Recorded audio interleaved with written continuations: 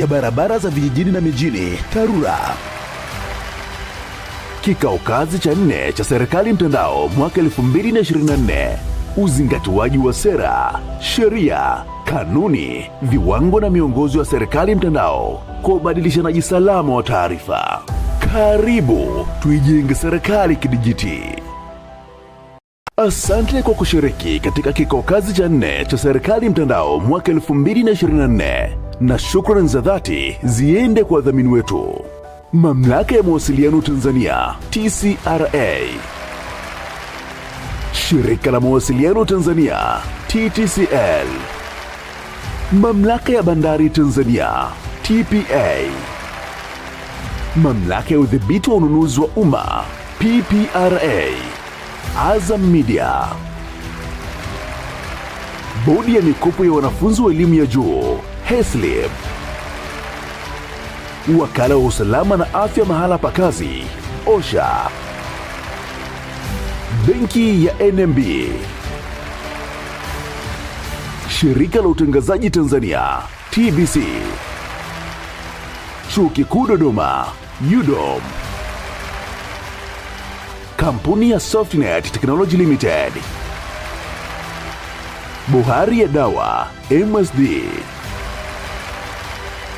Shirika la Hifadhi za Taifa Tanzania TANAPA, Kituo cha Kutunza Data ya Kimtandao NIDC, Mfuko wa Taifa wa Hifadhi ya Jamii NSSF, Mfuko wa Mawasiliano kwa Wote UCSAF, Bodi ya Michezo ya Kubahatisha Gaming Board, Mamlaka ya Bima Tanzania TIRA, Chuo Kikuu cha Sayansi na Teknolojia Mbeya MUST, Kituo cha Uwekezaji Tanzania TIC, Benki ya UBA Tanzania Limited, Wakala wa Barabara Tanzania TANROADS, Shirika la Bima Tanzania NIC, Mfuko wa Hifadhi ya Jamii kwa Utumishi wa Umma PSSF, Mfuko wa Taifa wa Bima ya Afya NHIF.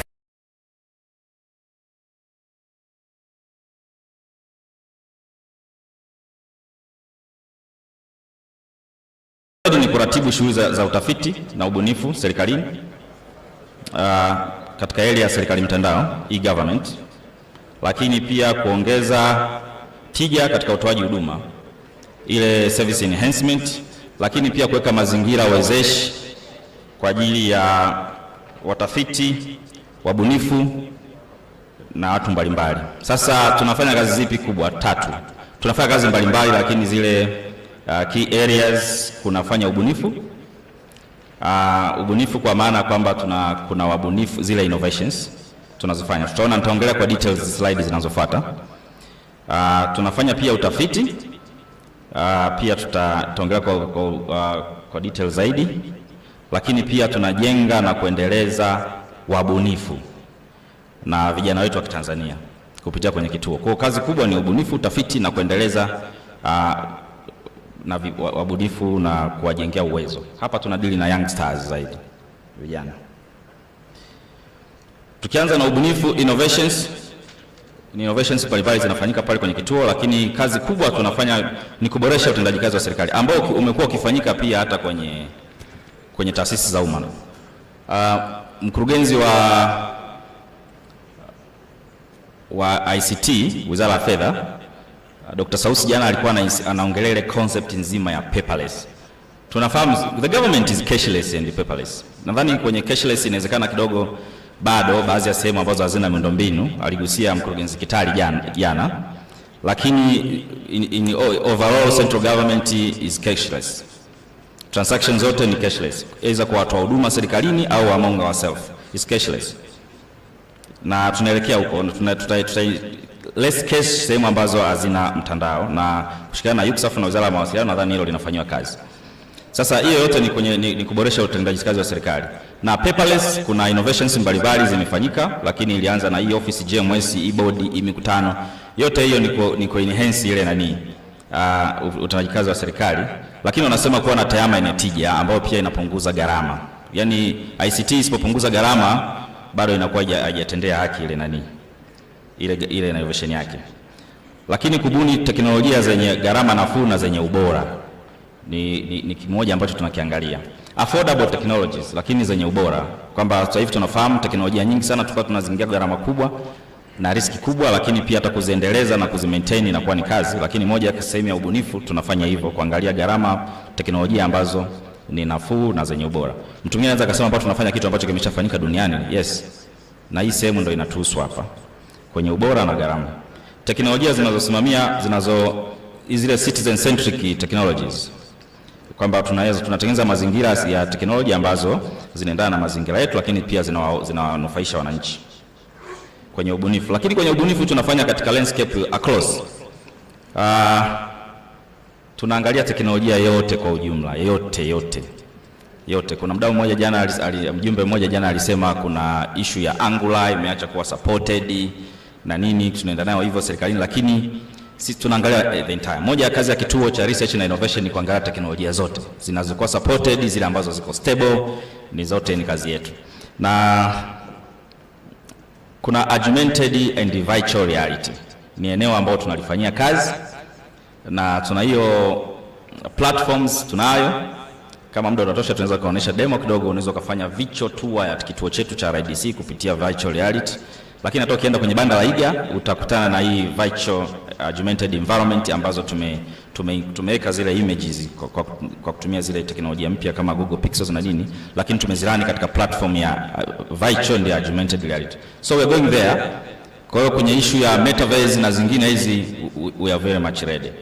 Kwa nini tunazungumzia hii? Kwa sababu hii hapa tunazungumzia hands on skills na mifumo. Hatuzungumzii ile theoretically. Ile tushaachana nayo. Sasa hivi tunaenda kwenye vitendo. Machine learning and artificial intelligence tunafanya kwa vitendo, tuna mifumo tayari ipo. Serikali imeadopt tayari AI na machine learning. Mfano mzuri kwa ni mahakama, lakini pale kupitia kituo cha research and innovations kuna solutions ambazo ni homegrown, local made kwa vijana wetu ambao wanatoka kwenye vyuo vyetu. Kwa hiyo AI na machine learning yenyewe tutaona platforms, hata ukienda kwenye banda la Iga pale unaweza kukutana na utaona baadhi ya mifumo ambayo inarani kwenye au imetengenezwa kwenye AI. Hata ile ya platform ambayo wanaitumia mahakama sasa hivi tunayo pia, kama hata ChatGPT ya kwetu ipo, tunaita Chat AI, na yenyewe inaweki kwenye natural language processing ya Kiswahili. Kwa hiyo unaweza ukaiuliza swali na ikakujibu text to text, text to speech, speech to text na speech to speech ambayo inaendelea kufanywa kazi. Tuna platform yetu tunaendelea kuibuka. Kuna delays kidogo tunaziboresha, probably after next week itakuwa ni capable hata kuweza kutumika kwenye sekta zingine. So we are there kama wenzetu duniani. IoT, Internet of Things, na yenyewe tupo pale. IoT tunaitumia katika maisha yetu ya kawaida, kila kitu nyumbani, hizi alarming systems na zingine zote. Lakini yote ni kuonyesha kwamba vijana wetu wenye skills kwenye electronics and embedded systems wanapata the right environment ya kupractice zile hands-on skills. Kwa hiyo IoT pia kuna product moja tumeleta kwa ajili ya kwenye banda letu pale utaiona, ambayo inawezekana wote inatuhusu. Nadhani watu wote wanatamani kufahamu ule mtungi wake wa gesi ya kupikia nyumbani kwa sasa hivi uko asilimia ngapi as we speak. Lakini kupitia simu yake ya mkononi tu au poto aweze kujua, na kama ana mitungi mingi basi aweze kujua mtungi namba 1 uko asilimia ngapi. Aweze hata kuset threshold ya gesi ikifika ni percentage fulani iweze kumtumia alert, iweze kumtumia SMS. Well, hiyo solution ni completely IoT kwa kutumia concept za ultrasonic sound na nini tumeweza kufanya kwa accomplish hiyo. Kwa ukienda kwenye banda la Iga pale utaonyeshwa. It's ready, it's a prototype ambayo iko ready, lakini tutaangalia baadaye, tutashirikiana na wadau wa industry waweze kutuangalia rollout yake ikoje. Lakini hiyo ni kuonyesha tu kwamba vijana wetu kutoka vyuo vyetu hapa Tanzania they are capable of doing that. Blockchain the same. Tunafanya blockchain kwa lengo la kutengeneza utayari wa nchi na serikali. Tuna blockchain infrastructures, tunaita wenyewe Alpha Chain Network ipo na inaweza kutumika, is public now. Lakini pia kuna mifumo ambayo inarani kwenye blockchains, technology kama decentralization na digital identities. Tumeshatengeneza hiyo prototype of platform ambayo tunayo. Ukienda kwenye banda letu pale utaikuta pia. Ni just kuonesha tu kwamba it is possible kutengeneza mifumo kwenye blockchain technology. Kuna secure documents platform ambayo pia watu wanaweza ka exchange document securely kwenye blockchain infrastructures. lakini cha msingi unaweza ukawa na ile wallet kwenye na ukafanya zile transactions na nini, na yenyewe pia iko pale kwenye banda utaiona. So tuna mifumo ambayo ina run kwenye blockchain na imetengenezwa na vijana wetu wa Kitanzania ambao wamesoma hivi vyuo vyetu vya local. Multimedia ni sehemu muhimu sana ya tunapoelekea kiteknolojia, na yenyewe tuna pia eneo hilo tunaliangalia kwa ukubwa zaidi, na tunahakikisha kwamba watu wana uwezo wa kuwa na hands on skills za kwenye multimedia, na tuna product hizo pia. Virtual assets including the cryptocurrency na zingine zote tunazifanyia hii la crypto la blockchain, na hizi virtual assets zinalani kwenye blockchain infrastructures, even though it's not necessary ilani kwenye blockchain infrastructures all the time, lakini tuna coin ya alpha coin. Zote hizi ni kwa ajili ya prototype tu, sio kwa ajili, hatuvunji zile regulations za BOT kwamba wameka pause kwenye transactions za kawaida, lakini lengo letu ni kwamba kuonyesha kwamba once tutapokuwa tayari, au hata vijana wetu wanaweza kufanya kazi nje ya nchi kwenye mambo haya, na they do. Yes, they do. Kuna vijana wetu ambao pia wameweza kupata kazi nje ya nchi kwenye AI. Yes, wamekuwa interviewed na international companies kwenye artificial intelligence na wameweza kupata kazi. Kwa hiyo lakini kwenye hizi coin tunazo. Kwa kama unaweza kutaka kupata e-wallet na kufungua na kuweza kutransact kwenye blockchain, na hata tumetengeneza hata ile stable coin ambayo tumeipegi kama T-shillings, lakini ni kwenye prototype level, kwamba crypto moja za sana T-shillings moja, na ukaweza kufungua wallet ukatransact, na yenyewe ipo. You can do that kwenye platform yetu ya Alpha Chain ambayo ni network. Kwa ukienda kwenye banda yetu pale, vijana watakuelekeza jinsi ya kufanya. So we are that much hands on kwenye hiyo platform, ile part ya blockchain na virtual assets kwa ujumla. Data science is very important, is a direction tunapoelekea. Tuna build resources za kuwa na watu ambao ni data scientists. Tunayo pale. Na as you speak as a government, nadhani kuna training, very intensive training inaendelea Kibaha sasa hivi kwa ajili ya kuandaa watu wa data science. Hasa kwenye data science nikutana na mtu mmoja hivi akanambia kwamba yeye sio data analyst, yeye ni data scientist. Sasa alivyosema yeye sio data analyst, yeye ni data scientist, nikamuuliza kwa nini, akasema kwa sababu mimi natumia scientific tools kuanalyze hizi vitu. Nina idea machine learning, nafanya querying, nafanya database, nafanya R, Python na zingine. Once unapoanza kutumia hizo tools, basi wewe ni data scientist. And what is going on ni Kibaha pia ni prerequisite ile training, ni mtu ambaye anafahamu database, ni mtu ambaye anafahamu ana basics za machine learning, algorithms. Kwa hao ndo data scientist, na we are building that. Analysis ni outcome ya hiyo. Na analysis can be anybody ambaye yuko analytical and logical. Lakini when tuka data scientist tunawaandaa pia pale kwenye kituo, lakini pia as a government kuna training inaendelea Kibaha pale, na ikiisha kuna intake nyingine ya mwezi Machi. Kutokana na tuna expert kutoka nje ya nchi wanatusaidia. Software development the same, tunaangalia software development kwa ujumla wake, trend technology ambazo zinaisha muda wake, supported tena, upcoming technologies na zingine zote tunaangalia across web, mobile, desktop applications na zingine zote. Na hapa pia tunaangalia pia enhancement ya current services ambazo zipo. Yeah. Tumeanza research kidogo, tumetengeneza some sort of a pilot ya offline na GMS kwa mfano, lakini security ilizingatiwa sana. Concept ni zile kama tunaweza kuwa na kutumia, tunatoa mfano kwamba token ya Luku unaoipata ile uweze kuitumia kwenye mita yote zaidi ya mita ambayo ni ya kwako. It's the same concept ambayo tumetumia kwenye hiyo science ku make sure kwamba GMS inaweza ikaweke offline na ikawa very much secure kama zingine, probably better than Microsoft Outlook we can say. Yeah. Kwa upande wa cyber security and forensic hatuwezi kukwepa hilo eneo, lakini tuna vijana ambao wanashiriki katika eneo hili. Na UDOM wamekuwa vinara, labda niseme kwenye cyber security and forensic when it comes to youngsters. Nadhani hata mashindano ya last week kwa kuna TCRA ile cyber champion ya I think top 4 wote wale ni UDOM, top 50 sometimes ni UDOM, lakini vijana wa UDOM wamekuwa kishiriki pia kwenye internationals hizo na kuongoza, lakini wote tunao pale research center wote. So tume make your linkage kwenye cyber security and forensic. Mwisho kabisa uweze kufanya hizi innovations bila analyst. So tunawajengea uwezo vijana kuwa kwenye hiyo part ya analyst. Tunao wataalamu wao, lakini pia serikalini tunao analyst wazuri sana wabobezi. Yeah, these are some few initiatives za innovations ambazo zimefanyika. Ukienda pale kwenye banda la IA utazikuta hizi. Kuna hii hapa single sign on. Single sign on tumezoea kutumia concept ya LDAP kuweza kuconnect mifumo, lakini pia unaweza kutumia concept ya single sign on ukaweza kuamua tu mfumo huu utakuwa ni credential manager kwa mifumo yote. Kwa hiyo solution yenyewe ipo sasa hivi. Na zingine zote kuna call center solution ambayo ni shared call center, kwamba hata taasisi na taasisi zinaweza zika transfer call kutoka kwenye call center moja kwenda call center nyingine, na ni shared system iko pia, wanaweza ka demonstrate kwa kushirikiana na TTCL. Pia tumeweza kuipeleka sehemu zingine. Utapata yote hii ni mifumo baadhi ambayo iko pale, ambayo ni mifano tosha hizi teknolojia ambazo nilikuwa nazielezea hapa. Kazi nyingine ya kituo ni kujenga uwezo kwa vijana kama tulivyosema. Hasa hapa tunajaribu kubridge kati ya academic na industry.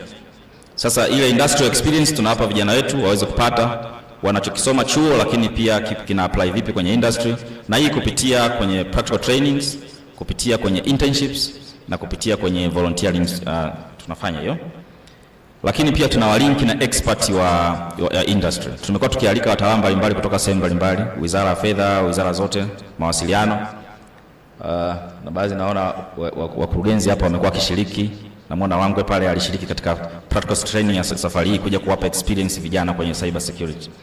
Na wataalamu mbalimbali tunaalika, na private pia tunaenda wataalamu kutoka Airtel, Tigo, Voda, banks, NMB, Citibank, wote waweza kuja na kuweza kutoa experience kwa vijana. Tunafanya linkage kati ya academic na industry ili tuweze kupata proper vijana kuweza kufanya kazi serikalini kwenye eneo la TEHAMA. Kwa hiyo tunaifanya vizuri. Thanks to MOU na vyuo vikuu pia kwenye hiyo eneo. So tunashirikiana nao vizuri sana na UDOM, Nelson Mandela na wengine wamekuwa very close. Kazi nyingine ya kituo cha utafiti ni utafiti wenyewe.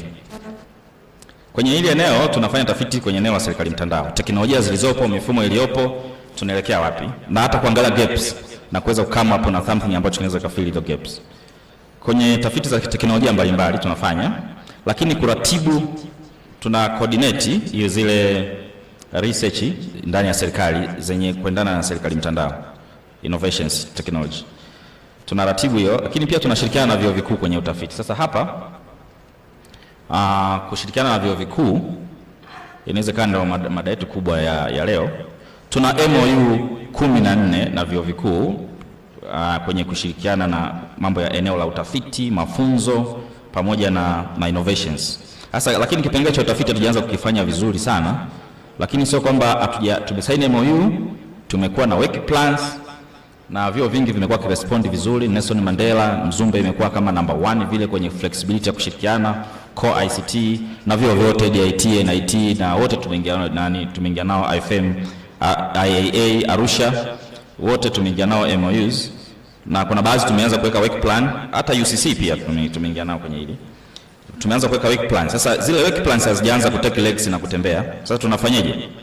I think tumekwama, maybe tumeshindwa pa kutokea.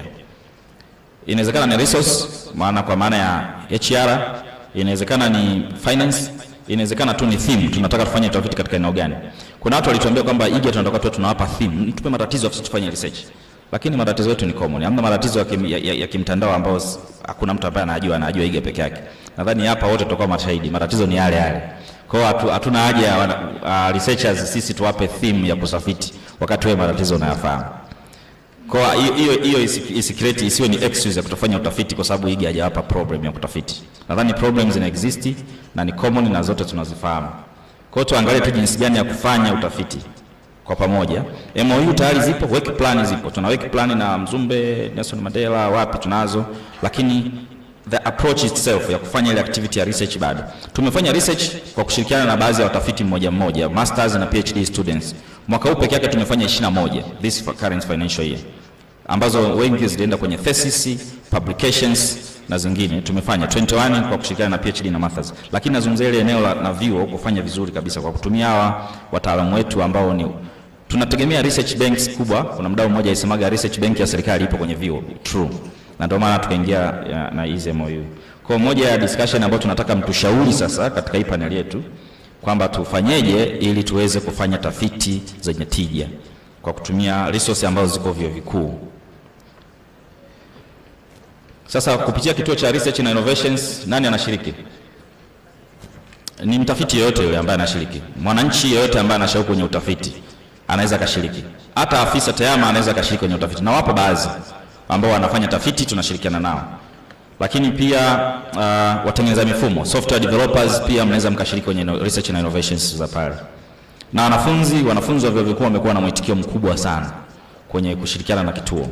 Lakini it's open for all Tanzanians, local na international. Tunafungua diaspora very soon. Tuko katika last stage, probably next week. Page yetu ya diaspora itakuwa iko open kwa wale internationals ambao wako nje ya nchi. Tulishakutana nao baadhi, kufanya nao discussions. Kwa hiyo tutakuwa tuna diaspora kwenye research na innovations, ili tutumie zile brains ambazo ziko nje ya nchi za Tanzania wenzetu. Ikiwezekana tuwashawishi waweze kurudi nyumbani, ambao wengine wanafia unknown ya kurudi nyumbani. Kwa hiyo tunaweza kupitia hizi platform tunaweza tukawashawishi wakarudi nyumbani kufanya utafiti na sisi, na kutuongezea au kutupa experience na hiyo. Tuna wataalamu wetu waliokopo serikalini wako nje ya nchi, aidha kwa masomo au wamepata kazi. Tunataka tuwalinki wakati wakaendelea kusoma zile masters zao na PhD zao nje ya nchi, warudi, yani waweze contribute nyumbani. Hata zile thesis research zao wanazozifanya bado tuzione, tuzistreamline na mazingira yetu, to localize. So ni eneo ambalo tuna nani, kwa anyone ambaye ni Mtanzania anaruhusiwa kushiriki research and innovation. The same ways kwenye internship na volunteer. Research na internship na volunteer is open for all Tanzania youngsters. Kwa tutawafanyia assessment kidogo kama alivyosema mkurugenzi mkuu hapa Jumatatu kwenye speech yake. Alisema is open for all Tanzanians as long as kuna assessment kidogo, kwa sababu hatuwezi kufanya ile tukuchukue mtu yote. So waje tu, tutawa challenge na wanaweza kaja kujifunza chochote kile cha ICT. Falsafa yetu pale tunairudia hii kila mwaka, ni homegrown talents. Kwamba tunawekeza kwenye vijana wetu, tunawekeza katika talent ambazo tunazo kwenye wanatehama wetu, ku make sure kwamba tunakuwa na muendelezo, sustainability is technologies ambazo zipo.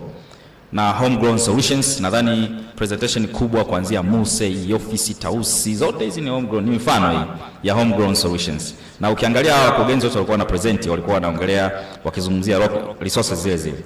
Na resources pia zinakuwa shared. Hizo resources za skills HR pamoja na resources za finance. Nadhani mkurugenzi Kitali jana alisema yeye ana budget ndogo sana, lakini anafanya vitu vingi sana. Nadhani alikuwa anazungumzia ile concept nzima ya resource sharing pale. So hapa tuna insist hizi homegrown solution, lakini it's easy to maintain, it's easy kuendana na business process zetu. Ukichukua tu solution offshore uko online ukainunua, chance ni kubwa ikatumika, ndio it looks good, lakini imezingatia business process. Je, ushirikishaji wa wadau. Sasa sisi hapa kwenye homegrown solution tunaanza kwenye from designing, from requirements kwenda hivyo, lakini kwa kutumia wataalamu wetu wa ndani na kutumia teknolojia huria open source. Sasa hapa kwenye open source hapa kumekuwa kuna perception mbaya. Nimeona hata mitandaoni watu wakicomment, tunatumia open source haiko secure. I think anakuwa hajaelewa. Na somewhere inawezekana anapotosha. Java is open source, si ndio? Python is an open source. C++ is an open source. Kwa tuache. Python ni open source. Postgres database is an open source. So tunazungumzia vitu kama hivi. Hatuzungumzii kwamba tunapozungumzia tunatumia open source, hatumaanishi kwamba tunakwenda kudownload mifumo, chukua source code, customize na kutumia. Of course ipo mingine ambayo ina community kubwa. Hata Ubuntu ni open source. Linux ni open source, si ndio? So tunazungumzia katika that perspective. Tunapozungumzia tunatumia open source, hatumaanishi kudownload mifumo. Hata PHP is open source kwa programmers. Na mifumo mingi imetengenezwa hivyo duniani, tumeshifti, zote hizo ni open source. Kwa hiyo tunazungumzia open source katika that magnitude. Hatuzungumzii open source kwa kudownload mifumo na kuicustomize. Lakini if it is possible, inaweza kuwa download, customize na kuwa platform ya kujifunza. Sasa unaweza ukajiunga vipi na sisi? Unatupataje? Kupitia kwenye tovuti ya ubunifu.iga.go.tz unaweza ukajiunga na kituo. Unaweza ukajiunga na kituo kama mtafiti, mbunifu, au unataka tu uwe capacitated, uongezewe uwezo. Lakini pia unaweza ukaja pale kufanya mentorship. Yaani una kitu fulani unataka ushare na vijana. Kwa hiyo unaweza ukaja pale ukajisajili kama mentors. Lakini pia unaweza ukasajili research yako project. Na kupitia kwenye ubunifu tunaongezea ile tutaongezea nadhani by next week itakuwepo, probably end of this week itakuwepo ile part ya diaspora. Kwa hata wale wako nje ya nchi wale au wanaotegemea kusafiri, bado unaweza ukaconnect na kituo kwa ajili ya hiyo, na tutakufacilitate kwenye hizi research zako ambazo utakuwa unazifanya ukiwa huko. So go to ubunifu.tiga.go.tz, lakini pia hapa pia utaweza ukaona tunafanya nini. Unaweza ukaona pia innovations mbalimbali ambazo zinaendelea kufanyika. Tunapata support kubwa, hatuwezi kusimama peke yetu. Ofisi ya Rais Utumishi kama mlezi wa mamlaka tunamshukuru kwa kutunga mkono. TCRA akiwa kama number 1 sponsor wa kituo from the designing, from the building ya kituo chenyewe. Amekuwa akifanya hivyo. Kituo kilianzishwa 2019 lakini amekuwa akisupport tangu 2018 mpaka kwamba kituo kitokee TCRA. UDOM tunawashukuru sana, wametupa eneo. Yes, na tunakuja tafiti na innovations, lakini pia kutupa tu eneo na kutu wave baadhi ya gharama. Sponsorship yao ni kubwa sana, otherwise tunge struggle au probably tusinge exist. UCSAF tunawashukuru sana kwenye miundombinu wanatuwezesha. UCSAF walitupa platform moja kwa ajili ya kurani hizi unajua machine learning na artificial intelligence, hizi CPU hizi zina struggle sana. Walitupa ambayo a platform ambayo is capable ina GPUs kuweza kurani hizi complicated threads au high need za kama AI tools zile. Kwa UCSAF tunawashukuru sana na muendelee kutunga mkono, demand ni kubwa sana. Kwa tuna na wengine pia tunawakaribisha kwenye kujenga hiki kitu. Muono mbele wetu way forward tunaelekea wapi? Ni kujenga uwezo vijana, kufanya ile proper linkage ya skills ambazo ziko kwenye vyuo vikuu na industry. Tutaendelea kuwalinki, kuhamasisha na utafiti na ubunifu. Tutaendelea kufanya hicho na kutafuta fedha kwa ajili ya kuongeza resources mazingira yetu, lakini pia kujenga kituo. Tuko ndani ya UDOM, eneo ni dogo sana. Tuna eneo lingine lipo Kikombo kule Dodoma kubwa. Tuna hati tayari kama alivyosema mkurugenzi mkuu juzi ile. Kwa hiyo tutajenga kituo kikubwa kabisa cha research na innovations ambacho kitachukua watu wote sasa. Maana TEHAMA sasa inagusa kada zote, inagusa mwanasheria, inagusa mchumi, inagusa nani. Kwa hiyo baadaye tutakuja kombani. Sasa hivi kituo kinachukua ICT lakini tuta expand.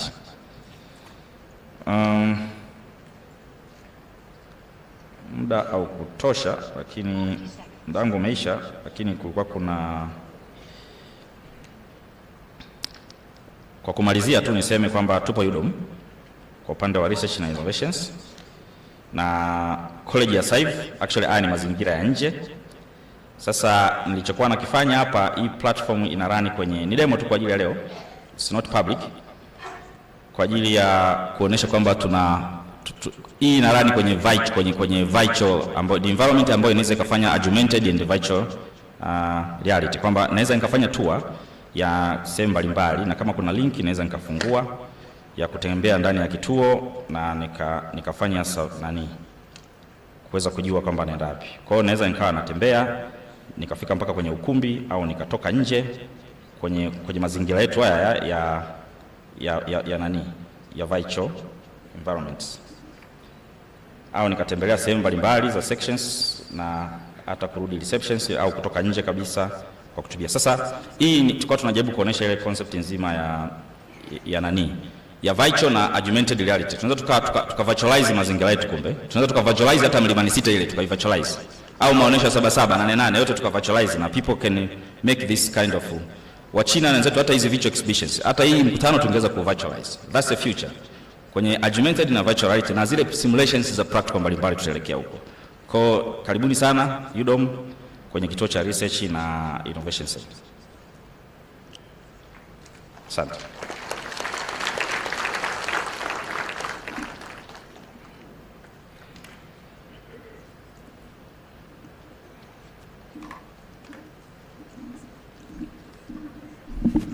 Maua yake tena, maua yake tena. Asante. Ninaomba tuendelee na ratiba kwa presenter anayefuata.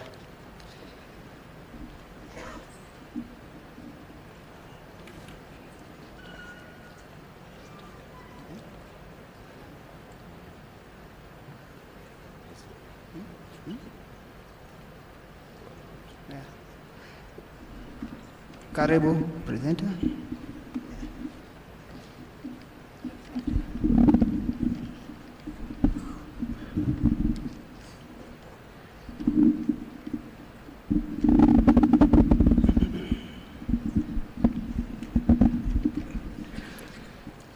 Thank you very much.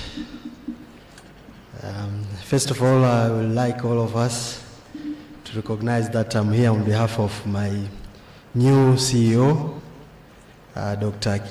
Bill Kiwia, who has just been appointed this week, and join hands with me to wish a farewell to our outgoing CEO, Mr. Abdul Razak Badru, and wish him well in his new role that he's going to assume at PSSF. So in front is a presentation from the Higher Education Student Loans Board, and it's basically HESRIP digital transformation, and we're looking at the innovative disruptions, insights, and trends. And basically I know now everybody is asking how disruption can be a good thing. I will explain later what we mean here. So this is our outline. We'll start by looking at the overview, and then look at the disruptions, digital disruptions, and then jump straight to the system integration, business continuity, and finalize with moving the way forward for our organization. An overview. This is an introduction about our digital journey, and our journey started in 2005. At this stage, we were moving at a total pace, and most of our operations at this stage were basically manual. We were using a lot of Excel to apply, allocate, disburse the loans. And of course, early repayment were used to be received through Excel system. So there was no automation at that point, basically. And then we started automation of our processes around 2008, whereby some of the processes started to be automated, but these processes were automated in stages. And you'll find that we started automating allocation, disbursement. So these systems were developed one after another.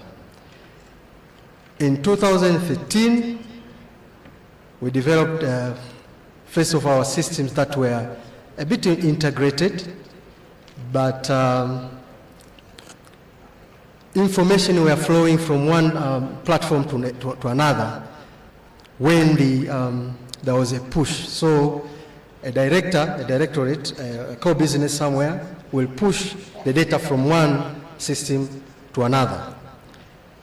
And therefore, there was no seamless integration of these systems. In 2015, we started going away with the papers. That is when our systems were fully integrated. And it is through this we started implementing what we called loans management system, a single system that starts from application to repayment. And under these, there were some non-automated processes within those systems.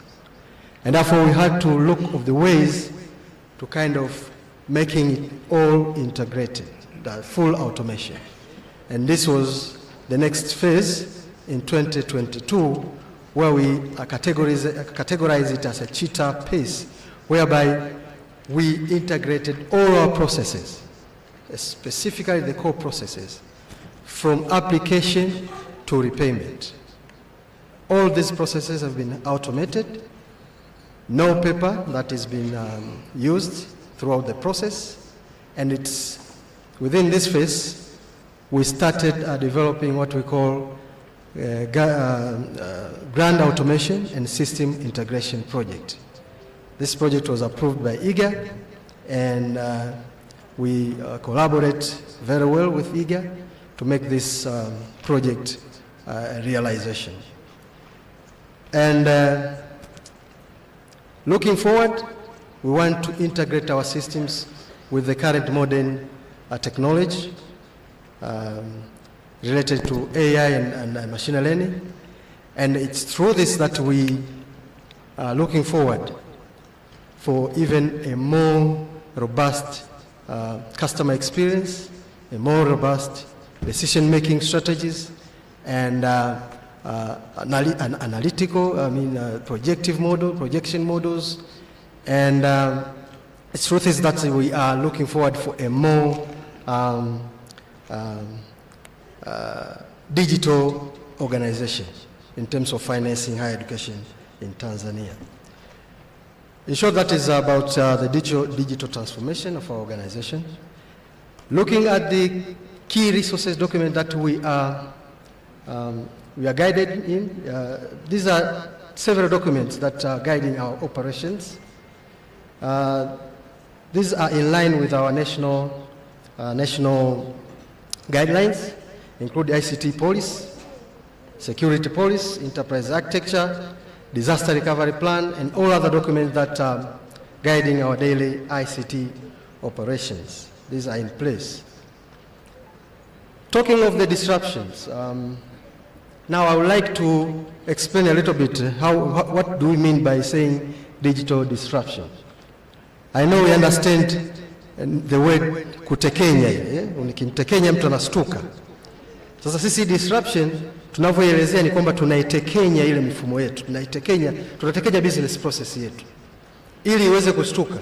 Ikistuka tuna expect kwamba iwe efficient zaidi.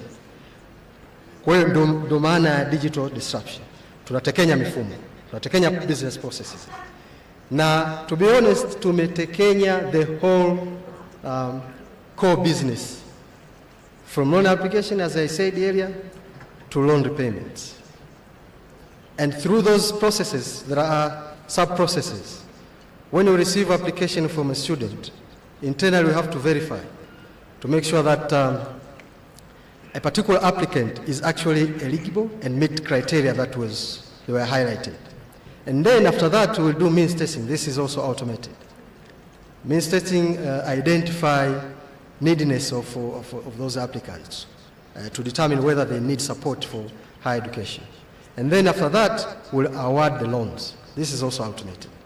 And during that process, we communicate with our customers through SMS notifications to make sure that we keep them in the loop throughout the process. If there is any problem, they can rectify it before awarding the loans. And then the loan disbursement itself, we have automated it. In fact, this was automated to the extent that there are a lot of lags that we experienced before in terms of paying our students. It was sometimes taking more than a week to disburse funds to respective students. But now, when they confirm that they're at the university, that they're registered, it takes less than 5 minutes for the fund to be deposited to their respective accounts. And this is through the digital disbursement solution. And then loan repayment. All of this process has been automated. And there are support business processes that have also been automated. And most of these we have adopted from the government, including the financial system, the MUSE. That is the biggest system that we have adopted. And there are other systems like those which are enabling us to save our customer using data, including the e-mrejesho. There's e-mikutano that we adopt in our internal meetings. PEPMIS in making sure that we appraise our staff objectively. This has started just this financial year. And there are other internal developed systems that have been integrated with our old system that were developed in previous years. 2013, we developed what we call electronic document management system, and this has been expanded to also do the monitoring, evaluation, and learning, and of course the data analytics for projection and prediction. In terms of innovation, disruptive innovations, there is this that we call online loan application and management system.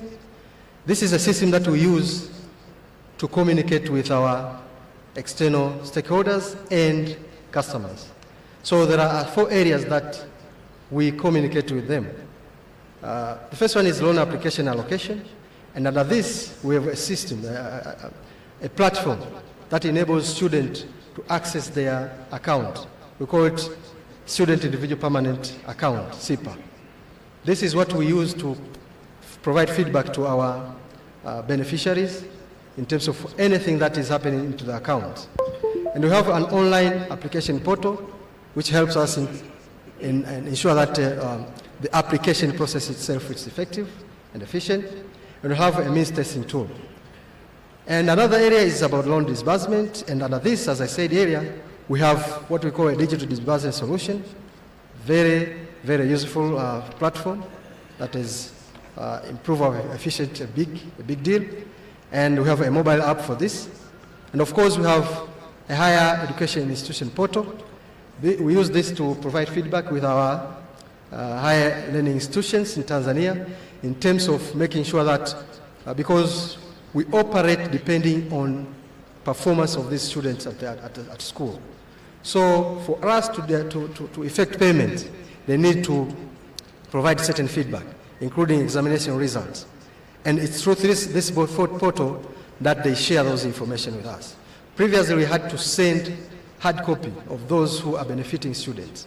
And then they will sign the copies or provide us with a hard copy of examination result or invoice. This copy will be sent to us through various means. But now, through the portal, that saves a lot of time and cost. Looking at the other area, loan repayment, we have employer portal here. As you are all aware that previously we used to send bills of our beneficiaries to various employers. And as a result, there were a possibility of over-deducting our customers. Now, by integrating these 2 data sets, the employers can access their respective beneficiaries, employees who are beneficiary of loans. They can access those data directly from our systems and see the current available balances. So there is no way that we're going to experience over-deduction with this system in place. So we urge all employers actually to join, because there are other employers who haven't joined this portal, and sometimes we use those old methods to communicate with them. And there is a compliance portal for employers also.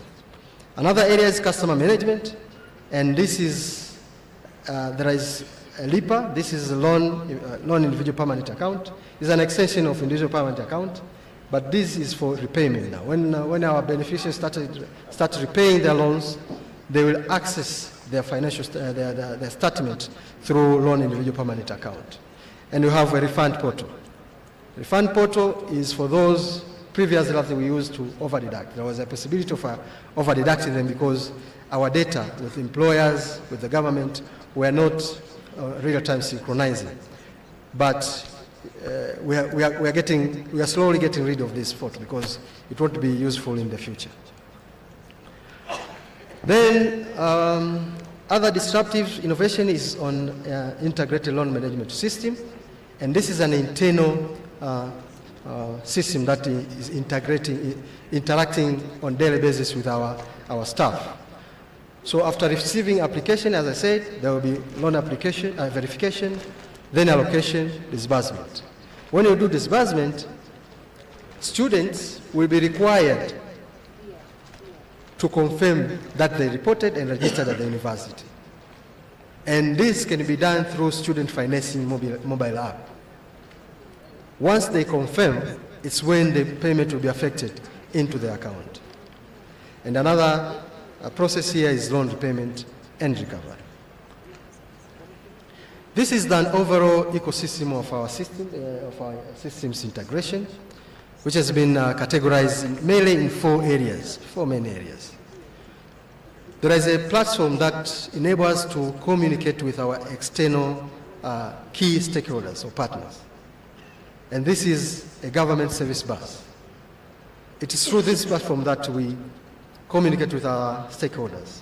Currently, we have entered into an MOU with NSSF, PSSSF, and TRA in order to be able to track most of our beneficiaries. And of course, we are working with NIDA to establish such kind of relationship. And at the middle, we have a gateway that communicates our internal systems with our stakeholders. So the government service bus will speak with us through the gateway. The banks will come straight directly to the gateway because they haven't been registered into government service bus. And of course, MOSE. External users, our customers, will use mobile app and OLAMs to integrate with our internal systems. And then the internal users, these are internal systems, the integrated loan management system and electronic document management systems. And then all of our systems have been deployed. Primary site is at our NIDC data center. And we are also finalizing our disaster recovery site at IGA, and we really appreciate the support that we are getting from IGA. And once this is operational, there will be a real-time data replication between these two sites. And this will be very useful for our sustainability and continuity. Value additions, as a result of those undertakings, we managed to realize value addition in our operations. There are new functionalities. Now we can pay electronically. All the loan items that we are offering to our students are being paid electronically. Before, we were paying about 5 of them, and 1 were paid manually. Acknowledgement, this is a feedback between us and our customers. Has up secure tokens instead of signing or those fingerprint devices, which we were proved to be a bit costly to manage and procure, as well as purchase of bundles. But now we're using secure tokens to verify our students. And of course, these secure tokens will verify whether this is the student that we are dealing with, that's the one who applied for the loans, and is the one that is applying for the payment. And therefore, we have this system that tracks the geolocation of these tokens being inputted from. So if you are far away from administration block, this won't work. You have to be closer to the administration block and registered, because this will go look at the registration and look at the what we call Tanzania Instant Payment System, developed by BOT. We thank BOT for that also. This has been very helpful in terms of making sure, verifying the names and account number of those beneficiaries who were at once the applicants and then beneficiaries, and then they will confirm that they are supposed to be paid. The lookup is very instant and very, very useful. The benefits, I won't read them out because my time is not allowing, but we really appreciate the support that we are getting from the Higher Education for Economic Transformation project. This is a World Bank funded project through the Ministry of Education, Science and Technology, and it's through this document that we are able to operationalize our disaster recovery solution and primary site enhancement, and it's through financing the procurement of ICT equipment and servers. And as you can see in the pictures, we are receiving these, and as a result, we are able to operationalize our digital disbursement solution. And as of today, first year and second year students, all of them have been registered into this system, and they are benefiting from the benefits of this system. Instant payment and everything. And we started with first year and second year because third year are going to graduate. We expect that next year all first year will be enrolled into this system, and probably 95% of all students will be enrolled into this system. Moving forward, we are looking forward for the opportunity that is being brought out by the artificial intelligence and machine learning in terms of making sure that our decisions are data-driven. We detect fraudulent a bit earlier. we serve our customer a bit efficiently using the personalized customer experience, and of course allocate our resources effectively in terms of making sure that we are using those trending patterns. Mr. Chair, the audience, we are also finalizing our digital omnichannel customer engagement platform that will integrate all customers' feedback system that we are currently using. After saying so, I'll thank you very much for listening, and I welcome further discussion. Is it more? Wait. Thank you very much. Asante sana kwa presentation. Naomba tumpigie makofi matatu. Tuongeze tena. Asante. Ni asubuhi iliyo njema. Ninaomba tusimame tusalimiane na tujuliane hali. Naomba tusimame tujuliane hali tafadhali, kulia kushoto. Msalimie aliye kulia kushoto, umsalimie, mjuliane hali. Ni asubuhi iliyo njema kabisa.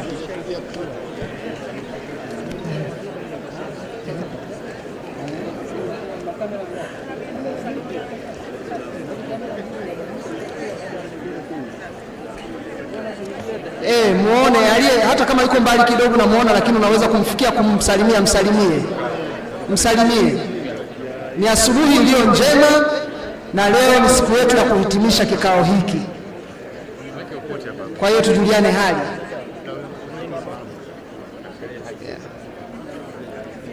Juu endeleeni kidogo, salimianeni. Naona kuna mmoja anataka kusalimia lakini umpi mkono au hata hauinani bwana.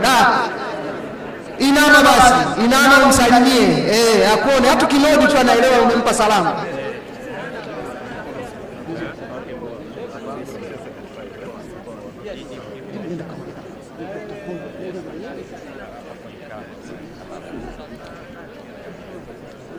Sawa, naomba tukae.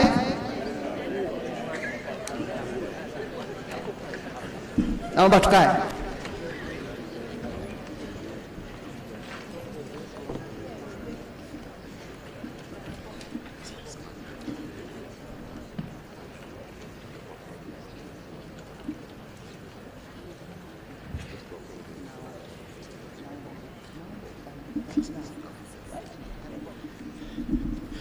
Hello, good morning. Mimi naitwa Asa Mwambene, ni head wa customer engagement hapa AICC, na nilitaka kufanya jambo moja. Jana tulipata malalamiko makubwa sana kwamba wengi mmepata changamoto ya AC haikuwa nzuri. Overnight tumefanya marekebisho, lakini nataka tu apologize kwamba haikuwa kusudio letu. Tunaomba mtusamehe kwa tabu ambayo mmeipata jana, lakini whatever that you face kwa sasa, please let us know. Tungependa kufanya ukumbi huu na mkutano wenu kuwa wenye huduma nzuri. Kwa hiyo tungependa sana kupata feedback yoyote, iwe nzuri iwe mbaya, itatusaidia sana kuimprove. Kwa hiyo tulitaka tu kufanya hiyo apology kwenu, na tungependa sana kila siku experience yenu iwe nzuri. Asanteni sana kwa kuvumilia na changamoto mliyopata jana, lakini tunaweza kuahidi kwamba we will always be improving and trying to make this place a better facility for you. Asanteni sana. Kwa makofi haya naomba tena. Si tumepokea, naamini tumepokea. Naomba nimkaribishe sasa nizamu ya Costek ili tuweze kupata presentation. Karibu sana. Asante sana. Jamhuri ya Muungano wa Tanzania. Wasilisho langu leo tutazungumzia zaidi mazingira wezeshi kwa utafiti, hususan katika eneo la emerging technologies, lakini tutakwenda kuzungumzia zaidi Costek ni nini kwa ufupi sana, na initiatives ambazo tunazifanya katika kuendeleza utafiti, ubunifu na masuala ya sayansi hapa nchini. Costek ni taasisi ya serikali ambayo jukumu lake kubwa ni kuratibu na kuendeleza masuala yote yanayohusu sayansi, teknolojia na ubunifu nchini, na imeundwa kwa sheria namba 7 ya mwaka 1986 ikiwa imechukua majukumu ya ililokuwa Baraza la Taifa la Utafiti, ilikuwa inaitwa utafiti, ambayo ilianzishwa mwaka 1968. Kwa hiyo baada ya hapa COSTECH imeendelea na juhudi za kuendeleza utafiti hapa nchini.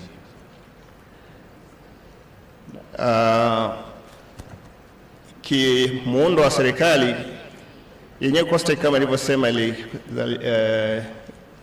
ilianza mwaka 1968 kama ni National Research Council, au kwa kifupi ilikuwa inaitwa utafiti, na mwaka 86 ndipo ambapo COSTECH ilianzishwa, na wakati huo ilikuwa iko chini ya Wizara ya Mipango, na mwaka 1990 mpaka 2008 ilikuwa chini ya Wizara ya Sayansi, Teknolojia na Elimu ya Juu.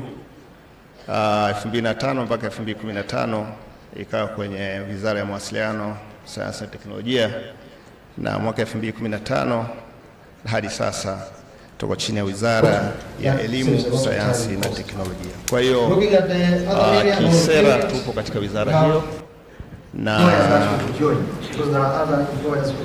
kubwa zaidi kama nilivyosema, tunaratibu pamoja na kuendeleza masuala ya utafiti wa kisayansi nchini, lakini pia tuna support technology development na transfer, na hapa kwenye technology development na transfer mara nyingi sana masuala mengi ya ubunifu ndipo ambapo yanafanyika katika maeneo haya. Lakini nitaka nisisitize tu kwamba kwa mujibu wa sheria ile, taasisi zote za utafiti na maendeleo nchini zimekuwa affiliated kwa Tume ya Taifa ya Sayansi na Teknolojia, na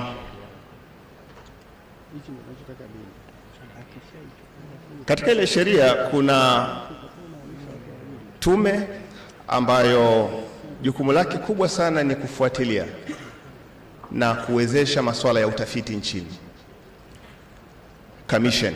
Kwa hiyo kwa sehemu kubwa inasema, na ndiyo ambayo inatoa vibali vya utafiti. Ukitaka kufanya utafiti nchini, tunashirikiana na wenzetu wa TAMISEMI. Kwa mara nyingi sana ukitaka kufanya utafiti nchini ni lazima upate kibali cha utafiti, na kibali cha utafiti inayotoa ni Tume ya Taifa ya Sayansi na Teknolojia. Na hapa watafiti wako watafiti wa ndani ya nchi, lakini wako watafiti pia wa kutoka nje ya nchi. Wote wanahitaji kupata kibali cha utafiti ili waweze kufanya utafiti nchini. Wale wa nje ili uweze kupata visa ya kuja nchini unahitaji kupata kibali hicho. Lakini kuna Center for Development and Transfer of Technology, ambayo kama nilivyosema sitaizungumzia leo kwa sababu mada yangu leo nataka tuzungumzie sana masuala ya utafiti.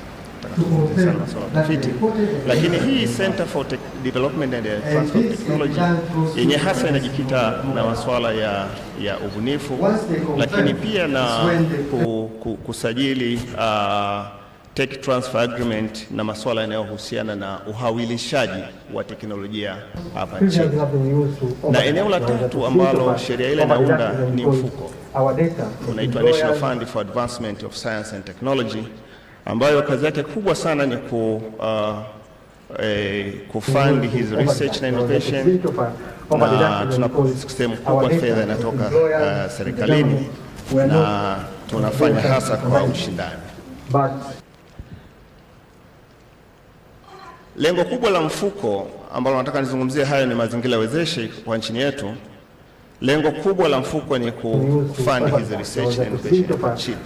Kwa hiyo mambo yote yanayohusu utafiti, tech transfer, masuala innovation, masuala ya kuendeleza utafiti wa kisayansi, miundo mbinu ya utafiti, haya yanafanyika kupitia huu mfuko ambao tumekuwa unawezesha masuala haya. Nimeshazungumzia sosi kubwa sana ni serikali, lakini pia katika mashirikiano kimataifa na kikanda tunayo mabaraza ya utafiti duniani ambayo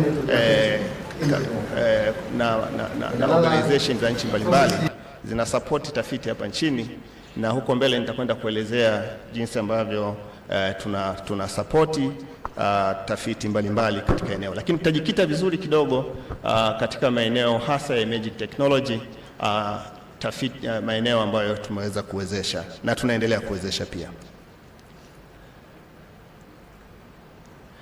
Kwa upande wa frameworks, tunaongozwa na research priority ya mwaka 2021 mpaka 26.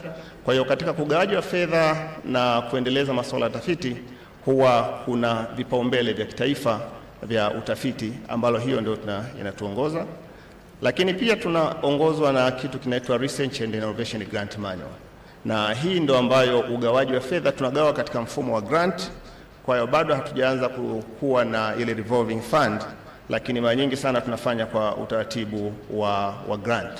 Kwa hiyo hii inatuongoza jinsi ambavyo tunaweza kugawa hizi fedha kwa wale watafiti wabunifu, lakini pia na katika miundombinu ya utafiti nchini. Nitaelezea baadaye miundombinu gani ambayo tunaendelea kusupport. Framework nyingine ni National Research Registration and Clearance Guideline. Hii inatoa mwongozo wa kusajili tafiti nchini, lakini pia na utoaji wa vibali. Kawaida tuna kamati ya kitaifa ya kupitisha maombi ya utafiti nchini. Kwa hiyo sio kila mtu ambaye anakuja kufanya utafiti nchini anaweza akapata. Tunajaribu kuangalia objectives zake. Kuna mambo mengi sana pale tunajaribu kuiangalia ili kuhakikisha kwamba tafiti zinafanyika katika hali ya usalama na kuhakikisha kwamba zinalenga katika malengo ya nchi yetu. Kuna eneo jingine linaitwa National Research Integrity Framework. Hii COSTECH yeye kama ni mratibu wa utafiti nchini anafanya kazi kama nilivyosema mara ya kwanza. Taasisi za utafiti na maendeleo zimekuwa affiliated kwa COSTECH. Sasa huu mwongozo unatoa kwamba ili ukitaka kufanya utafiti ni lazima uwe na kupata clearance kutoka kwa hizi taasisi. Tunaziita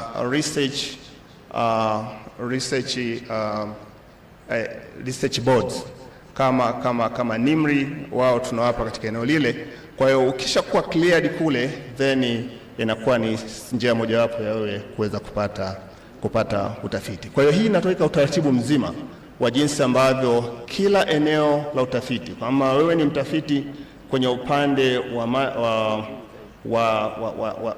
wa misitu TAFORI, hawa ni wadau wetu. Kwa hiyo hivyo ndivyo ambavyo tunafanya.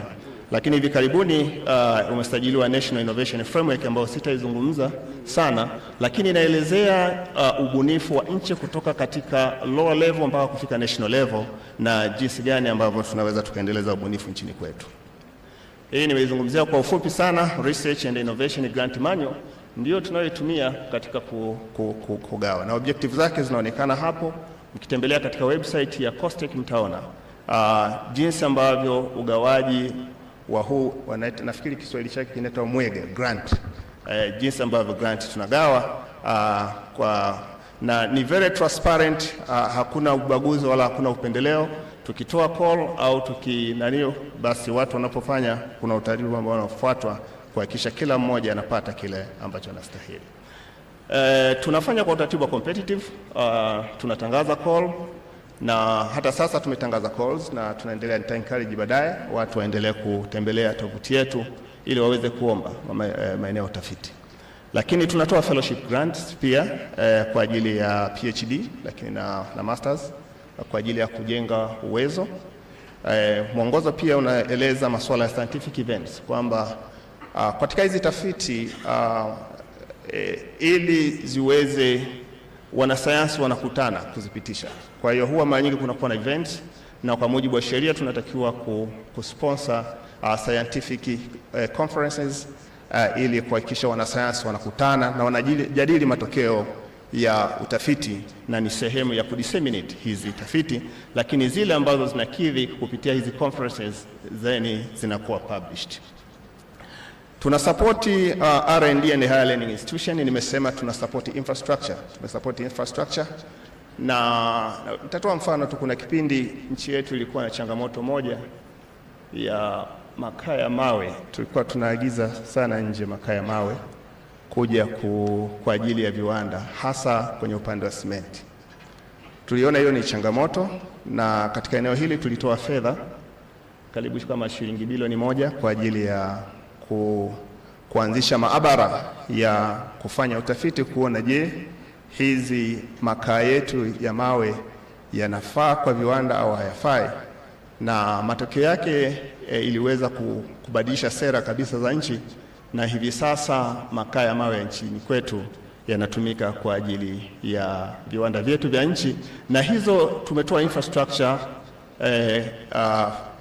kujenga miundombinu hii ya utafiti katika maeneo mengi, hata TVLA ya Kibaha na maeneo mengine, huo ni mfano. Lakini hata Dodoma kwenye upande wa zabibu, TARI na wenyewe tumeendelea kuwasapoti katika kuweka miundombinu inayosaidia kuendeleza utafiti nchini kwetu, ili tuweze kutafiti ziweze kutumika katika maendeleo ya nchi yetu. Katika upande huu kama nilivyosema, tuna maeneo matatu. Kuna competitive research ambalo tunatangaza call, na katika kipindi cha kuanzia mwaka 2017 mpaka sasa 2022, asilimia 44 ya fedha ambazo tumezitoa zilikuwa zimeenda kwenye eneo la competitive research, na watu wengi wameweza kupata katika eneo hili. Asilimia 13 tu zimeenda kwenye strategic research, ambayo mara nyingi tunaita kwa jina la commissioned research. Kwa hiyo inategemeana na uhitaji wa nchi wa wakati huo. Tunataka utafiti katika eneo lipi? Kwa hiyo kama kuna eneo ambalo tunataka tulifanye, basi tunatoa, ni asilimia 13 imeenda katika eneo hili. Lakini katika eneo la research infrastructure nililozungumzia mara kwanza, asilimia 43 ya fedha katika kipindi hicho zimeenda katika eneo hilo. Kwa upande wa sekta katika kipindi hicho, na hapa nitazungumzia hasa kwenye upande wa infrastructure. Kwa upande wa ICT kama mnaona ni asilimia 3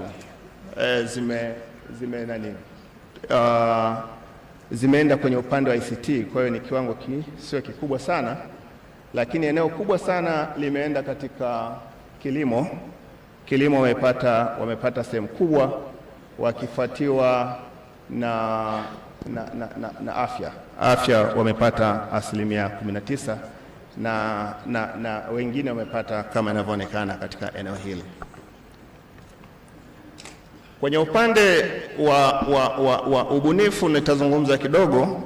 Kuna aina chache. Kuna startups ambazo wamepata asilimia 2, lakini eneo kubwa sana imeenda kwenye grassroots innovation.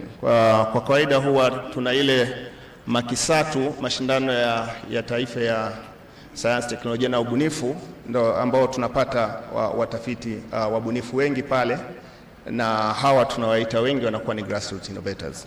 Lakini kwa upande wa hub, innovation hub, zimekwenda kama asilimia 8. Nisema kwamba mwega inatolewa kwa ushindani na very transparent.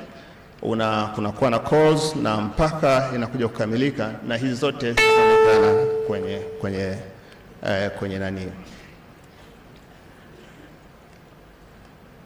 ili nimeliongelea. Nataka nisisitize kidogo kwenye eneo la conference na exhibitions, na hili ni twako la sheria pia, kwamba matokeo ya utafiti yanapofanyika yanapelekwa kwa watafiti wanasayansi, na kupeleka kwa wanasayansi watafiti napelekwa kwenye conferences. Kwa hiyo COSTECH imepewa jukumu la kusponsor scientific conferences, na tumekuwa tukifanya hivyo. Na pia COSTECH huwa inakuwa na organize event moja inaitwa STICE, ambayo inafanyika mara moja kwa mwaka. Ni kutoa platform ya watafiti wa nchi yetu, lakini pia wanakutana na watafiti wengine kutoka katika maeneo mbalimbali kujadili matokeo ya utafiti ya nchi yetu, na kuhakikisha kwamba zile paper ambazo zinapatikana zinakuwa published katika scientific journals ambazo ni reputable.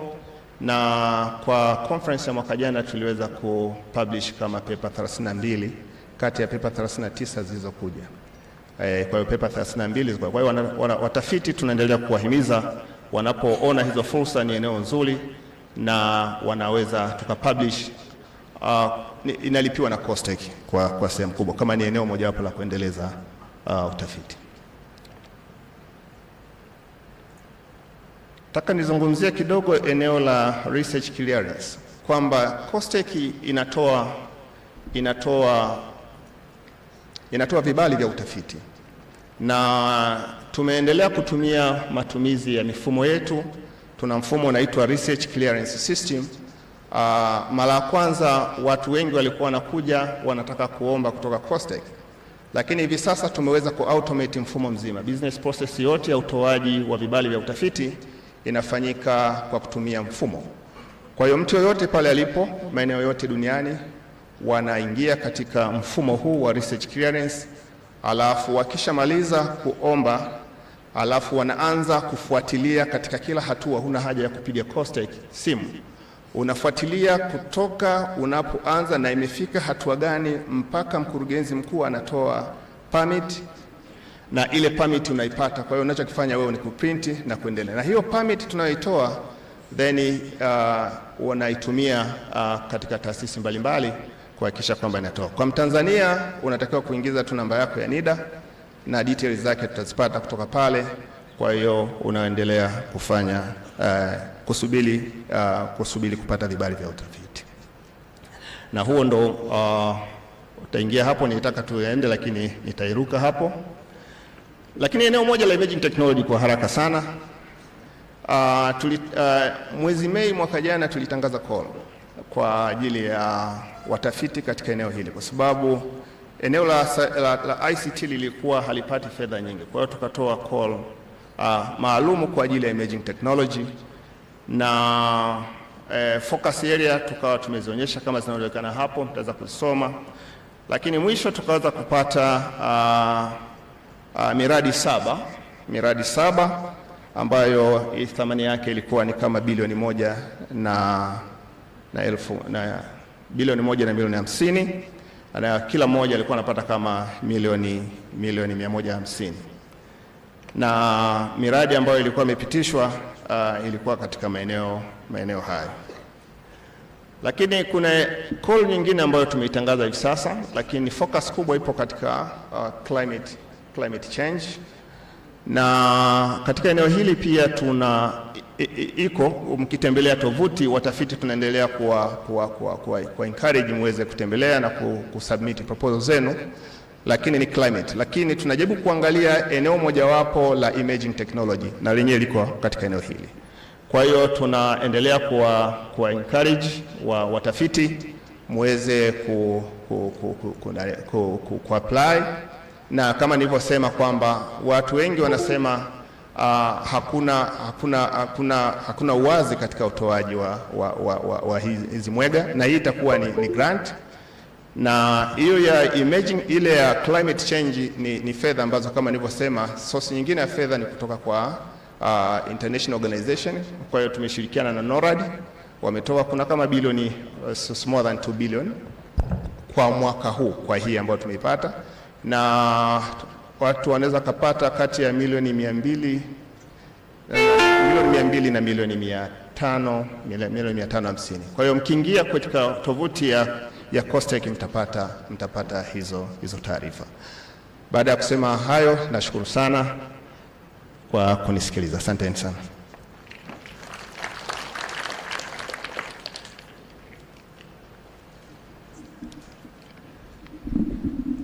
Maua yake matatu. Asante. Ninaomba NMIST aweze kusogea. Presenter.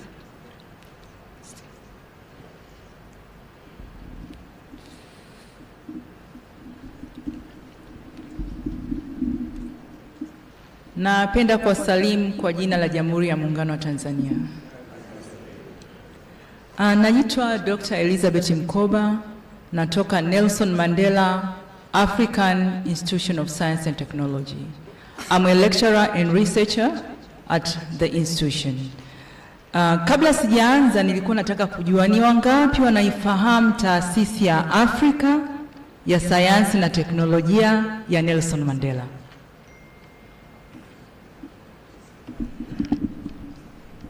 Asanteni sana.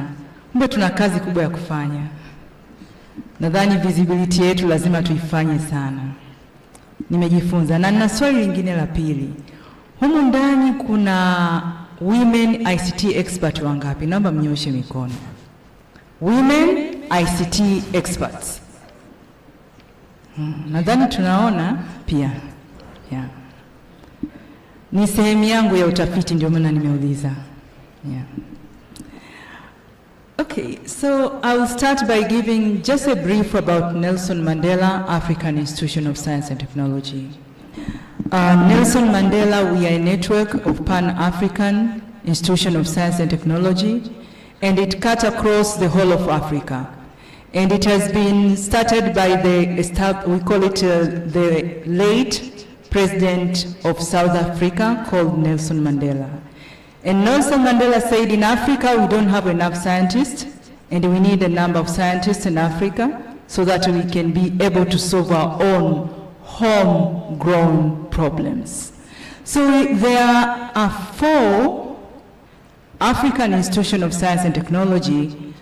The first one is located in Tanzania, in Arusha, where we are, karibuni sana Arusha. And the second one is located in Abuja, Nigeria. And the third is located in Ouagadougou, Burkina Faso. And the fourth one will be established soon, but they've not made a decision. It will be in Harare, Zimbabwe, or it will be in South Africa. So we are waiting for that decision. In our school, in our university, we have a number of schools. We have 4 schools: School of Computational, Communication Science, and Engineering. This is where I'm coming from. We are dealing with mathematics, imaging technologies, and all the innovations in terms of imaging technologies. And we have a School of Water Management, Energy, as well as we call it Materials Engineering. It's a new field. So we are developing different materials by using nanotechnology. And we have a School of Business and Humanities because we said our niche is not only science and technology. We have to be able to commercialize our innovation products.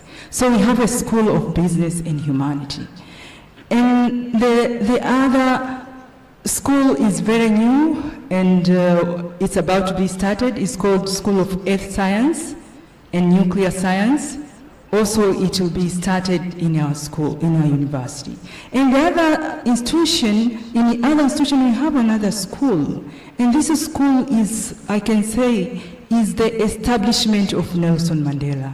It's called School of Life Science and Bioengineering. And this one tulianzisha kwa kuangalia Harvard University. Ndio tukasema kwa nchi yetu na Sub-Sahara, we need a School of Life Science and Bioengineering. We do have different programs, and in our institution, we don't have undergraduate. Let me put it clear. We don't have undergraduate. We have master's program, we have PhD program, we have postdoc program. And because we are research intensive, those are the area we cut across.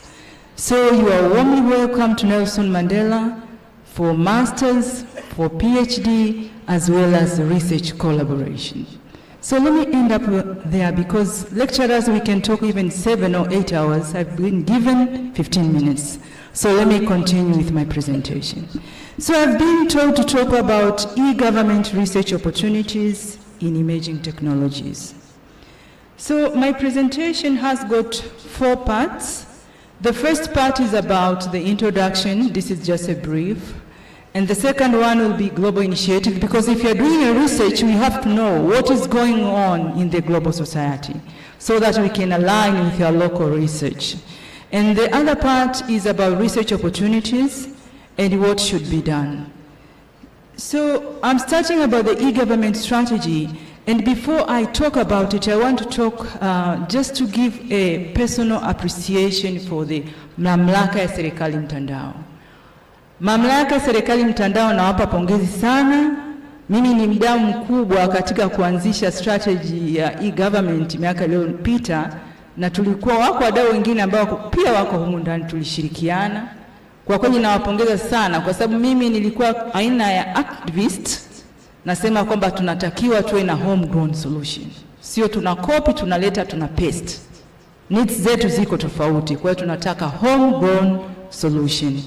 Serikali ya mtandao, mamlaka ya serikali ya mtandao, nawapongeza sana kwa juhudi mlizozifanya. Kwa kweli tumeona, tuwapigie makofi. Kwa upande wa e-government strategy, they work with the motto. We call it, this is their language. And I think because we are all from the government, we should understand this slogan. This is a motto for them. So for them, they say digital government services anywhere and anytime. So you cannot have digital services without emerging technologies.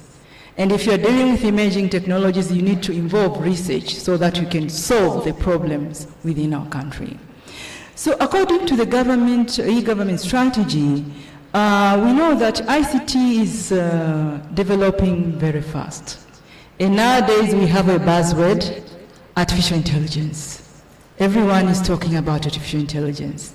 So as a government also, we should be able to integrate our applications with artificial intelligence. So adoption of ICT, it plays a significant role in terms of socio-economic development in our country, because it contributes in GDP, it contributes in the issue of job creation, it contributes in the productivity, it contributes in poverty alleviation, it contributes in the quality of life of Tanzanians, education, healthcare, agriculture, manufacturing, you name it, it means all the sectors. And the other part I want to talk about, it is about, all the time we know ICT is enabler. It means ICT provides service. It provides service to the government, and why it provides service to the government? In order to deliver the public service. And we know we say these are the role or responsibilities for e-government authority. For them, they coordinate, they promote e-government initiative, they enforce compliance, they establish related policies, laws, and regulations within the country. They also institute appropriate ICT governance structure within the country. They improve government business processes, and then for them, they establish e-government infrastructure. So I'll talk about the global initiative. As a researcher, myself and others from any higher learning institution, we need to align our research with the global initiative. Even e-government research center, you need to align your research with the global initiative. In the global initiatives, there are so many, but I just picked few of them, and then I'll talk on them. So there is what we call it is the United Nations Artificial Intelligence Advisory Body. And under UNESCO, there is recommendations on the ethics of AI. And there is what we call it Government AI Readiness Index. And there is a Global Partnership AI Summit. So in terms of Global Partnership AI Summit, this is the annual summit, and is done in different countries. It's like they move from one country to another. And I want to urge the e-government authority. I think you should be able to participate in this summit, because in this summit they talk about 4 items which are very important for e-government. First, they talk about data governance, because when you talk about machine learning and artificial intelligence, you cannot afraid from data. So they talk about data governance. That's number 1. They talk about responsible AI. That's number 2. And they talk about future workplace, because there's issue of, if you have artificial intelligence solution, it means people can lose job.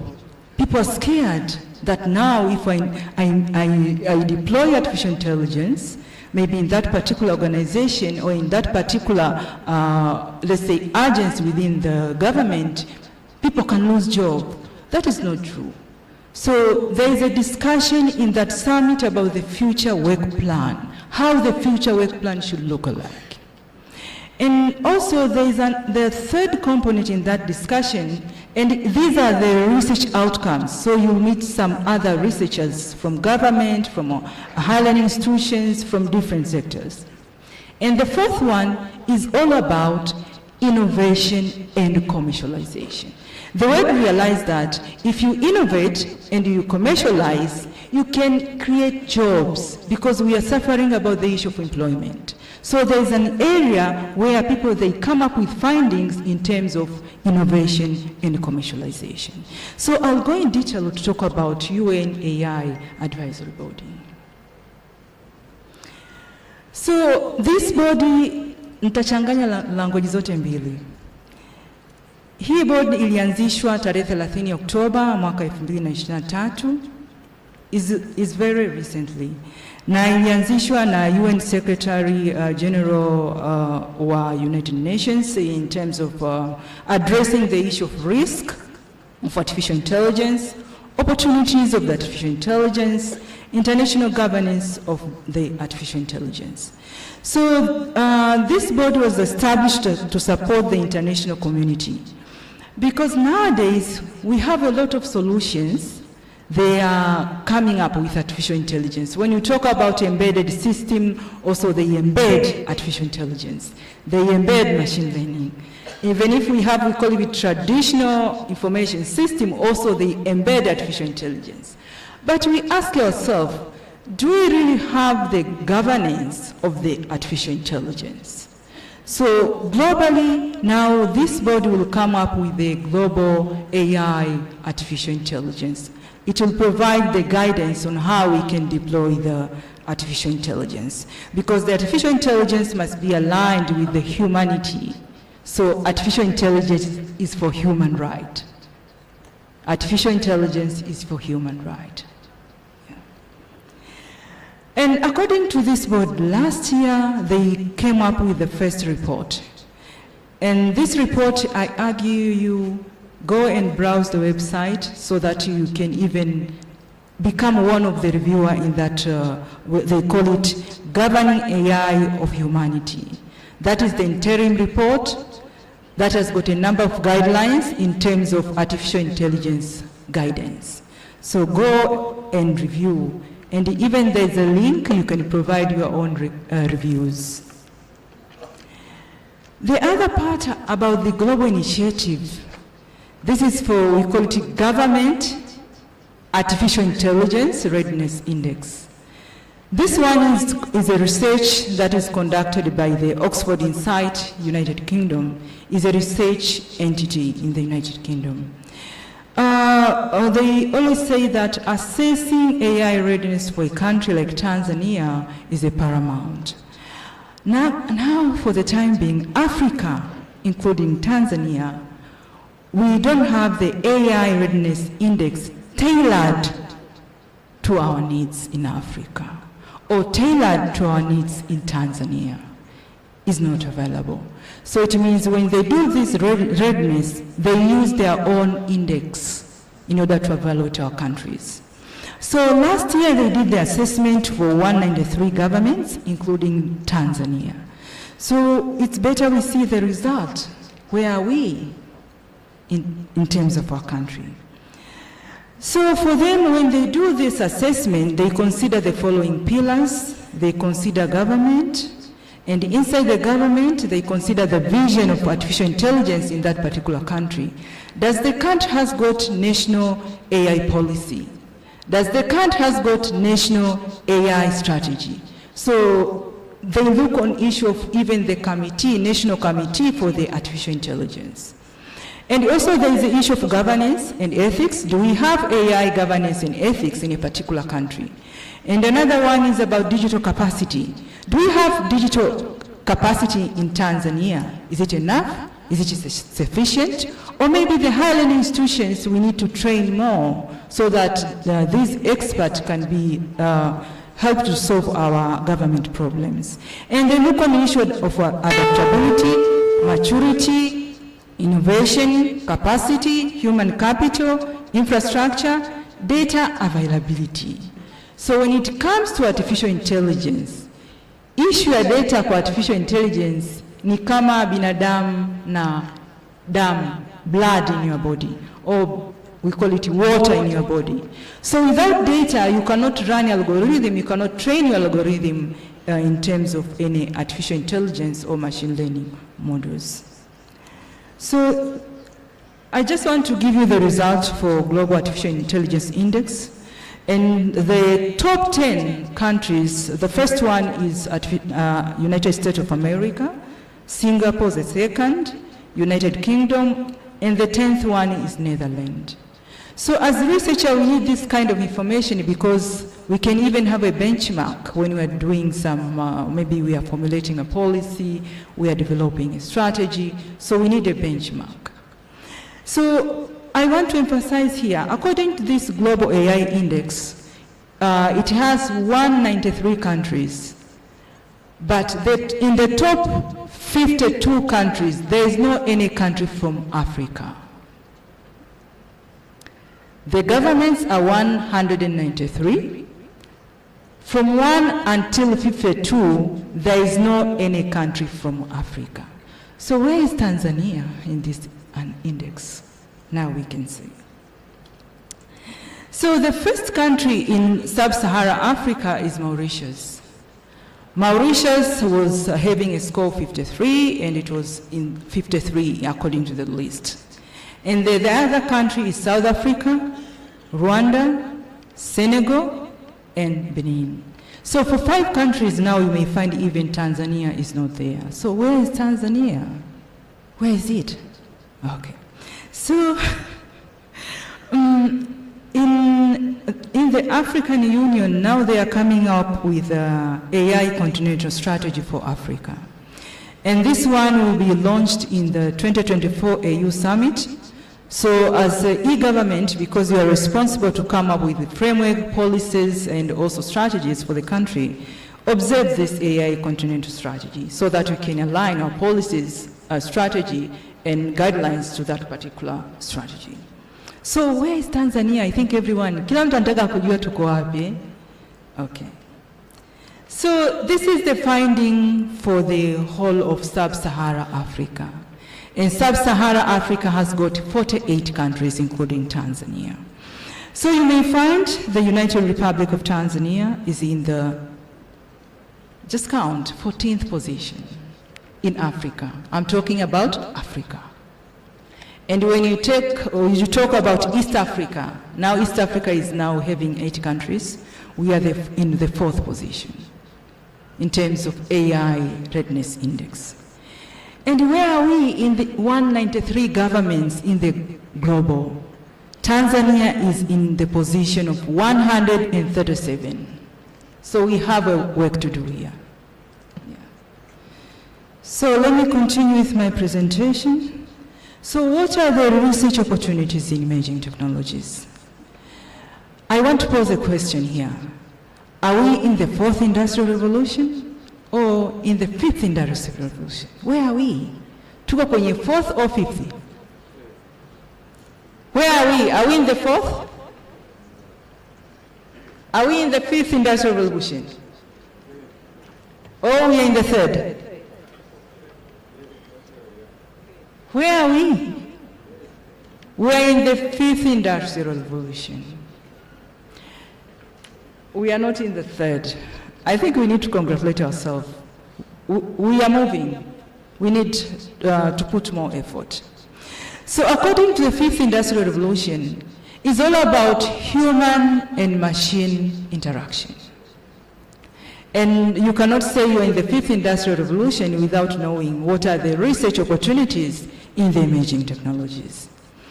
So we, as Nelson Mandela African Institution of Science and Technology, including other learning institutions in Tanzania, we train, we develop skills, we conduct research, we commercialize research innovations.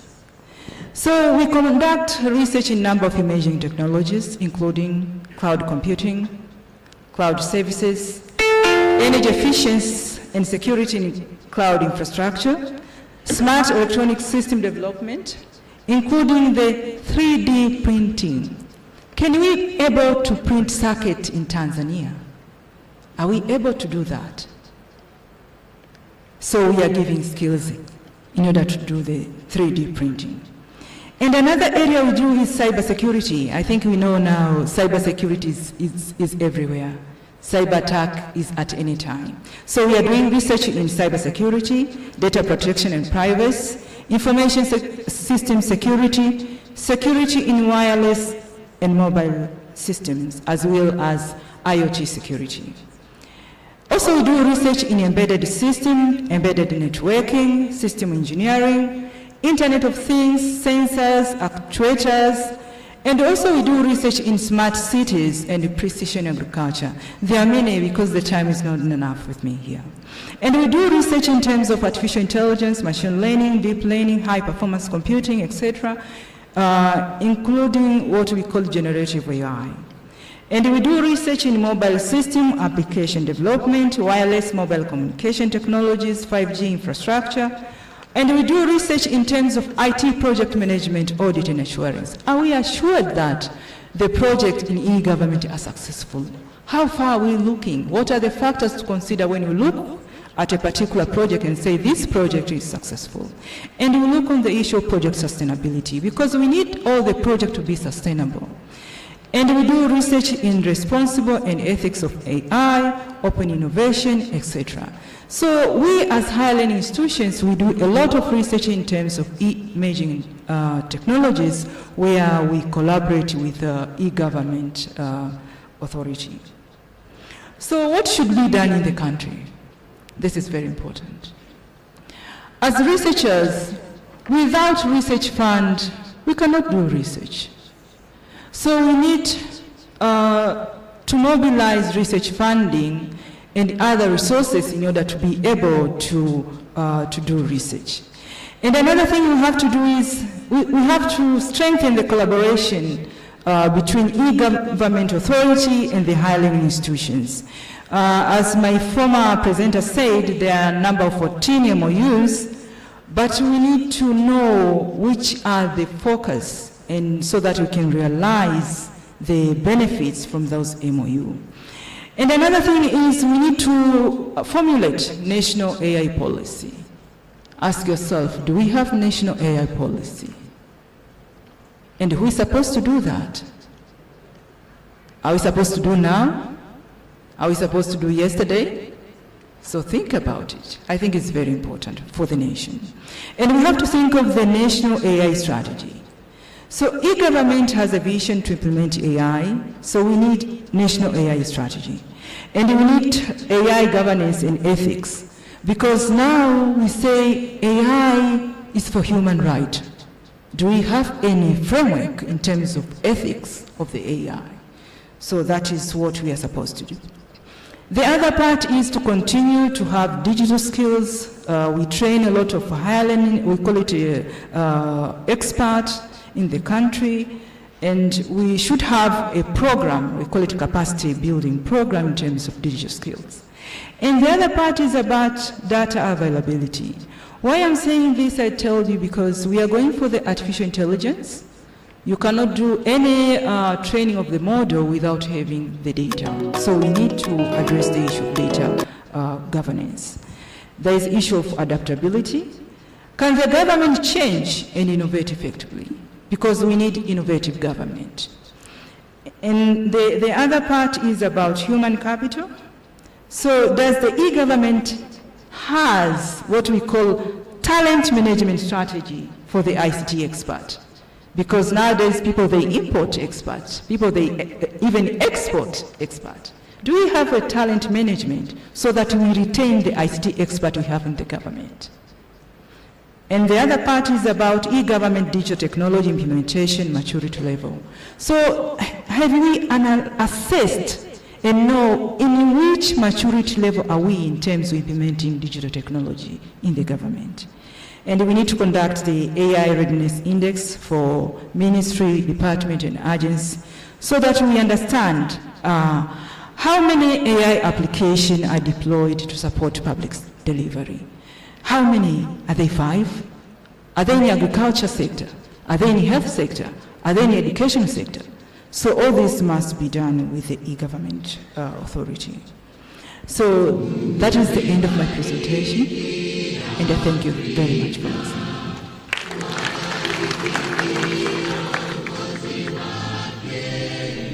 Makofi tena. Sasa tunakwenda kwenye presentation ya mwisho kutoka AICC. Karibu kwa ajili ya presentation.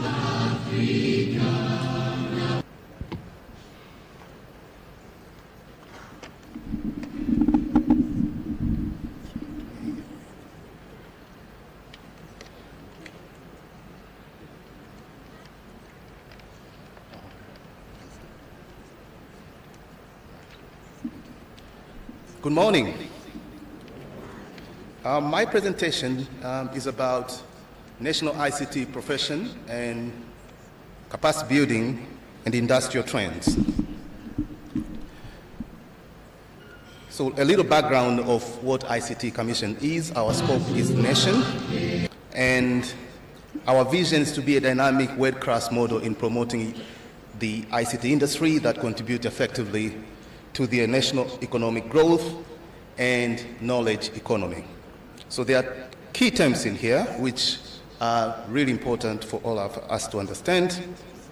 One, we are looking at the industry as a whole, and we are concentrating on intervention of ICT that will enable economic growth and building a knowledge economy. There are theories of knowledge, and I focus into some of the scholars who developed their own theories.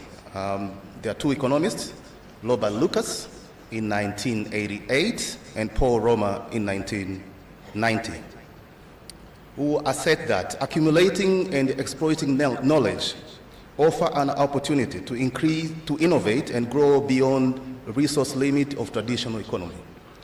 The reason why our vision is like that is because we want to exploit and expand our economy from the traditional resources that we have and to start to innovate in the knowledge economy. So as we generate more knowledge, like the way we have seen in the Innovation Hub of eGov, we can accelerate our ability to produce and also to consume. So the issue here is to build the capability so that our ICT experts will be able to produce solutions and also will be able to consume effectively. Now, I've put these slides so that we can be in a same perspective so that we understand the differences. Especially in the other slides, I will explain another concept or framework that has to do with digital economy. So here I'm concentrating on knowledge economy, which has a number of pillars, but you find that the second pillar is talk about educated and skilled workers. And in this context, it's us ICT professionals. We need to be up to date to the new technologies of today so that we'll be able to make Tanzania more competitive. And I will dwell on competitiveness so that we understand the role of ICT Commission on that. There are many reasons why ICT Commission was created, and as you can see them over there, but I'm concentrating on objective number F, which is to develop national framework for ICT skills development. You have seen some of our intervention in this area where we offer some trainings in areas that have created a gap. We do national framework study all the time to scan how the ICT industry in the world develop, and at the same time what we can intervene to ensure that we stay up to date and we create a country that is competitive, that can compete regionally, continentally, and worldwide. So there are many, many objectives, including creating of standards and also to define and clarify issues that has to do with cybersecurity. Now, why ICT capacity building in Tanzania? There are trends which we as ICT professionals, we need to make sure that we are on top of it. And one of it, as my previous fellow, Dr. Mkopa said, AI is key, and especially generative AI. These offer many opportunities for us professionals so that we'll be able to do that crucial two things that I've said. To be able to innovate around AI, and also to build the capability on how we can consume AI so that we solve our own problem. Consumption means we need to keep ourselves abreast on how to use all these models that have been created, and we all understand it's when you know how to consume, then you'll be able to innovate. Now, the size of AI, generative AI market is growing globally. It's equivalent to 2.6 trillion, and it's growing more and more. There are a number of models which are very famous, like ChatGPT, that we know. But like the way I heard from Dr. Jha is, we have started to build our own models, and we, ICT Commission, we are ready to support so that we can develop our own. Many countries, if you follow, you'll find that they're developing their own model that they understand their situation.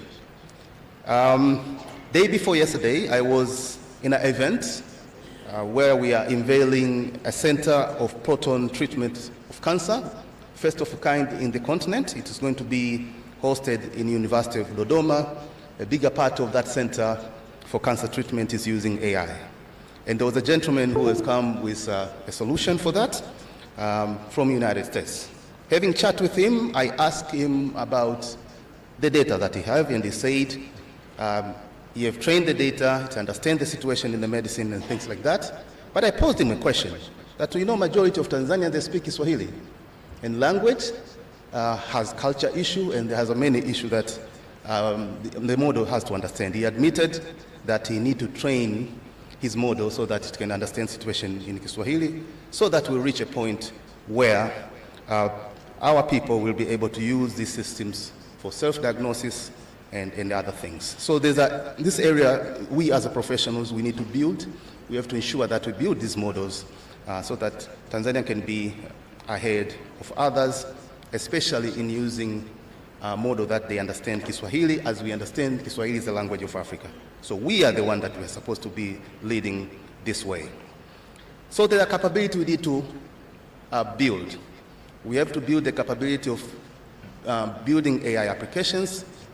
I have seen that, and we are doing not bad in that area. We have to build the capability of intelligence capabilities, which is machine learning and other things.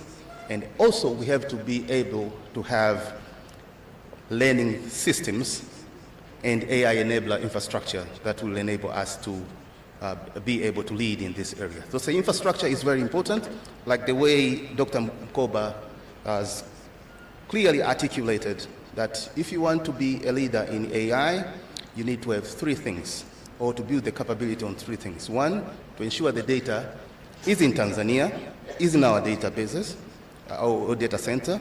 Number two, to build the capability of research institutions and universities to be able to create robust algorithms that will enable to unearth or mining all the insights which are needed.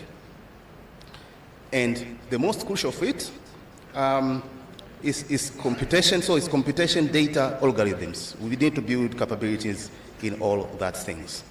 Like the way we said, generative AI's market is growing. So it's very important for us to dwell into that, to build our models, and to ensure that we become leaders in the continent or region or worldwide in general. Now, the challenge of technology change and development. Technology is changing all the time. AI is not the end of the road. There will be other technologies that will come later. The important thing is to have ICT professionals who are able to learn new things quickly and be able to innovate. So important thing now for us, we ICT professionals, is to ensure that we're able to change with the complexity of technology that is evolving around the world, and also to all the time being ahead of time so that Tanzania can be competitive. Our issue is competitiveness of our country. Now to the digital economy. We know the digital economy is contributing 7% of GDP of Africa.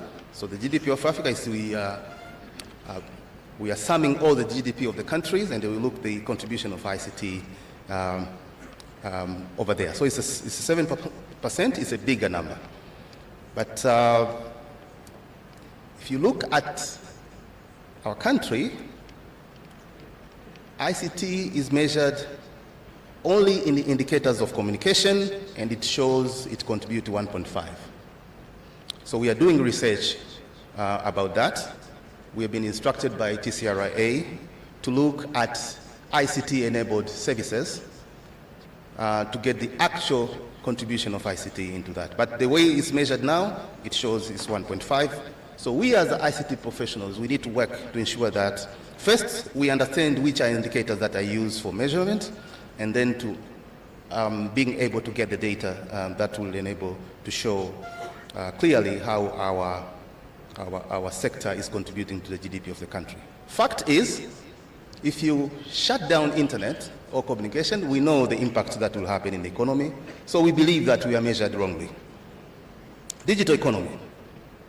There's an issue of enablers, which we see there's a data, digital skills. So in the part of the digital skills, we ICT professions, we have to ensure that we always keeping ourselves up to date to all the emerging technologies. And the emerging technologies have been mentioned here, but I'll just mention a few of them. 5G issues, the cloud, Internet of Things, artificial intelligence. E-government have shown that they are building that capability with their innovation center, which is very good. But we need to also build capability in robotics, cybersecurity, augmented reality, and things like that. We are building the infrastructure for our country, so we are doing not bad as a country. We are doing good, and we improve on that. The size of market that we have, this shows the opportunity that we have if we build our competence, our competitiveness, and we compete with other regions. The size of market, not of ICT, but the market at all, of East Africa is $163 billion US dollars. SADC is 720, COMESA is 768, African Continental Free Trade Area, we are talking about 3.4 trillion. So we have a bigger market in our region. We need to hone our skills to ensure that we innovate and we participate in the digital economy of the continent itself. So if you want to do your math, look at the size of African Free Continental Trade Area, multiply by 7%, you will get the value of ICT sector in Africa. So we need to compete in that to ensure that we are part of the team. There are a number of indexes. There's a one called DESI, it's a European, and it shows that there's an importance of human capital. So ICT professionals, they are very, very important into that. If you look at SADC, it talks about capacity building and also the content. So it is very important to ensure that our professionals, they are up to date and you'll be able to innovate and compete. If you look at Africa, it's the same thing. It talks about skills and human capability. And this is what ICT Commission is dwelling about, to ensure that first we get a correct data of the professionals that we have, where are they concentrating more, where are the gaps, and then we intervene by training, retraining, and things like that. And we work with all the institutions, and we've seen how EGA also is doing in that regard. So it shows that ICT professionals, they are key and very important, because it's we human beings who are innovating and not machine themselves. Now I want to talk about the ICT professional registration framework. Just to remind you, I know most of you have already registered in our database, because we are having the most trusted database of ICT professionals that we have in our country. So the importance of that is set the foundation and enabling to have skilled ICT workforces. And For investors, it's very important for them to have a reliable database where they can get all professionals that they want. Also, the framework also facilitates promotion and elevation of general knowledge of ICT, and that one you see it later. And also, it has to be recognized globally and the same key strategic feature that are common to most established professionals. So, our criteria are standard. Our criteria will enable our experts to be recognized all over the world because we follow the standards. Current ICT professional registration categories, we have ICT technicians, we have ICT graduates, we have affiliate ICT practitioners, we have ICT professionals, and we have ICT consultants. These are the categories that we all understand them very clearly, and this table shows all the differences between all those categories. And we categorize them, or the way you understand if someone is a consultant, professional, graduate, technician, based on autonomy, based on influence, based on understanding of the complexity of the technology, and based on business skill. This is how you know someone is professional or not professional, and that table depicts it.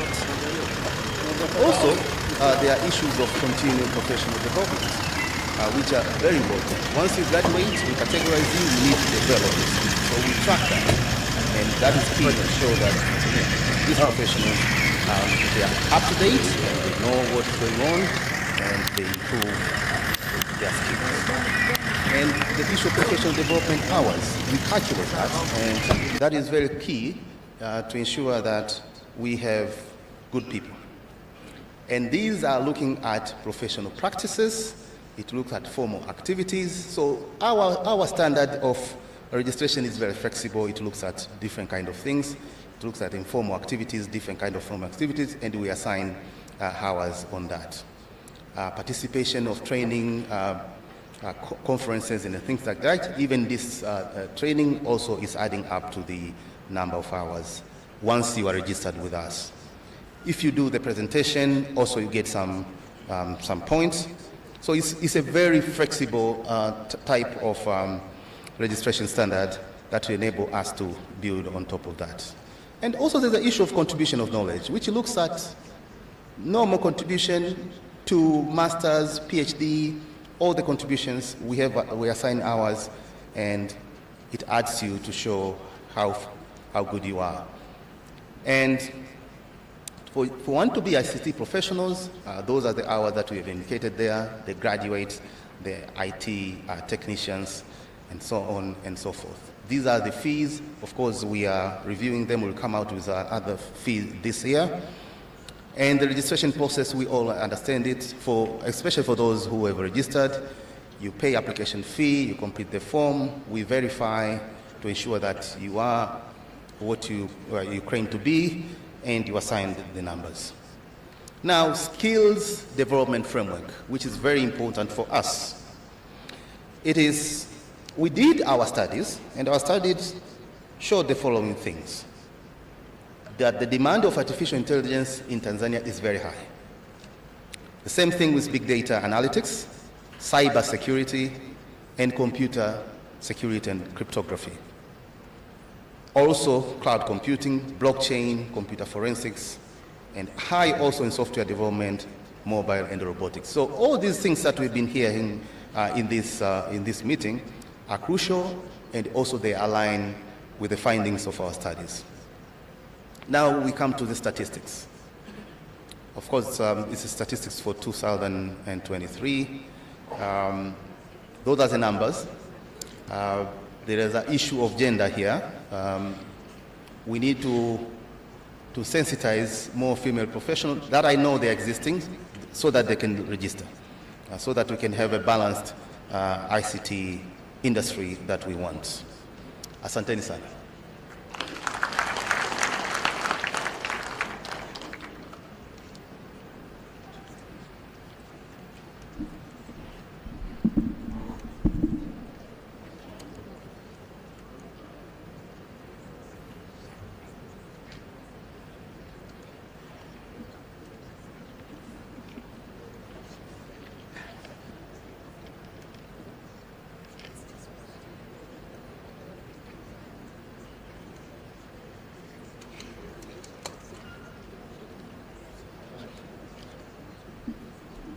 Naomba tumpe makofi matatu.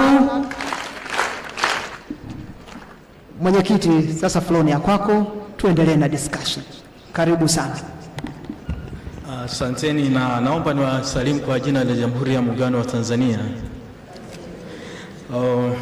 Mimi naitwa Anaeli Sam, ni profesa mshiriki chuo kikuu cha Nelson Mandela, the Nelson Mandela African Institution of Science and Technology, na nipo pale kwa muda mrefu kidogo, niko kama miaka 12 sasa hivi.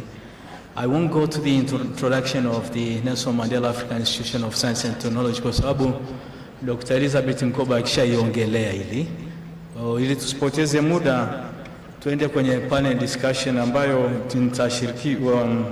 itawashirikisha watu wa IGA, UDOM, Open University of Tanzania, COSTECH pamoja na ICT Commission. Kwa hiyo nianze moja kwa moja na swali la kwanza ambalo nalipeleka kwa Dr. Jaha kutoka Electronic Government Authority. Ni kuhusiana na MOU tulizonazo, kwamba kumekuwa na MOU zaidi ya 14 na vyuo vikuu. Tafadhali tueleze utekelezaji wa makubaliano hayo, hali ikoje, changamoto za utekelezaji wake ni zipi? Nikupe nafasi Dr. Jaha.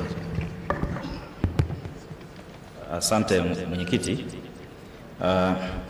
Tumekuwa tukifanya utafiti kwa kushirikiana na vyuo vikuu, tukiamini kwamba kule ndo kuna research banks kubwa ya researchers na wataalamu waliobobea kwa vyuo vikuu, na ndio maana tukaestablish hizo MOU. Nelson Mandela ilikuwa moja hapo, UDOM na top universities zote Tanzania, private na government. So far tuna MOU nyingi zilikuwa dormant, tulipresent mwaka jana hapo kwa sababu hazikuwa na work plan. Lakini pia sasa hivi tumeanza kuwa na work plan, lakini changamoto ipo nadhani zaidi kwenye theme yenyewe ya utafiti. Kama nilivyogusia kwenye presentation yangu, kuna baadhi wakisubiri kwamba IGA iwape theme ya utafiti, lakini like I said kwamba matatizo ya kitehama ndani ya nchi yanafahamika. Utaki kuwa serikalini au kuwa IGA kuyafahamu. Kwa hiyo ile research area is not necessary iwe initiated by IGA. Kwa hiyo tuna changamoto hiyo sasa hivi, na one of the things ambayo tunahitaji kuwa na how to go about kama MOU zipo na work plan zipo. Of course changamoto ya resource inawezekana ikawepo kama alivyosema Dr. Pale kwamba research bila fund na research bila data inawezekana is nothing. Kwa hiyo ni common changamoto, lakini bado tuna changamoto ya coordinations, yani ule utayari wa kuweza kufanya e-government related research. Lakini tunashukuru response kubwa ipo kwa Nelson Mandela. Nadhani this time tumeshirikiana kwa kiasi kikubwa sana kwa wanafunzi wa masters na PhD kufanya nao research kwenye eneo la cyber security. Tumefanya na IoT. So bado mwamko ni mchache, na kutumia hii flow labda ningesema tupate mawazo labda how to navigate kwenda kwenye implementation ya hizi MOU kama work plan ipo. Asante. Nikushukuru sana Dr. Jaha. Na swali la pili, baadaye tutapata muda wa kunaniwa maswali, lakini tutakuwa mfupi sana. Swali la pili naelekeza kwa Dr. Florence kutoka UDOM. Tafadhali tueleze mpango wa chuo kikuu cha Dodoma kwenye kufanya tafiti za serikali mtandao kwa kuzingatia teknolojia zilizoibuka, that means emerging technologies. Dr. Florence. Asante mwenyekiti.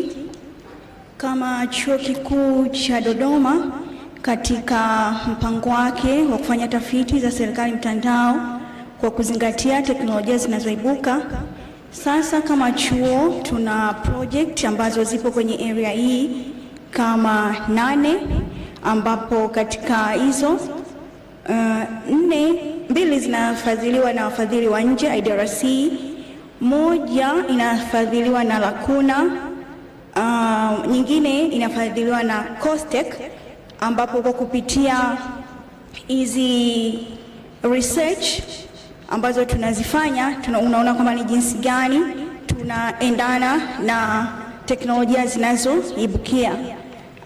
To mention the few of them, we have artificial intelligence for development, artificial intelligence for mental health, artificial intelligence for maternal health, na pia tunatumia teknolojia ya blockchain kwenye swala zima la agriculture. Vile vile kama chuo cha Dodoma tuna project ambayo inafanya intrusion detection system za kusaidia kumonitor cyber threats ambayo inatumia artificial intelligence. Pia katika mpango mzima wa kufanya tafiti na za serikali mtandao na taasisi nyingine, we have MOU with the IGA ambayo ipo kwenye swala zima ya human resource development. Sambamba na hilo pia tunaendelea kuboresha laboratory yetu ya cyber and forensic ili iweze kusaidia katika swala zima la kuinvestigate ili hizi emerging threats za mifumo ya serikali mitandao. Na pia katika mpango mwingine UDOM kwa kutambua umuhimu wa image technologies tuna MOU na IGA, lakini tunataka kuiboresha zaidi kwa sababu it was more of in human development, lakini tunataka kuiboresha zaidi kwa kwenda kwenye upande wa research.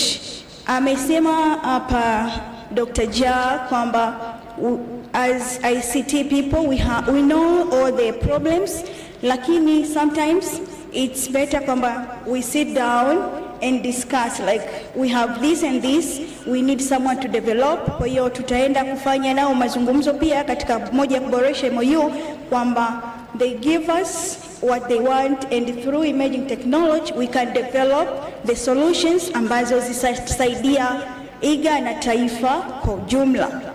Pia mpango mwingine ambao tupo nao ni katika kushare resources mbalimbali ambapo ni rasilimali watu na rasilimali fedha, ambayo nadhani pia hii rasilimali fedha ndio ambayo imekuwa ni kidogo anaposema kwamba ni kwa nini vyuo na IGA hatushirikiani sana, lakini nadhani rasilimali fedha nayo ni kitu ambacho kinahitajika kuangaliwa kwa upande mwingine ili kuwezesha hizi organizations ziweze kushirikiana kwa umakini zaidi. Na mwisho kabisa labda niweze kutoa rai kwamba kwa nchi yetu ya kwamba Tanzania tunatakiwa kusonga mbele kimaendeleo katika kiuchumi ya digitali, ila ni lazima tuwekeze katika hizi teknolojia ambazo zimeleta na zitaendelea kuleta mageuzi makubwa sana katika sekta tofauti. Nashukuru mwenyekiti, kwa sasa ni hivyo. Asante sana Dr. Florence. Na umetuelezea vizuri kuhusu jinsi ambavyo mnashirikiana na IGA. Swali jingine linaenda kwa Open University of Tanzania, Dr. Mkude. Tafadhali tueleze nini kifanyike kwenye kuboresha jitihada za utafiti kwenye eneo la serikali mtandao na chuo kikuu huria. Kimejipangaje kuhakikisha tafiti na bunifu mbalimbali zinafanyika kulingana na mabadiliko ya teknolojia? Asante sana mwenyekiti kwa swali zuri. Chuo kikuu huria cha Tanzania ni chuo ambacho kwa nature yake, kwa jinsi kilivyoanzishwa, kinafanya matumizi makubwa sana ya teknolojia kwa ajili ya kuendesha shughuli zake mbalimbali, na hata mpaka sasa tunaendelea kuboresha matumizi yetu ya teknolojia ili yaweze kuendana na wakati, na katika hapo pia tunaendana na dhana ya serikali mtandao, digital services anywhere and 24/7. Na kwa kutolea tu mfano chuo chetu kilianza kutumia hata mfumo wa file tracking mwaka 2011, SSO tunatumia tangu 2015 and so forth. Matumizi ya teknolojia katika kujifunza na kufundisha tumeanza tangu mwaka 2008, ni muda mrefu. Kwa hivyo hii ni chachu kwamba cha muhimu ni kuendana na teknolojia jinsi inavyokwenda. Kwa sasa hivi pale chuoni zipo project mbalimbali zinazoendelea ambazo zinaunga mkono jitihada za serikali katika kwenda mtandaoni, na hiyo ni pamoja na matumizi ya hizi teknolojia za kisasa katika kuweza kuisaidia serikali kuangalia school dropouts. Na hii itakuwa labda ni solution kwa ajili ya Wizara ya Elimu. Na pia sasa hivi tunaangalia sana matumizi ya teknolojia za kisasa kuwasaidia wenzetu wenye ulemavu kwamba wao wasiachwe nyuma in digital transformation. Tuna kitengo pale Chuo Kikuu Huria kinaitwa Assistive Technologies Unit ambacho chenyewe kimejikita sana kwenye kuwaunganisha wenzetu wenye ulemavu mbalimbali, ulemavu katika uoni, viziwi na ulemavu mwingine wasiachwe nyuma in digital transformation. Na pia kuna project nyingine inayoendelea ya matumizi ya natural language processing na pamoja na AI kwa ajili ya kutengeneza au kuboresha examination databanks and so forth. Kwa hivyo ila katika kuboresha sasa, kama alivyosema mwenzangu Dr. Florence kutoka UDOM, ni kwamba kwa upande mmoja tunahitaji kuboresha hili daraja kati ya chuo pamoja na mamlaka. On one side, research lazima ziwe complemented na mwelekeo wa mamlaka. Kwa hivyo ni kweli matatizo ya IT yanajulikana na tunayafahamu kama ICT professionals, lakini research agenda zetu vyuoni lazima ziendane na priority ya mamlaka. Otherwise tunaweza tukawa either sisi tupo nyuma au inawezekana labda zikawa hazipo complemented at all. Kwa hivyo bado inabidi tukuwe na hiyo bridge kati ya priorities, mwelekeo wa muda mrefu wa mamlaka pamoja sasa na research agenda za vyuo mbalimbali. Na cha pili, labda tunaweza tukaangalia amesema Dr. Jaha kwamba wamefanya kazi pamoja na wanafunzi hasa wa postgraduate wa Nelson Mandela. Nafikiri hiyo pia ni sehemu muhimu ya kuiangalia. Scaling up tafiti hasa za wanafunzi waliopo vyuoni. Chuo chetu tuna wanafunzi kubwa ni wafanyakazi na ni wafanyakazi wa serikalini, na kila wanapofikia kufanya research tunawahimiza wafanye research ambazo zinatatua matatizo makazini kwao. Kwa hivyo kama ni wafanyakazi wa serikalini, basi kupitia hiyo tunaweza pia tukapata tafiti pamoja na utafiti ambao unaweza ukazaa ubunifu wa kujaribu kutatua matatizo mbalimbali ambayo yanatuzunguka katika implementation ya serikali mtandao. Nitatoa mfano mdogo wa mwanafunzi wangu. Yeye ni mwanafunzi wa masters. Dissertation yake ameangalia electronic medical records. Tulisikia jana kwenye presentation hapa kwamba kuna baadhi ya mifumo bado haionani vizuri, especially kwenye electronic medical records. Mfano, yeye ameangalia afya care na gotomies. Kwa hivyo ila yeye ameangalia the whole interoperability na level zake mbalimbali, organizational, semantic and so forth. Kwa hivyo yeye anafanya research hiyo, na wakati huo zipo hizo initiative wizarani za kujaribu kufanya hii mifumo ionane. Ndio maana nimetolea huo mfano kwamba labda pia tunaweza tukaangalia namna ya kuscale up hizi research za wanafunzi mbalimbali waliopo vyuoni, wanafunzi ambao ni wafanyakazi wa serikalini, tunaweza tukaboresha hili eneo. Asante mwenyekiti.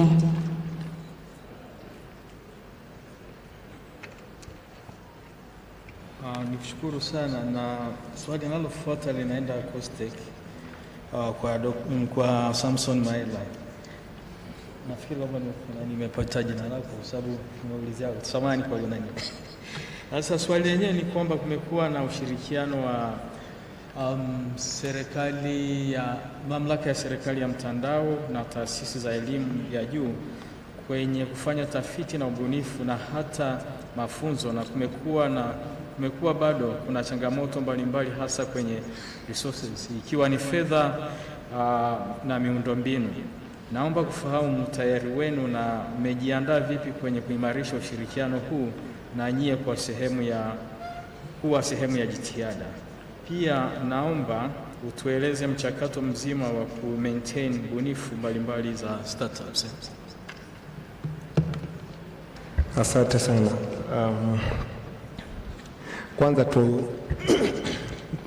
tupongeze kwa kazi nzuri inayofanyika na kati ya taasisi za elimu ya juu na EGA kusaini MOU hizo zote kwa ajili ya kushirikiana hasa katika kituo kile cha utafiti. Na kama nilivyosema, sisi Tume ya Taifa ya Sayansi na Teknolojia, utaratibu wetu wa kufandi hizi juhudi za STI inagawanyika katika maeneo makubwa matatu. Eneo la kwanza ni eneo ambalo tunaangalia zile commissioned research.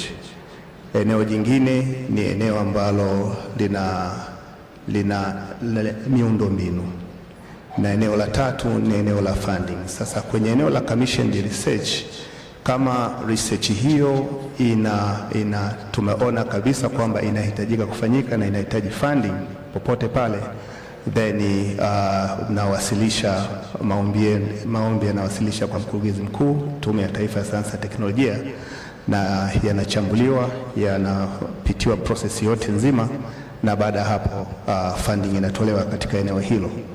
Lakini kama ni eneo la miundombinu, basi na yenyewe utaratibu unafuata hivyo, naletwa maombi, alafu COSTECH wanaifanyia uchambuzi, wanaitoa.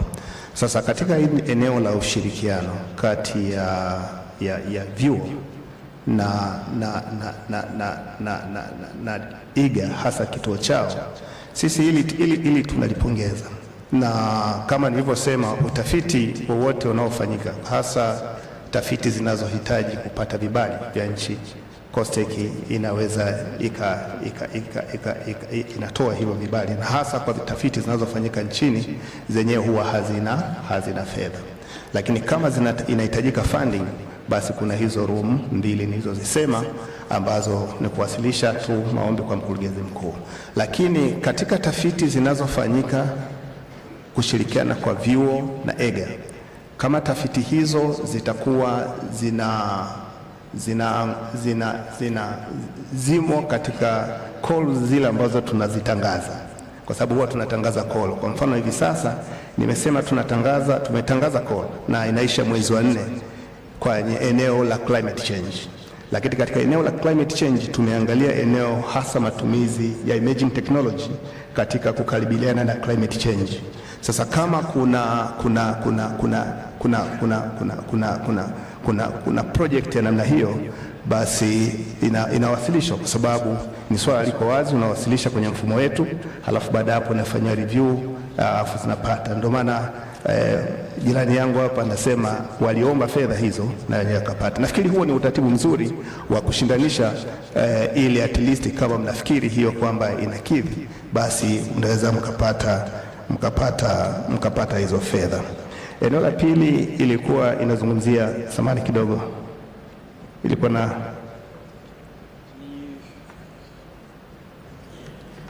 swali la pili ilikuwa kwamba ni pia tueleze mchakato mzima wa ku-maintain bunifu mbalimbali za startups.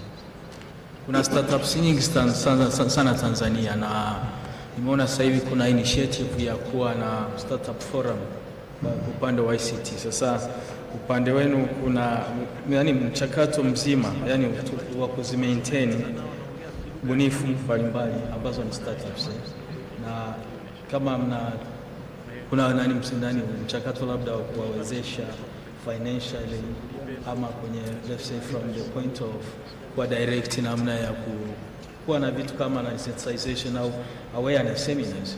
Unajua kuna matatizo ya cyber security etc. Eneo hilo labda nilijibu katika maeneo mawili. Kuna eneo la kwanza ambalo sisi kwenye eneo la innovation tuna utaratibu wa kama taratibu tatu.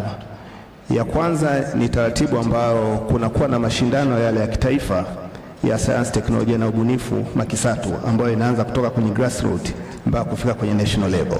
Katika eneo lile wale ambao wanashinda then wanaletwa COSTECH kwa ajili ya funding. Kwa hiyo hapo wanapata funding wale ambao wanakidhi vigezo na wanafika katika ile level ya national. Katika eneo la pili ambalo tunalifanya ni eneo la kutangaza call. Kwa hiyo mtu kama anatembelea kwenye tovuti yetu anapata zile call ambazo wana submit maombi yao. Eneo la tatu tuna kitu kinaitwa walk-in innovators. Innovator ambaye ana innovation yake anaweza akatembelea tovuti yetu na akasubmiti innovation yake kwa COSTECH, halafu baada hapo anaingia katika mchakato wa review. Unafuata taratibu zile zile na kuhakikisha kwamba hakuna mtu anayependelewa, hakuna mtu anayeonewa. Sasa kuna eneo jingine tafiti bunifu nyingine zinakuwa ni za ICT sana pase. Sisi COSTECH kwa kujua kwamba tume ya TEHAMA imeanzishwa, tuliweza kutoa fedha kama shilingi milioni 370 kwa ajili ya kuanzisha soft center pale tume ya TEHAMA. Kwa hiyo kama kuna bunifu hasa zile ambazo zinahitaji mambo ya TEHAMA, basi tume ya TEHAMA inaweza wakafika tume ya TEHAMA, halafu baada hapo wakapata utaratibu.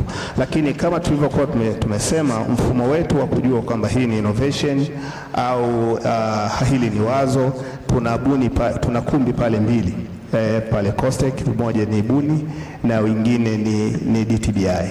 Kwa hiyo wanakaribisha watu waombe, wa apply DTBI, wa apply buni, na baada hapo tunaweza tukaendesha. Lakini utaratibu wa kutoa fedha, utaratibu wetu ni huo.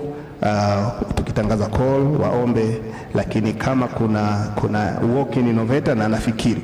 Na mfano mzuri, kuna mbunifu mmoja anaitwa wa prepaid water meter ambaye tulimpata na saizi ameweza kuingia memorandum of understanding na RUWASA ambaye ana supply prepaid water meter katika mikoa yote nchini, na hiyo ndio aina ya funding. Lakini pia alikuwa na changamoto ya kuagiza vifaa nje, halafu anakuja anatengeneza, gharama yake ilikuwa iko juu.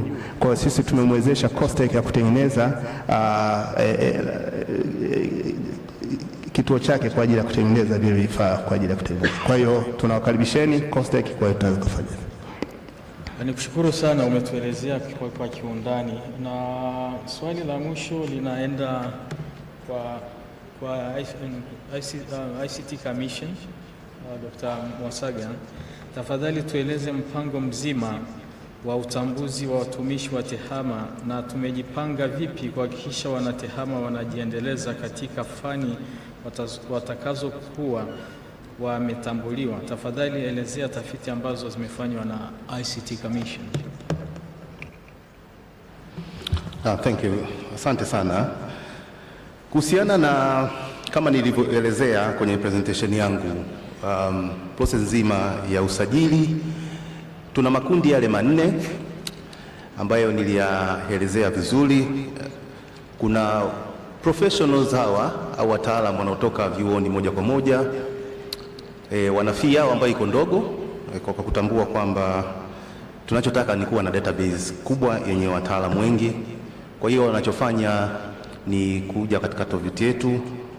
Kuna vigezo pale inatakiwa uvifanye. Cha kwanza unafanya registration, baadaye unaonyesha evidence ya wapi ambapo ulipata elimu yako au attainment ya level ambayo umeipata. Ukisubmit pale, sisi tunafanya review ya document zote ambazo umezileta, alafu tunakucategorize katika level ambayo umequalify kuwa categorize. Lakini kuna category nyingine ambao wanaitwa affiliates. Hawa ni watu wenye skills kwenye ICT na nia kubwa kwamba tunafahamu kwenye tume kuna watu wapo ambao ni wabunifu, lakini sio kwamba walisomea degree ya ICT au sehemu nyingine. Kwa hiyo wao na pia tunawatambua na tunawatambua kwa vitu ambavyo walivifanya, tuna review, alafu wanakuwa ni affiliates. Na baada ya hapo kuna ngazi mbalimbali unaweza kuzipata kutokana na training unazofanya, makongamano, machapisho, ubunifu unaofanya. Tukiutambua ndo utaenda mpaka mwisho utafikia kuwa consultant. Hiyo ndo level ya mwisho ya kuwatambua watu kwetu. Na ukishakuwa katika database, kwa sababu sisi tumepewa jukumu la kufanya uchambuzi kila wakati, kujua teknolojia zipi ambazo zinahitajika wataalamu wetu wazijue, tunakuwa tunaandaa trainings mbalimbali. Na hizo training kazi yake ni kuziba mapengo katika maeneo ambayo tumeona wataalamu wamekosa eneo zima hilo. Kwa hiyo kuna training ambazo tunakuwa tunaziofa, na vile vile tunatumia makongamano mbalimbali. Nadhani mnajua tuna kongamano la TAIC ambayo watu wanakuwa wanakuja pale, tuna discuss vitu kwa pamoja na kujua vitu vinaenda vipi.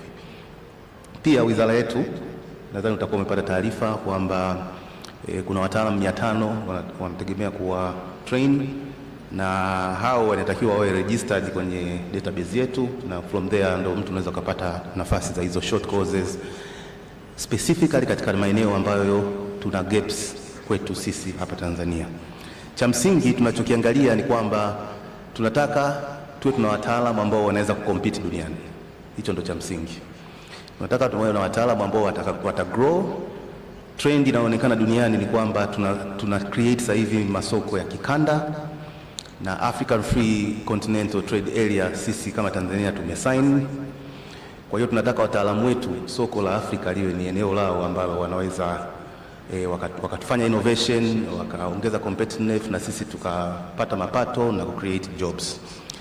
Sisi kama tume tunataka tuone wataalamu wa TEHAMA wana grow. Kugrow maana yake ni kwamba kama Afrika imefunguka, basi wataalamu wetu tu tunaona katika nchi zingine na katika mashirika kikanda wanapata kazi, au wanaweza vile vile tukawa tuna movement nzuri kama tunavyoona nchi zilizoendelea, kwamba mtu anaweza kuwa anafanya kazi serikalini, akigain capability anakuja kwenye private sector, ana create startups, na nchi yetu inakuwa inaendelea. Watu ambao unajua wana chance kubwa sana ya kupata skills kubwa ambazo zinahitajika sana kwenye private sector ni watu wanaofanya kazi serikalini, kwa sababu serikalini huku tuna train watu katika vitu mbalimbali, tuna expose watu. Kwa hiyo hivyo vitu ndio tunataka tuvifanye. Pia japokuwa ile ukuuliza, sisi ndio tuna database kubwa ya startups pia, na mpaka jana startups ambao zimejisajili kwetu ni 467. Lakini ningependa kulielezea neno startups ina maana gani. Kwa duniani hakuna standard definition ya startups kwanza, lakini sisi tunayoangalia ni kampuni ambayo nia yake ni kugrow kwa haraka, lakini nia ni kwamba exit ni maana yake kuuza share au kuiuza kampuni yenyewe kwa ujumla. Sisi tumejikita kwenye startup za ICT, na nia yetu ni kwamba tunataka ziendelee kuwa nyingi, kwa sababu tunajua unapokuwa startup nyingi ndio ubunifu unaongezeka, na ubunifu ndio unatuongezea sisi ushindani au competitiveness ya nchi. Asante sana. Nakushukuru sana Dr. Mwasaga. Ilikuwa kwamba tuende kwenye maswali na maoni, na tulielekeza kwamba maswali na maoni yapelekwe kwenye ile site pale. Maswali ni mengi sana na maoni ni mengi kiasi. Kwa sababu tuna very limited time, yemomba Dr. Jaha tusomee maswali mawili tu, alafu tutafanya sana.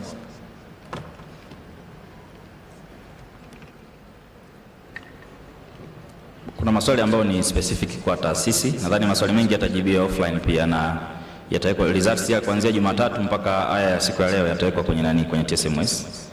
Na kwa muda tu kuna mengine ni general. Kwa mfano kuna hili la of course inaweza kuwa caustic, wanasema kuhusu digital economy. Kwa sasa duniani inakimbia sana kwenye swala zima la digital market. Je, caustic na vyuo vikuu vina influence vipi tafiti za vijana, hasa vyuo kujua fursa zinapatikana kwenye digital platform kupitia digital market? Ameweka hiyo. Anaweza very short answer. Yeah, labda tu niseme katika maeneo haya ya ICT kama nilivyosema, tangu mwaka jana tumeweza kuweka kama ni eneo moja kwa maalum, ndio maana tulitoa ile utafiti wa emerging technology na vitu kama vile. Na sisi tutalichukua hili kujaribu kuangalia, lakini nataka nikafanue jambo moja kwamba COSTECH yeye hafanyi utafiti. COSTECH hafanyi utafiti. COSTECH anatoa fedha za utafiti. Kwa hiyo watafiti wanafanya vioni, utafiti wanafanya research and development institutions. Kwa COSTECH anatoa na anaratibu utafiti. Na zile taarifa za utafiti zinaletwa COSTECH kwa ajili ya dissemination na masuala kama hayo. Kwa hiyo tunalichukua hili kama ni eneo la digital marketing, alafu tutaifanyia kazi pamoja na maeneo mengine yote kwa upana ya ICT.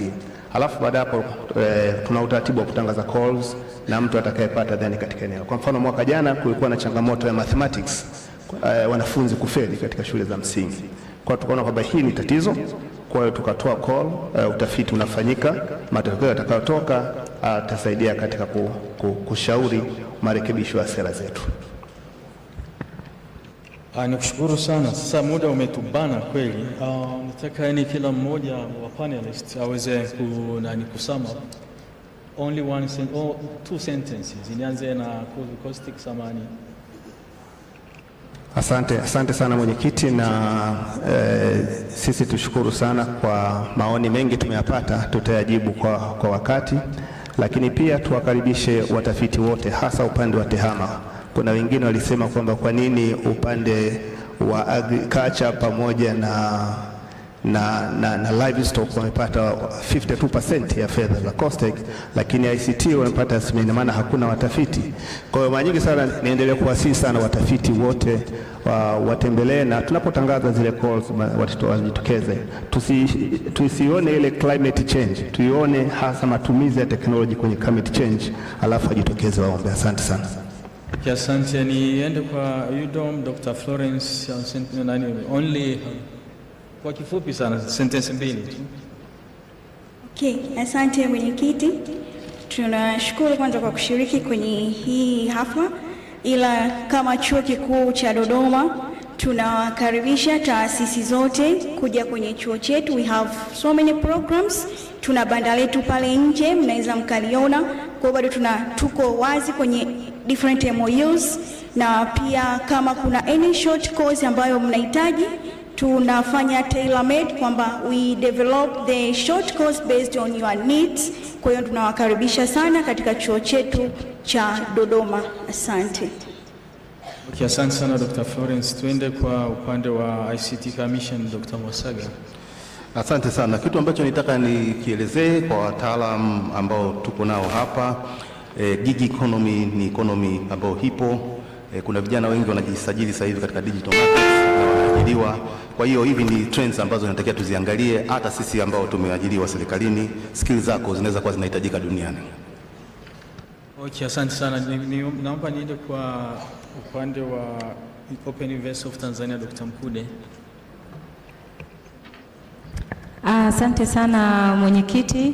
Nasi pia Chuo Kikuu cha Tanzania tunashukuru sana kushirikishwa na kuwepo katika kikao kazi hiki, na tumepata chachu kubwa sana ya jinsi ambavyo chuo kitaendelea kujikita na kuonyesha jinsi gani kinatoa mchango katika serikali mtandao. Kwa hivyo ile swala la MOU mwenyekiti tutalifanyia kazi ili tuweze kutoa mchango wetu kwa ajili ya mwelekeo wa nchi. Asante mwenyekiti. Asante sana. Ni mwombe Dr. Jahan sentence mbili tu kutoka na mwenyeji wetu Iga. Asante mwenyekiti, asante panelists. Tumepata input za kutosha kwa ajili ya kuboresha kwenye research na innovation upande wa e-government. Tumepata kuweza kwamba tuweke priorities, maeneo gani ya ku research, tuseti mwelekeo. Basi ndio kitu ambacho nimepata kutoka vyuo vikuu. Na tunashukuru sana, tutaziweka zile MOU katika into actions, na maswali yote ambayo yameulizwa online hapa tutamake sure tutayajibu na tutaweka kwenye TSMS majibu yake. Asante sana. Dr. Jaya, asante sana. Niombe kuwashukuru wote presenters, niombe vile vile kuwashukuru panelists kwa michango yenu, na ndio tumefikia mwisho wa hii panel discussion. Ni muda umetubana, tungeweza kujibu maswali lakini tayari tushapigwa time. Asanteni sana.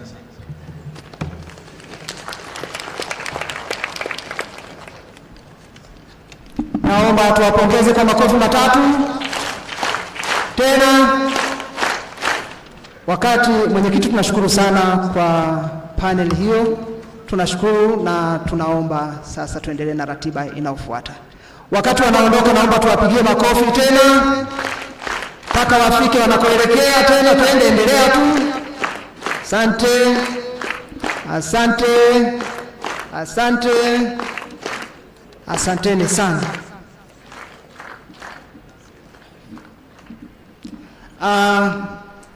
Tunavyoendelea hapa katika matukio ambayo yanaendelea, kama mnavyoona tuko live kwenye YouTube ya IGA, tunaendelea. Kwa hiyo matukio yetu huko, wengine wanaendelea kututazama.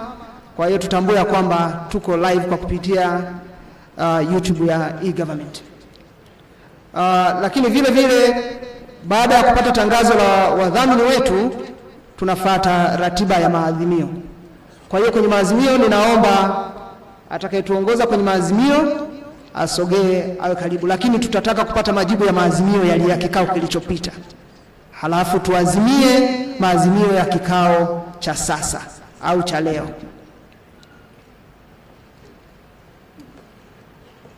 Studio, tunaomba tangazo la wadhamini.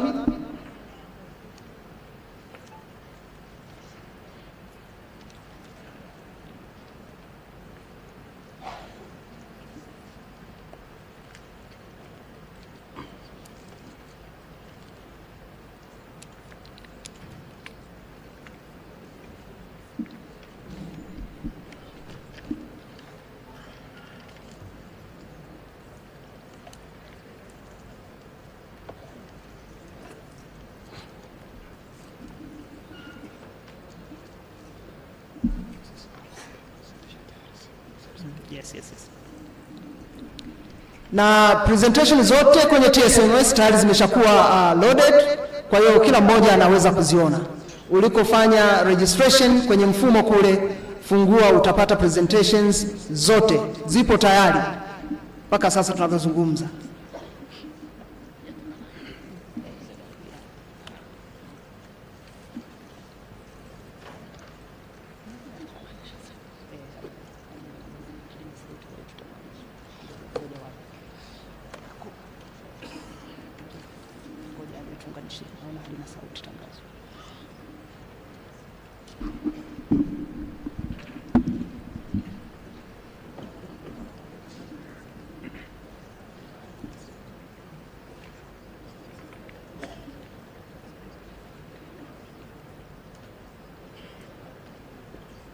Tazama. Kituo cha kutunza data ya mtandao AICC, tarehe cha Serikali Mtandao mwaka 2024, na shukrani za dhati ziende kwa wadhamini wetu, Mamlaka ya Mawasiliano Tanzania TCRA, Shirika la Mawasiliano Tanzania TTCL, Mamlaka ya Bandari Tanzania TPA, Mamlaka ya Udhibiti wa Ununuzi wa Umma PPRA, Azam Media, Bodi ya Mikopo ya Wanafunzi wa Elimu ya Juu HESLI, Wakala wa Usalama na Afya Mahala pa Kazi OSHA, Benki ya NMB, Shirika la Utangazaji Tanzania TBC, Chuo Kikuu Dodoma UDO, Kampuni ya Softnet Technology Limited, Buhari ya Dawa MSD, Shirika la Hifadhi za Taifa Tanzania Tazama, Kituo cha Kutunza Data ya Mtandao AICC, Mfuko wa Taifa wa Hifadhi ya Jamii NSSF, Mfuko wa Mawasiliano kwa Wote UCSAF, Bodi ya michezo ya kubahatisha, Gaming Board. Mamlaka ya bima Tanzania, TIRA. Chuo Kikuu cha Sayansi na Teknolojia Mbeya, MUST. Kituo cha Uwekezaji Tanzania, TIC.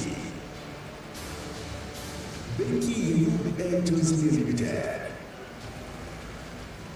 Wakala wa Barabara Tanzania, TANROADS.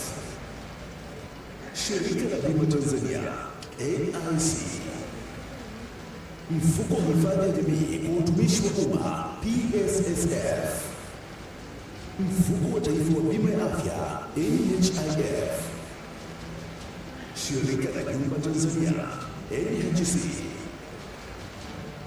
Benki ya CRDB. Wizara ya Habari, Mawasiliano na Teknolojia ya Habari. Benki ya NBC. Bodi ya Usimamizi wa Stakabadhi za Ghala, WRB. Bodi ya Usajili wa Wahandisi, ERB. Shirika la Wakala wa Meli Tanzania, TASAC. Mamlaka ya Maji Safi na Usafi wa Mazingira Dar es Salaam, DAWASA. Mfuko wa Fidia kwa Wafanyakazi, WCF. Mamlaka ya Usafiri wa Anga Tanzania, TCAA. Shirika la Posta Tanzania, TBC. Mamlaka ya Hifadhi ya Ngorongoro, NCAA. Tume ya TEHAMA, ICT Commission. Evo Solution. Wakala wa Huduma za Misitu Tanzania, TFS. Shirika la Ndege Tanzania, ATCL. Watumishi Housing Investment, WHI. Kampuni ya UPX Tanzania Limited. Kikao Kazi cha 4 cha Serikali Mtandao mwaka 2024. Uzingatiwaji wa sera, sheria, kanuni, viwango na miongozo ya Serikali Mtandao kwa ubadilishaji salama wa taarifa. Karibu tuijenge serikali kidijitali. Naomba tupige makofi mara 3 tafadhali. Asante. Juu naomba tuwasikie tafadhali mara 3. Asanteni sana. Sasa ni utekelezaji wa maazimio ya kikao cha Serikali Mtandao kilichopita cha mwaka uliopita. Mkurugenzi, karibu.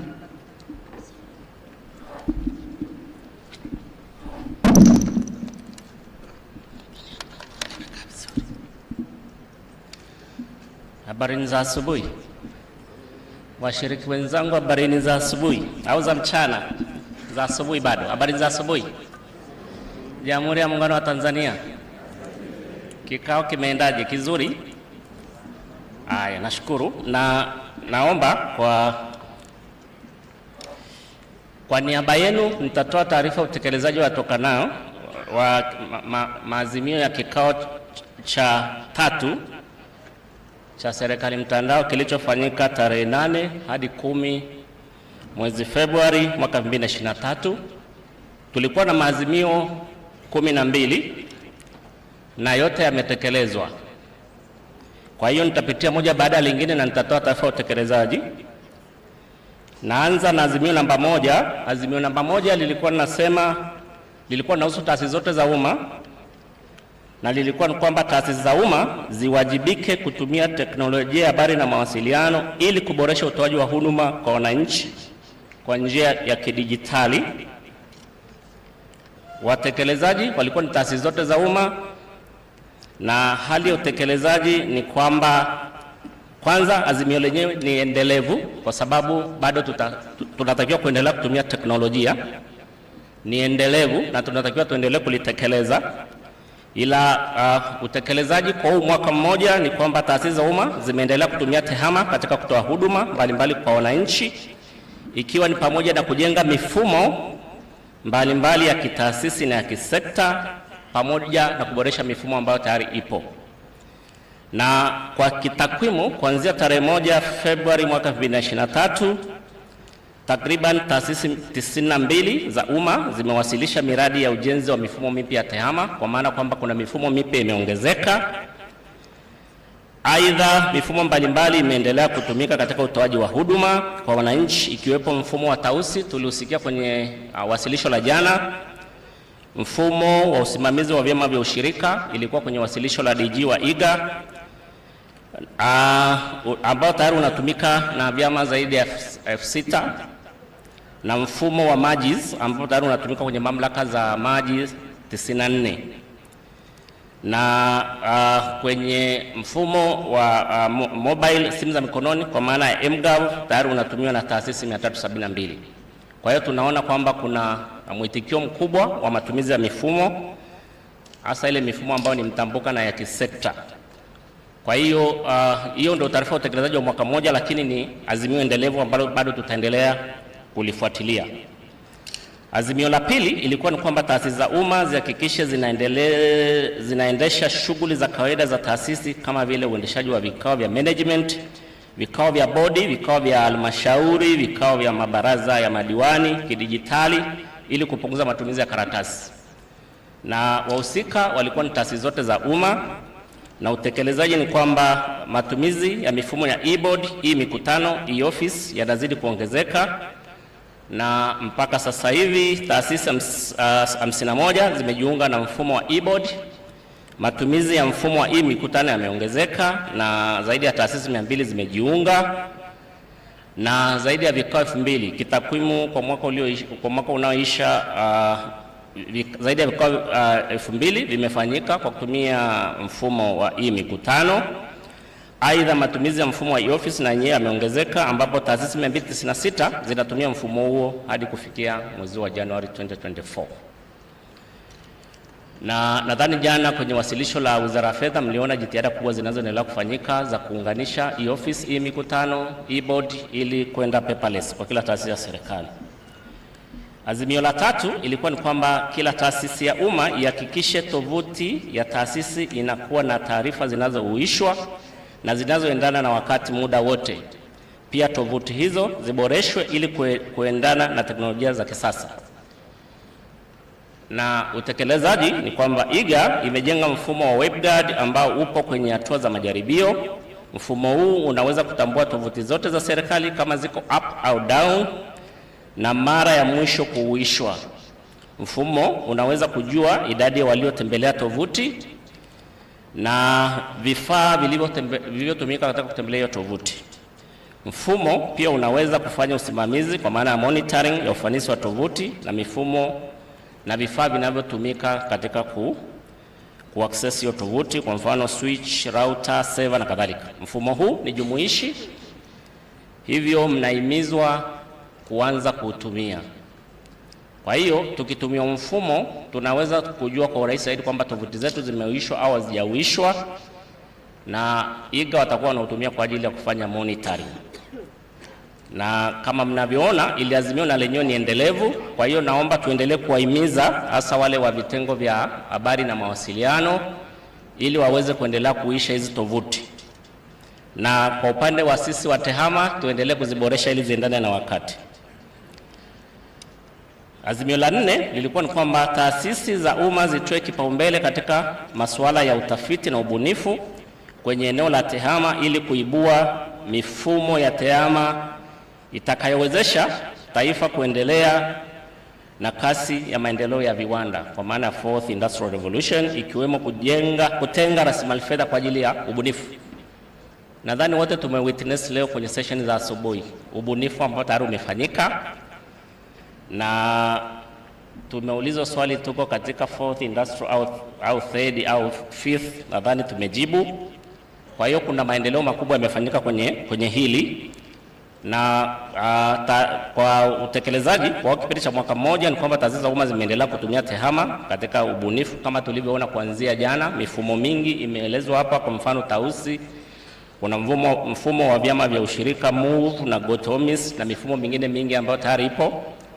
Aidha, IGA kupitia kituo chake cha utafiti ambacho kulikuwa na presentation leo asubuhi, tumeona kwamba kuna hizi teknolojia za artificial intelligence, machine learning, internet of things, blockchain, zote zimeelezwa na mifumo ambayo tayari imeshaanza kujengwa kwa kutumia hizi teknolojia.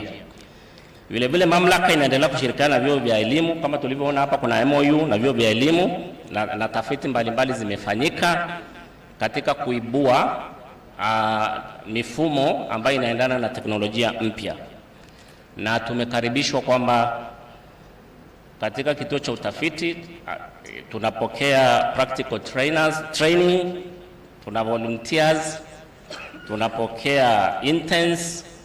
Kwa hiyo ni opportunity kwa vyuo, na tumeambiwa hata wale ambao hawajaenda vyuo bado wanakaribishwa kama kuna ubunifu kwenye teknolojia. Kwa hiyo tunakaribishwa kwenye chuo, kwenye kituo cha ubunifu. Namba 5 ilikuwa ni kwamba mamlaka ya serikali mtandao kwa kushirikiana na taasisi za umma iendelee kujenga mifumo shirikishi na mifumo ya kisekta katika jitihada za kupunguza urudufu wa mifumo ya tehama katika utumishi wa umma. Na utekelezaji ni kwamba mifumo ya kisekta na shirikishi imeendelea kujengwa. Mifumo mipya iliyojengwa ni pamoja na kuna shared call center, kuna help desk, kuna e-board, kuna webguard, kuna ule wa vyama vya ushirika move. Mifumo mingine kuna nesti, nadhani mnaijua, kuna ESS, kuna PEPMIS, kuna GoToMIS, kuna MUSE, ERMS, MGAO, e-office na nyingi ambazo zinakuwa presented kuanzia kikao hiki kilipoanza. Na bado ubunifu unaendelea na mifumo mipya itaendelea kuibuka. Namba 6, wakuu wa taasisi za umma wanalazimika kujiunga kwenye mfumo mkuu wa serikali wa kubadilishana taarifa, kwa maana Government Enterprise Service Bus (GovESB), ili kuwezesha mifumo kubadilishana taarifa. Hili tulilipata kwenye presentation ya DG IGA, ambapo tumeelezwa kwamba mifumo ya taasisi imeendelea kuunganishwa kwenye huu mfumo, na tayari taasisi 115 zimejiunga na mfumo huu, na mifumo 125 imesajiliwa na inabadilishana taarifa kwenye huu mfumo. Tunaendelea kuhimiza taasisi za umma tuendelee kujiunga. Hakikisha mfumo wako lazima ujiunge kwenye GovESB. Namba 7, taasisi za umma zinalazimika kuhifadhi mifumo yao kwenye vituo vya kuhifadhi data vya serikali vilivyoidhinishwa na mamlaka ya serikali mtandao ili kupunguza gharama na kuongeza usalama. Aidha, usalama wa mifumo iliyokwisha jengwa uendelee kuimarishwa, ikiwa ni pamoja na kuwa na vituo vya kujikinga na majanga. Na utekelezaji wa azimio hili ni kwamba hadi kufikia Januari 31, 2024, taasisi za umma 142 zinahifadhi mifumo yao kwenye vituo vya kuhifadhi data vya mamlaka ya serikali mtandao. Aidha, taasisi 131 zinahifadhi mifumo yao katika kituo cha NIDC, kwa maana National Internet Data Center. Aidha, IGA inaendelea kuimarisha vituo vyake vya kujikinga na majanga, ikiwa ni pamoja na kuongeza vifaa na ujenzi wa kituo kipya. Tunaendelea kuhimiza, hakikisha mfumo wako unahifadhiwa kwenye data center iliyoidhinishwa na serikali. Usihifadhi kwenye server room za kwenye taasisi, hifadhi kwenye data center iliyoidhinishwa na serikali. Namba 8, wakuu wa taasisi za umma wasimamie kikamilifu utekelezaji wa sheria ya serikali mtandao namba 10 ya mwaka 2019 na kanuni zake za mwaka 2020, hasa uanzishwaji wa kamati za uongozi wa tehama, kwa maana Institutional ICT Steering Committee, na kusimamia utendaji kazi wa kamati hizo. Utekelezaji ni kwamba taasisi za umma zinaendelea kusisitizwa kusimamia utekelezaji wa sheria ya serikali mtandao. IGA inaendelea kutoa mafunzo kwa taasisi za umma ili kuhakikisha uelewa kwenye sheria hii na kanuni zake pamoja na viwango. Tulielezwa kwamba kuna viwango vingi vya serikali mtandao, kuna miongozo mingi ya serikali mtandao iko kwenye tovuti ya IGA. Kwa hiyo tuendelee kuizingatia na kuhakikisha tunaandaa ile miongozo ya ndani. Tuliambiwa iko 9 kwa kila taasisi. Tuhakikisha kwamba tunaandaa, tunakuwa na hizo nyaraka na kuzitekeleza. Na hadi kufikia mwezi Januari 2024, mamlaka imetoa mafunzo ya mambo ya uzingatiaji wa sheria, kanuni, viwango na taratibu za serikali mtandao kwa taasisi 577. Azimio la 9 ilikuwa ni kwamba serikali ianzishe utaratibu wa kuwafanyia upekuzi pamoja na matamko ya kiapo kwa watumishi wa tehama kwa kuwa wanasimamia mifumo na data nyeti za serikali. Utekelezaji ni kwamba limeanza kutekelezwa hasa kwenye ile miradi maalum ya tehama ya serikali. Kuna utaratibu, wale watumishi wanaoshiriki wanakula kiapo na kufanyia upekuzi, na utaratibu wa kuwafanyia upekuzi na matamko ya kiapo kwa watumishi wengine wote wa tehama unaendelea na unafanyiwa kazi katika mamlaka husika. Kwa hiyo utakamilika. Ili bado halijakamilika, lakini tunategemea kwa mwaka huu tunaanza leo utakamilika. Namba 10, serikali kwa kushirikiana na sekta binafsi iweke mkakati wa kuandaa wanafunzi wa vyuo vya elimu ya juu katika kufanya ubunifu katika masuala ya serikali mtandao na tehama kwa ujumla. Na lenyewe tumeliona sana kwenye session za leo utekelezaji wake, na ambapo serikali inaendelea na jitihada mbalimbali za ushirikiano na sekta binafsi katika masuala mbalimbali ya ubunifu katika masuala ya serikali mtandao na tehama kwa ujumla.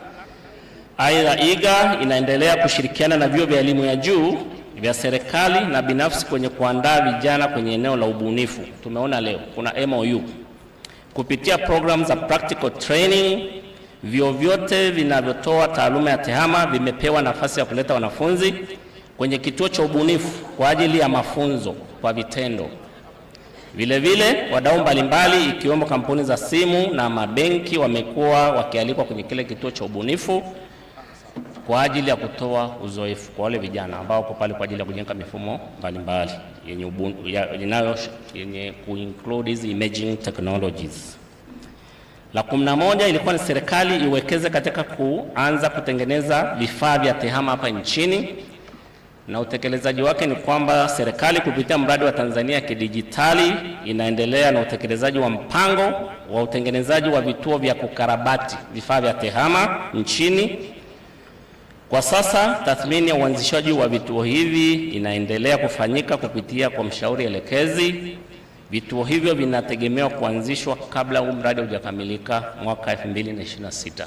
Mradi wa Tanzania kidijitali utakamilika mwaka 2026, na hii ni project mojawapo kwenye huu mradi, na tayari kama tunavyoona hapa tayari imeshaanza kwa feasibility study ambayo kuna mshauri elekezi ambaye tayari yuko site kwa ajili ya kazi.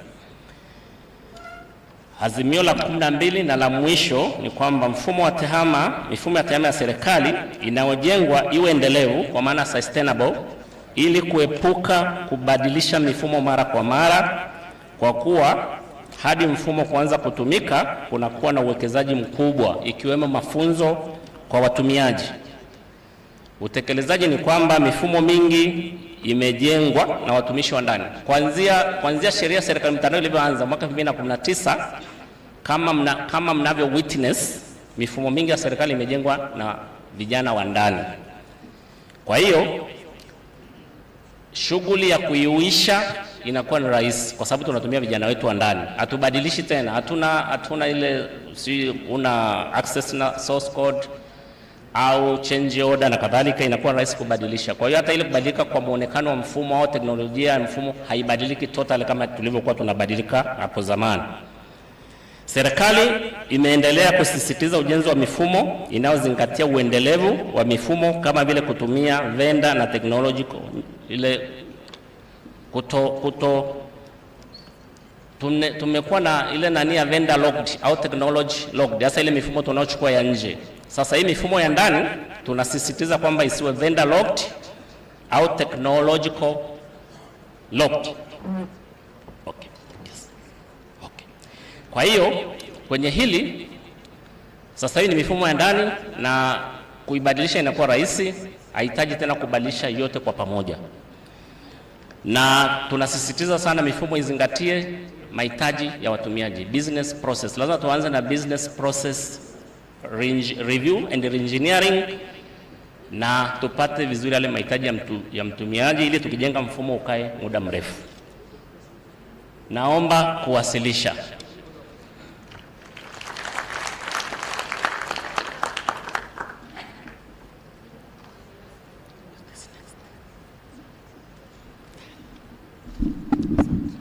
Asante, tunashukuru sana. Naomba mpige makofi. Asante sana. Ninaomba sasa tuangalie maazimio ya leo kwa haraka ya kikao hiki. Naomba tupitishe.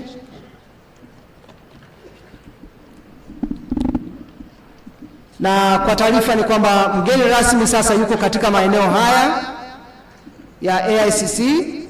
Kwa hiyo mambo yetu yako vizuri, ndio maana tunakimbia na ratiba kuweka mambo vizuri.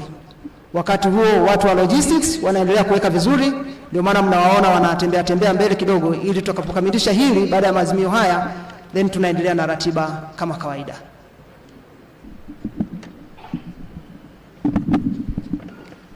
Ninawasalimu kwa jina la Jamhuri ya Muungano wa Tanzania.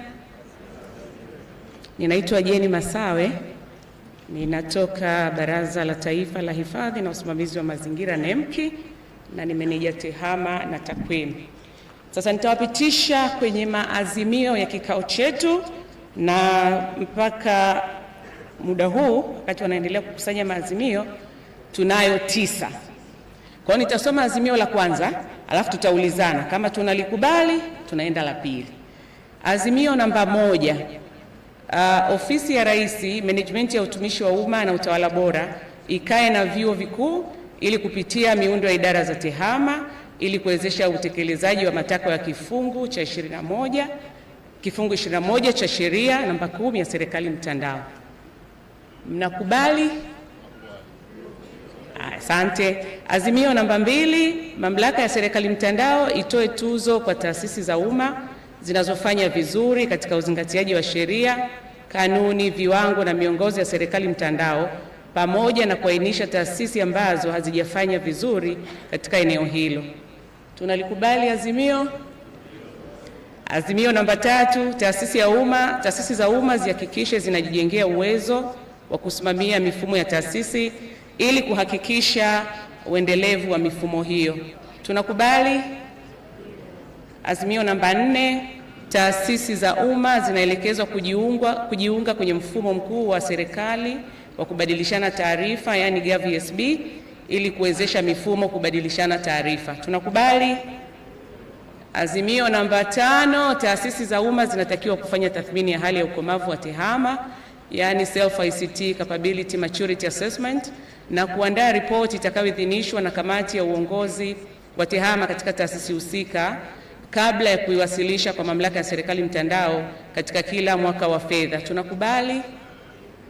Azimio namba 6, taasisi za umma zinatakiwa kuhakikisha kuwa mpango mkakati wa tehama wa taasisi unawiana na mpango mkakati wa Serikali Mtandao na mpango mkakati wa usalama wa mtandao. Tunakubali? Azimio namba 7, taasisi za umma zinatakiwa kuteua afisa tehama mmoja mwenye jukumu la kusimamia usalama wa mifumo ya tehama ndani ya taasisi, yani SPOC, na kuwasilisha taarifa zake kwa Mamlaka ya Serikali Mtandao. Tunakubali? Na reservation na namba 6. Okay. Nirudie kuisoma? Rudia. Taasisi za umma zinatakiwa kuhakikisha kuwa mpango mkakati wa tehama wa taasisi unawiana na mpango mkakati wa Serikali Mtandao na mpango mkakati wa usalama wa mtandao. Karibu Dr. Jabiri. Inabidi pia uiane na mpango mkakati wa taasisi, the business process. Okay. Tumenoti. Asante Dr. Jabiri. Tunaendelea na namba 8. Taasisi. Samahani, kuna mtu ana reservation na namba 3 eh? Turudi nyuma. Okay.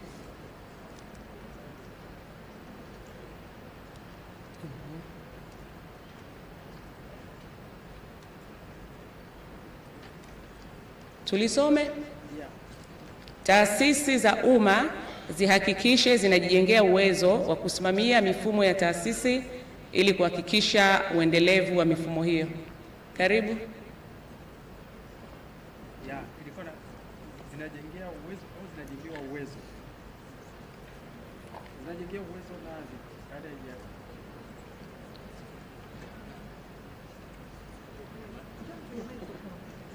asikiki. Labda asikiki labda aongelee kwenye mic hapo. Asikiki.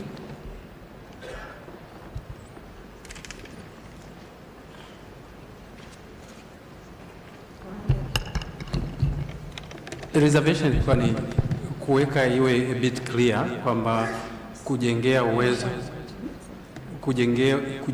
uwezo nani au uwezo wa kusimamia mifumo ya taasisi ili kuhakikisha uendelevu wa mifumo hiyo. Sasa kujengea uwezo haijakaa ni anajengea uwezo nani au kujengewa uwezo kwa nani. Nilidhani kwamba tungeweka vizuri, ingeeleweka vizuri zaidi. Na tukisema taasisi za umma zihakikishe zinajenga uwezo wa kitaasisi.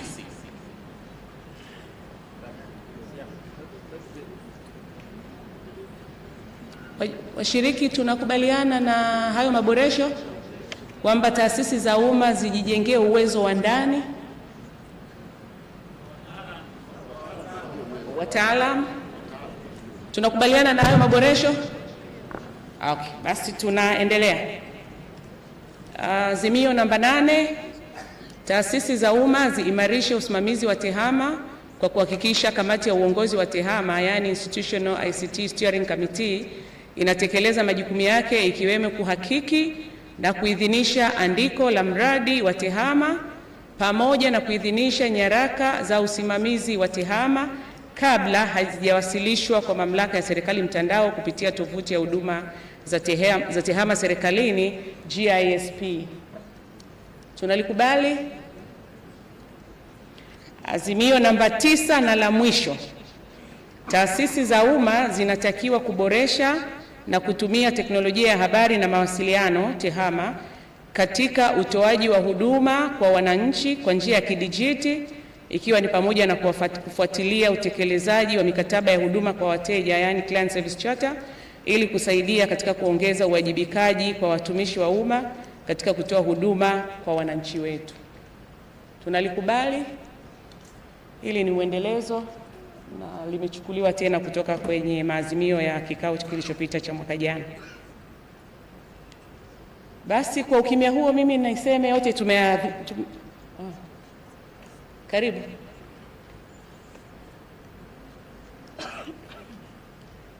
Asante. Mimi nilikuwa kwenye lile eneo la kujijengea uwezo, kama tunarudi kidogo.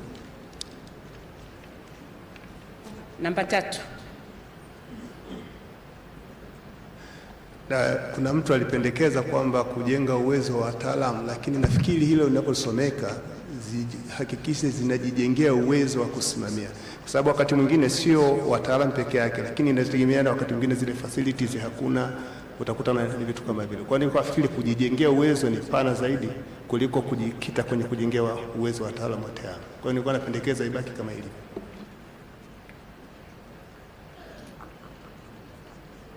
Washiriki, tumepata maboresho tena kwenye azimio namba 3.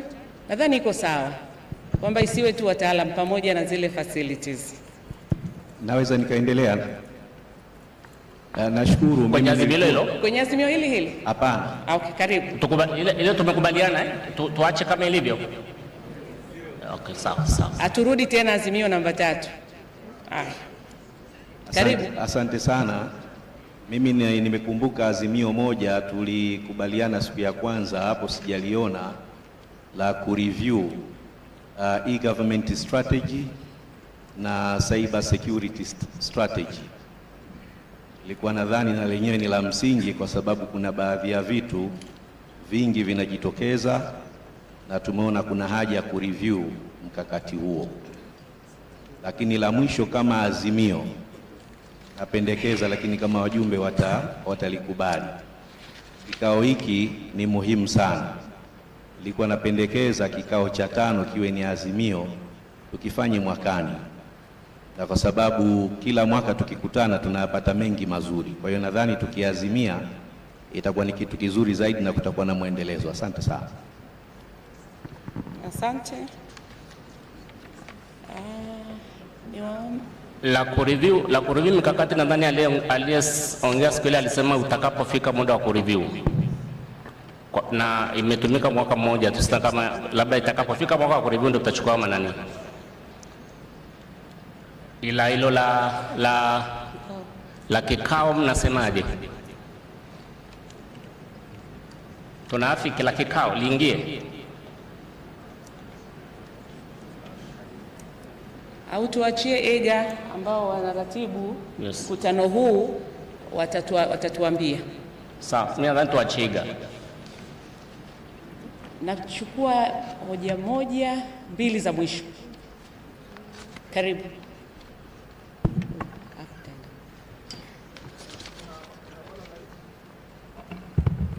Kuna ambalo nahisi lilitakiwa liingie kama azimio, sasa tuangalie tutaliwekaje.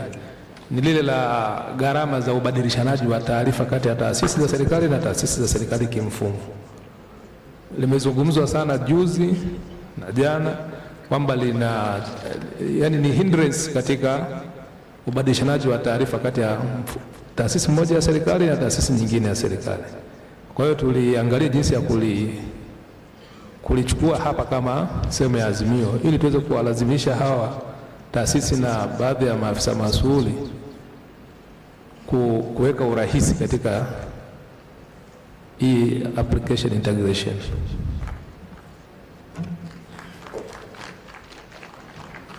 Makofi manake tunalichukua.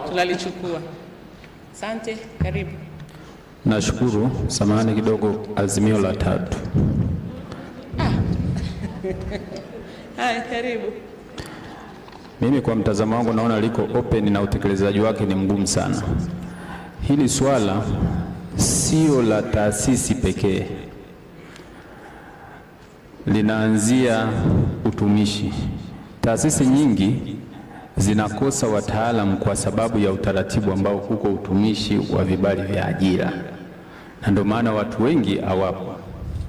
Kwa hiyo tukiliweka hivyo ukasema taasisi za umma zihakikishe, tutakuja mwakani hapa tutarudi pale pale kwamba azimio hili halijatekelezeka. Ushauri mamlaka ya mtandao, mamlaka ya serikali mtandao, kwanza wawe na basic structure ya organization za ICT unity ambayo itashushwa kwenye organization, then wakati wa kurugenzi wa ICT unity wanaomba kujaza hizo nafasi, iwe rahisi kujustify umuhimu wa watu wanaotakiwa. Kwa kufanya hivyo tunaweza tukawa tumetekeleza hilo agizo hapa. Otherwise tutarudi hapa mwakani bado tutakuwa tunaona tuna open spaces kwenye hizo area. Asante. Wajumbe mimi nacho labda kwa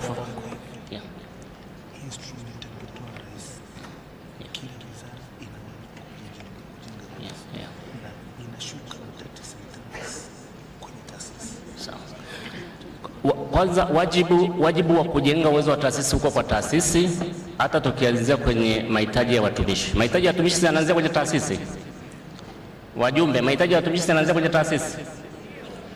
Kwa hiyo mimi nadhani bado taasisi ina jukumu la msingi la kuhakikisha kwamba inajenga uwezo, na uwezo tumesema ni kwa HR na resource nyingine kwa maana ya vifaa na mazingira ya kazi. Kwa hiyo mimi naona bado ni jukumu la taasisi. Utumishi anakuja baadaye, au hizi akta wengine wanakuja baadaye, lakini jukumu la msingi kabisa ni la mkuu wa taasisi, accounting officer. Asante kwa ufafanuzi. Kwa hiyo tunabaki na maazimio yetu 9. Kwa wale ambao hawajapata nafasi, tutawaomba muyaandike, muyalete kwa secretariat. Muda wetu unatukimbiza. Ni 10, kuna hili la mwisho hapa. Kuna hili la nashukuru Dr. Jabiri kwa kutukumbusha kuhusiana na gharama za ubadilishanaji wa taarifa. Iga, tuombe tupate ufafanuzi. Limechukuliwa. Okay. Basi litafanywa kazi. Asanteni. Nashukuru. Naomba tujipongeze wote kwa makofi matatu. Tena naomba wote tusimame kwanza kabla mgeni hajaingia, ili muda usiwe mrefu. Stretch kidogo kwa sababu tutakuwa na muda mrefu wa kufunga, tusiwe tumekaa kwa muda mrefu zaidi.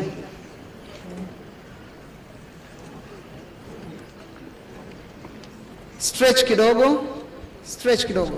Nyoshe kidogo.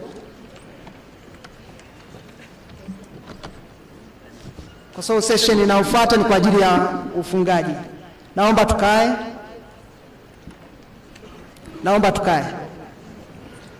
MC namba 1.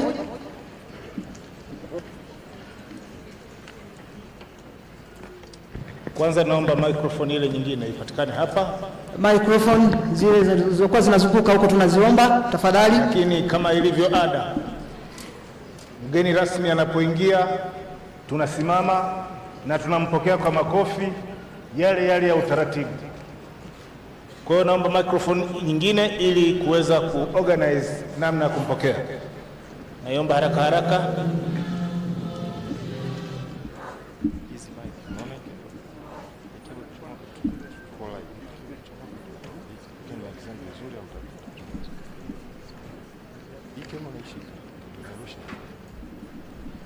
Naomba tusimame. Makofi.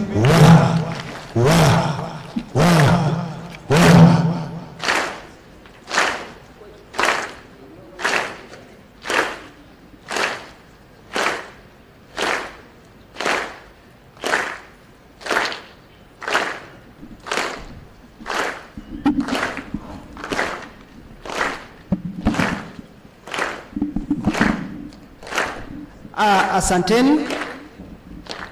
Mheshimiwa mgeni rasmi, Naibu Waziri wa Nchi, Ofisi ya Rais, Management ya Utumishi wa Umma na Utawala Bora, Mheshimiwa Ridhiwani Jakaya Kikwete, kwa ruhusa yako ninaomba tusimame kwa ajili ya wimbo wa taifa la Afrika Mashariki. Studio.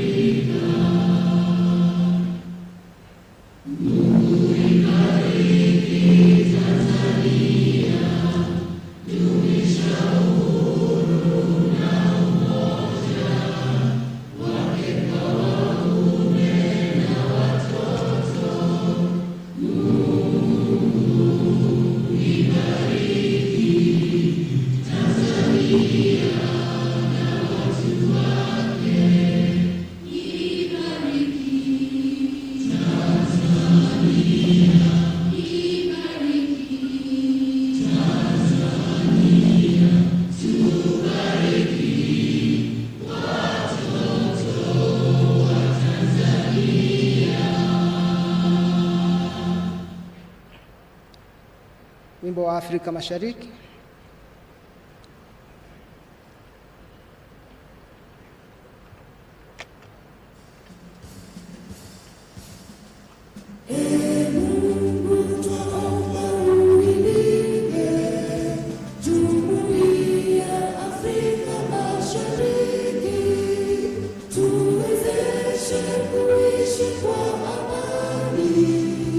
Tutimize na malengo yetu.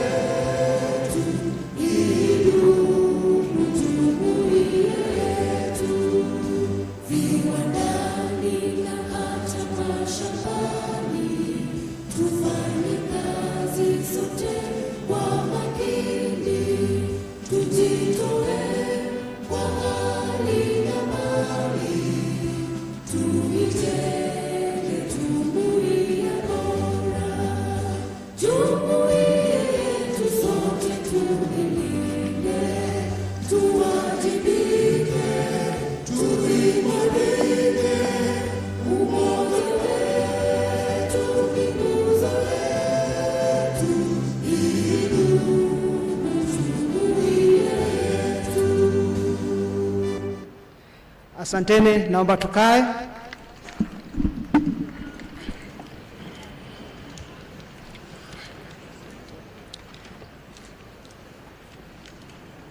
Mheshimiwa mgeni rasmi, kwa ruhusa yako sasa ninaomba tuanze kwa sala nikimkaribisha mtumishi wa Mungu ili aweze kutuongoza. Mtumishi wa Mungu, karibu.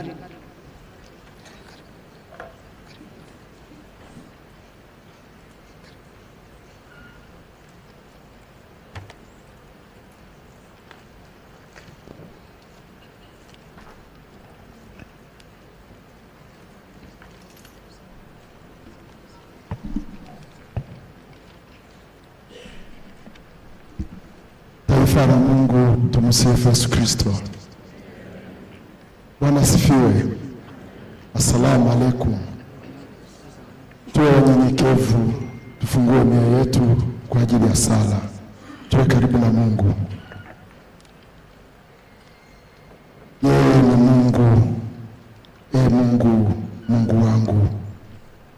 Hawa ni watumishi wako waliovutiwa kwa manukato ya utakatifu wako katika siku zako, wakiwashwa kwa mwale wa moto wakao katika milki yako takatifu, wakiitika sauti yako, wakinena sifa zako, wakiamshwa kwa upepo wako mwanana, wakisimuliwa na harufu yako tamu, wakitazama ishara zako, wakielewa aya zako, wakisikiliza neno lako, wakiamini ufunuo wako, na wakihakikishiwa juu ya wema wako wa upendo wako. Macho yao na utukufu wako ng'ao, nyuso zao zimegeuziwa kuelekea milki yako iliyo juu, mioyo yao ikidundadunda kwa upendo wako na uzuri wako mwangaza na mtukufu. Roho zao zimeteketezwa kwa mwali wa moto wa upendo wako, Bwana wa ulimwengu huu na ulimwengu ujao. Maisha yao yakisimika kwa sababu kwa shauku yako hamu na kwa ajili yako, na machozi yao yakimwagika kwa ajili yako. Uwalinde ndani ya ngome yako ya ulinzi wako, uwaweke salama, wahifadhi katika ulinzi wako, na uangalie kwa macho yako na kwa majeraha yako na rehema yako. Wafanye ishara za umoja wako mtakatifu ambazo ni dhahiri katika sehemu zote, bendera za uwezo wako ambazo hupepea juu ya nyumba yako ya kifahari, ziwakazo ambazo huwaka katika mafuta yako ya hekima yako, katika matufe ya uongozi wako. Ndege wa bustani ya elimu yako ambao huimba juu ya matawi ya juu kabisa katika hifadhi yako ya paradiso, na wanyama wakubwa katika bahari ya baraka yako ambao huzama kwa rehema yako juu kabisa katika vina visivyopimika. Mungu, Mungu wangu, watumishi wako hawa ni wanyenyekevu, watukuze katika ufalme wako wa juu. Wadhaifu waimarishe kwa nguvu zako kuu, wamefedheheshwa wajalie utukufu wako katika milki yako ya juu kabisa. Maskini watajirishe katika enzi yako kuu. Amuru basi kwa ajili yao mema uliyokusudia katika malimwengu yote yaonekanayo yasiyoonekana. Wastawishe katika ulimwengu huu wa chini, furahisha mioyo yao kwa mvuto wako, Bwana wa viumbe vyote. Angazia mioyo yao ya bahari zako na shangwe zitawanyazo kutoka daraja lako tukufu kabisa. Ziimarishe hatua zao katika hadi yako kuu kabisa, na uimarishe viuno vyao katika usia wako madhubuti, kwa baraka yako ya neema iliyoahidiwa. Na wewe yule mwenye neema mkarimu, wewe hakika Mwenyezi Mungu mkarimu mwenye uwezo, ambaye husamehe makosa yote, hata yawe mabaya zaidi kuliko. Mungu ibariki Afrika. Mungu ibariki Tanzania. Mungu wabariki viongozi wetu. Mungu ubariki mkutano huu. Kila mmoja mwenye pumzi aseme amen.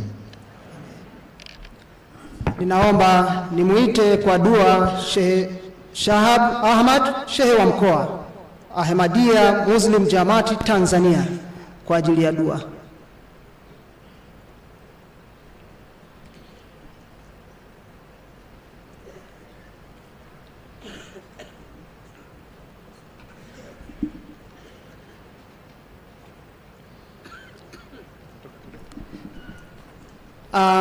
Ametoka kidogo, inawezekana na udhuru, lakini Mwenyezi Mungu amepokea dua zetu. Tuseme amen. Mgeni rasmi, naomba sasa tupate utambulisho wa wageni waliopo ili tuweze kuendelea na ratiba yetu. Ninaomba nianze na mwakilishi wa mkuu wa mkoa wa Arusha, Mheshimiwa mkuu wa wilaya wa Arumeru, Mheshimiwa Emmanuel Kaganda. Naomba tafadhali tumpigie makofi. Naomba pia utambue uwepo wa naibu katibu mkuu ofisi ya Rais, Management ya utumishi wa umma na utawala bora, ndugu Xavier Daudi. Naomba tumpige makofi. Naomba pia utambue uwepo wa naibu katibu mkuu Wizara ya Habari, Mawasiliano na Teknolojia ya Habari, ndugu Celestine Gervas Kakere. Makofi tafadhali. Naomba pia utambue uwepo wa makamu mwenyekiti wa bodi ya IGA, Dr. Jasmine Bunga. Makofi tafadhali. Vile vile naomba utambue uwepo wa mkurugenzi mkuu wa mamlaka ya serikali mtandao, Engineer Benedict Ben Ndomba. Naomba pia utambue uwepo wa mkurugenzi mtendaji wa IGA Zanzibar, Bwana Saidi Saidi. Vile vile naomba kwa namna ya pekee utambue uwepo wa mkurugenzi mkuu wa TCRA, Dr. Jabiri Kwe Bakari, ambaye ni mkurugenzi wa kwanza wa mamlaka ya serikali mtandao. Naomba utambue uwepo wake. Vile vile naomba utambue uwepo wa marasi, lakini wakiongozwa na rasi wa Arusha. Kama yupo rasi, karibu. Pwani, asante. Naomba pia utambue uwepo wa wakuu wa taasisi ya ofisi ya Rais, utumishi na utawala bora. Karibu, asante. Naomba pia utambue uwepo wa wajumbe wa bodi ya IGA. Karibuni. Makofi tafadhali. Vile vile naomba utambue uwepo wa wakuu wa taasisi na maafisa masuhuli wote waliopo katika mkutano huu. Naomba tusimame kwa umoja wetu. Vile vile naomba tutambue uwepo wa mwenyekiti wa chama cha viziwi Rufiji. Asante Zalala, tunashukuru. Vile vile naomba utambue uwepo wa wakurugenzi na mameneja wa mamlaka ya serikali mtandao. Mahali popote mlipo wote asante. Naomba pia utambue uwepo wa viongozi wa dini wote kwa pamoja. Asante. Lakini pia naomba utambue uwepo wa wadhamini wetu wa mkutano huu. Wadhamini wote naomba msimame mahali popote mlipo. Asante, nashukuru wadhamini wetu hao. Lakini vile vile naomba utambue uwepo wa watoa mada na waendesha majadiliano wote. Naomba tusimame kwa umoja wetu. Asante, naomba mpige makofi tafadhali. Asante. Naomba pia utambue uwepo wa washiriki, lakini hawa kwa upande wa maafisa tehama wote. Naomba tusimame kwa umoja wetu, tutambue maafisa tehama wote.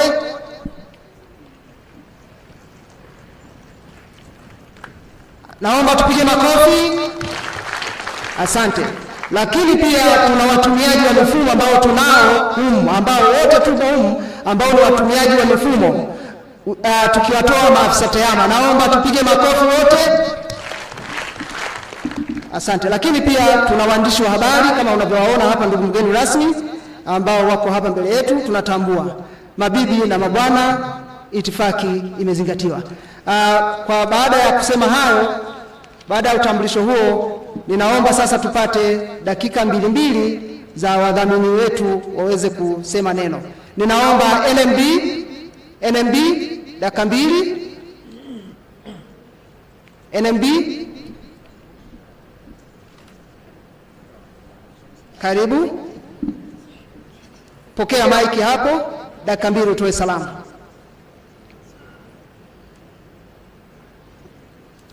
Hii ni kwa ridhaa ya mgeni rasmi.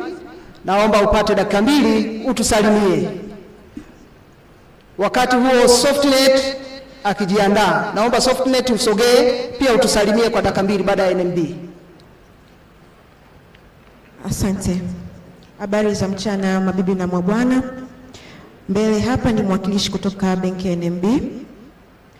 Kwa niaba ya mkurugenzi wetu, meneja mtendaji, afisa mtendaji Madam Ruth Daipuna pamoja na management yote ya benki ya NMB, wanawasilisha salamu zao nyingi pamoja na pongezi nyingi kwa kikao hiki cha 4 cha Serikali Mtandao. Kama benki ya NMB tunashukuru kupewa nafasi hii kwa miongoni wa washiriki wa kikao kazi hiki cha 4 cha Serikali Mtandao mwaka 2024. Tuwapongeze kwa kazi nzuri. Kama tulivyoona kwenye presentation zote, ni kazi nzuri inafanyika, na sisi kama benki ya NMB tunawapongeza na tuko tayari kuendelea kufanya kazi pamoja, kuendelea kujenga Tanzania ya kidijitali. Pia tunashukuru sana serikali na taasisi zake zote kutupa nafasi ya kuendelea kufanya integrations mbalimbali ili kuwezesha mifumo ya kibenki na mifumo ya taasisi mbalimbali za kiserikali kuweza kuwasiliana ili kuendelea kutoa huduma bora kwa Watanzania. Pia tunashukuru kwa nafasi tunayopewa kutoka serikali na taasisi zake katika kuendelea kuingia na kusaini mikataba mbalimbali ya mashirikiano. Kama nilivyosema awali, benki ya NMB ipo tayari kufanya kazi kwa pamoja na serikali pamoja na taasisi zake kwenye miradi yote ya kidijitali na kuunganisha mifumo ya serikali pamoja na ya benki ili ziweze kuzungumza kwa pamoja. Asante sana. Tunashukuru sana. Makofi matatu tafadhali. Asante. Naomba Softnet kama yuko karibu. Softnet. Naomba TPA, mwakilishi wa Softnet. Yes, asante.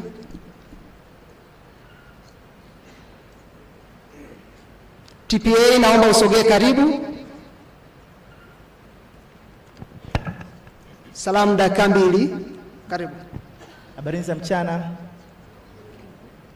Kwa jina naitwa Said Khalef, mkuu wa idara ya IT, ya software technologies.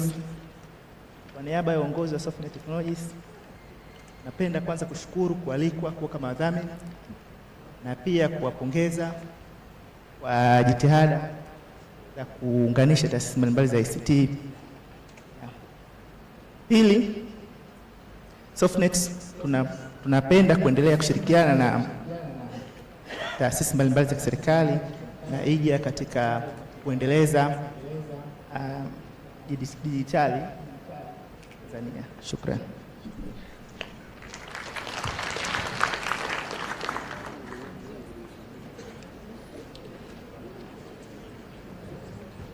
Mheshimiwa mgeni rasmi, wakuu wa taasisi, viongozi wa dini, washirika wote, itifaki imezingatiwa. Jamhuri ya Muungano wa Tanzania, kwa niaba ya mkurugenzi mkuu wa Mamlaka ya Usimamizi wa Bandari Tanzania, ndugu Plasdus Mbosa, na management yote, tunawapongeza Mamlaka ya Serikali Mtandao kwa kuandaa na kufanikisha kikao kazi cha 4 cha Serikali Mtandao. Kwa shukuru kwa mchango wa Mamlaka ya Serikali Mtandao katika kuboresha ufanisi na kuongeza uzalishaji, hivyo tunakuza uchumi wa nchi yetu kwa kupitia TEHAMA. Mamlaka ya Usimamizi wa Bandari Tanzania tumeweza kukamilisha mifumo na mafunzo mbalimbali tukishirikiana na Mamlaka ya Serikali Mtandao. upo mfumo wa kitaifa wa mfumo wa pamoja wa electronic wa uondoshaji wa shehena bandarini na maeneo mengine ya forodha, mfumo wa single window. Mradi huu umeleta ufanisi katika utendaji kazi wa bandari kwa kiwango kikubwa na kuweka mazingira wezeshi kwa wafanyabiashara na wananchi kupata huduma za bandari kwa njia ya tehama. Tutaendelea kushirikiana na mamlaka ya serikali mtandao ili kuhakikisha tehama inatumika na kuongeza ufanisi na kuboresha utendaji wetu wa kila siku ili kukuza uchumi kwa manufaa katika nchi yetu. Mwisho, tunatoa shukrani za dhati kutushirikisha katika mkutano huu muhimu ambao umetukutanisha na wadau mbalimbali ili kuboresha utendaji wetu kwa manufaa ya serikali yetu ya Jamhuri ya Muungano wa Tanzania. Asanteni. Asante. Ninaomba NBC na mwisho lakini si kwa muhimu itakuwa ni Evo Solution. Asogee karibu pia.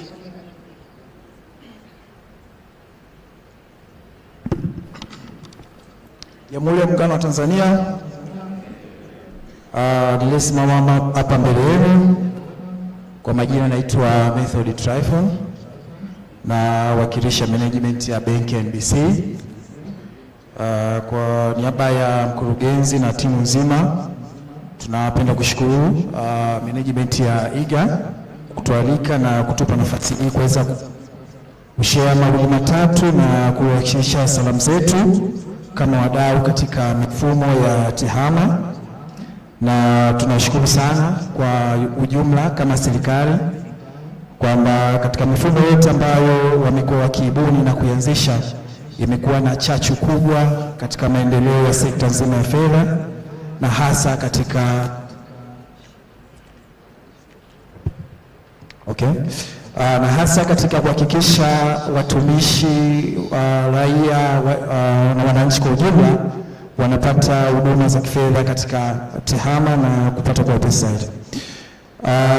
Kiufupi, NBC tuko vizuri katika mifumo na tunakwenda kwa kasi, na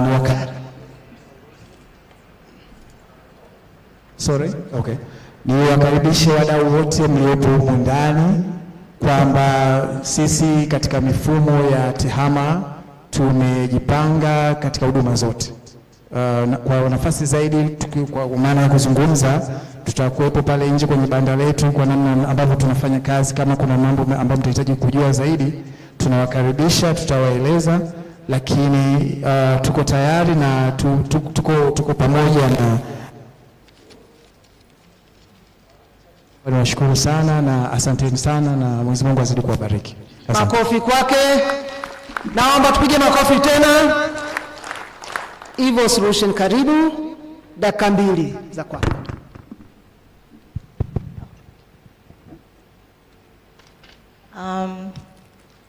Jamhuri ya Muungano wa Tanzania. Asante sana. Kwa majina naitwa Irene, natokea Evo Solutions. Sisi ni ICT company that deals with both hardware and solutions. First of all, napenda kushukuru IGA committee kuruhusu sisi kusponsor this event. It's a nice initiative, especially for stakeholders in the technology perspective in our country. So this is a chance and an opportunity for us to be here and understand the policies and the direction of the government and the country at large. After saying that, as I said, Evo Solution deals with ICT, generally hardwares and softwares. I'm here basically speaking on the solutions that we provide, which range from cloud solutions to cybersecurity solutions. So I know most people here are from the IT segment of the institute, and we do understand different audit queries that we get every day on privilege access management, database activity monitoring, network access controls. All those solutions can be provided by Evo Solutions, and we are here to let you know that our doors are open to supporting the government and the institutions at large. During all these 3 days here, the basic thing that many things that have been said, but one of the hurdles that has been explained, especially yesterday on the cybersecurity venture, it's lack of skills. So while I'm talking about why Ivo Solutions, we have the expertise that will help you in building your infrastructure and protecting it against all attacking vectors. As we understand, there are different researches that are done by Sophos, ISACA, letting us in on different malwares that are being produced every day. For instance, I can let you in on one of the insights. Every day, there are more than 500,000 pieces of malware produced. You can imagine that. Every day, on top of 1 billion that are already there.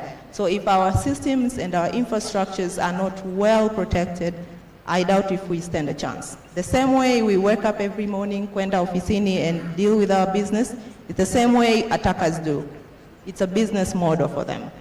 So being cybersecurity, I mean, mostly conscious in the cybersecurity venture of things, that will help us as a country, because I have seen yesterday the talk of cybersecurity. What should we do? Tunaelekea wapi? I think that's something that we need to put a foot on and see how we can venture out of that catastrophe that is happening. Thank you, everyone. Asante sana, makofi tena. Naomba Mheshimiwa Naibu Waziri, sasa tunakwenda kwenye salamu za shukurani, lakini ninaomba kwa nafasi ya pekee mwakilishi wa chama cha viziwi Rufiji aweze kusogea Zarara ili atoe salamu hizo kwa dakika 2. Zarara, karibu.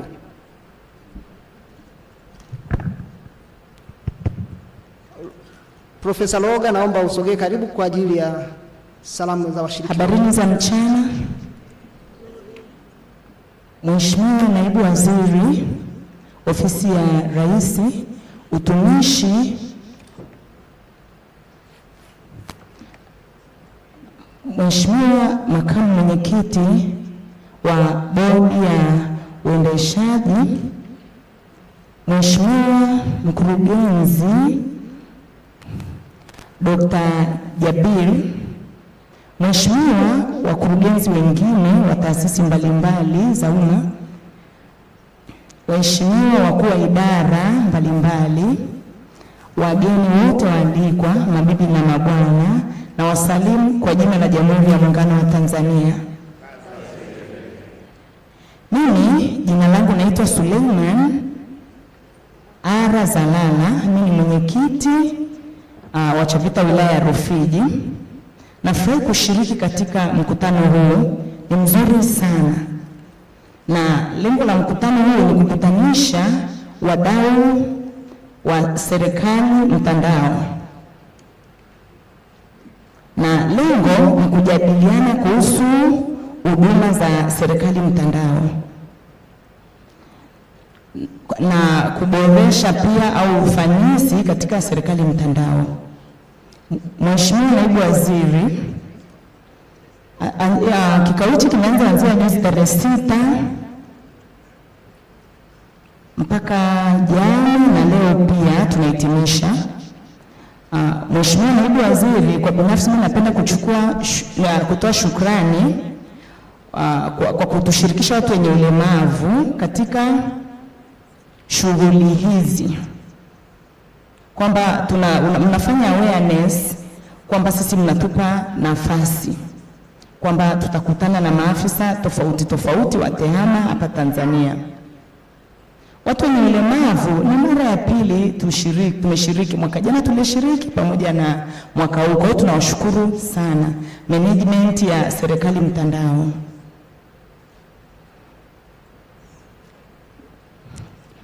Ndugu CPA, Madam Subira pamoja na mwingine na wakuu wengine wote ambao sijawataja, nashukuru sana, mmetupa pia priority kushiriki hapa. Tumeelewa na pia mmefanya awareness. Tunashukuru sana. Na taasisi pia nyingine mliopo hapa, natamani katika mikutano yenu mikubwa kama hii angalau mtupe nafasi ya watu 3 4 ambao ni wenye ulemavu ili kuwashirikisha, ili kujenga awareness kwa Tanzania yetu. Nawashukuru sana. Mheshimiwa Waziri, Naibu Waziri, sisi washiriki hapa tunafahamu kwamba wewe una majukumu mengi sana ya kitaifa na ya kimataifa, lakini uwepo wako hapa ni sawasawa na ni kama umetuthamini. Wewe ni kiongozi mzuri sana, mwenye moyo mzuri, kwa sababu umeamua kujumuika pamoja nasi. Nawashukuru sana sana. Mungu awabariki.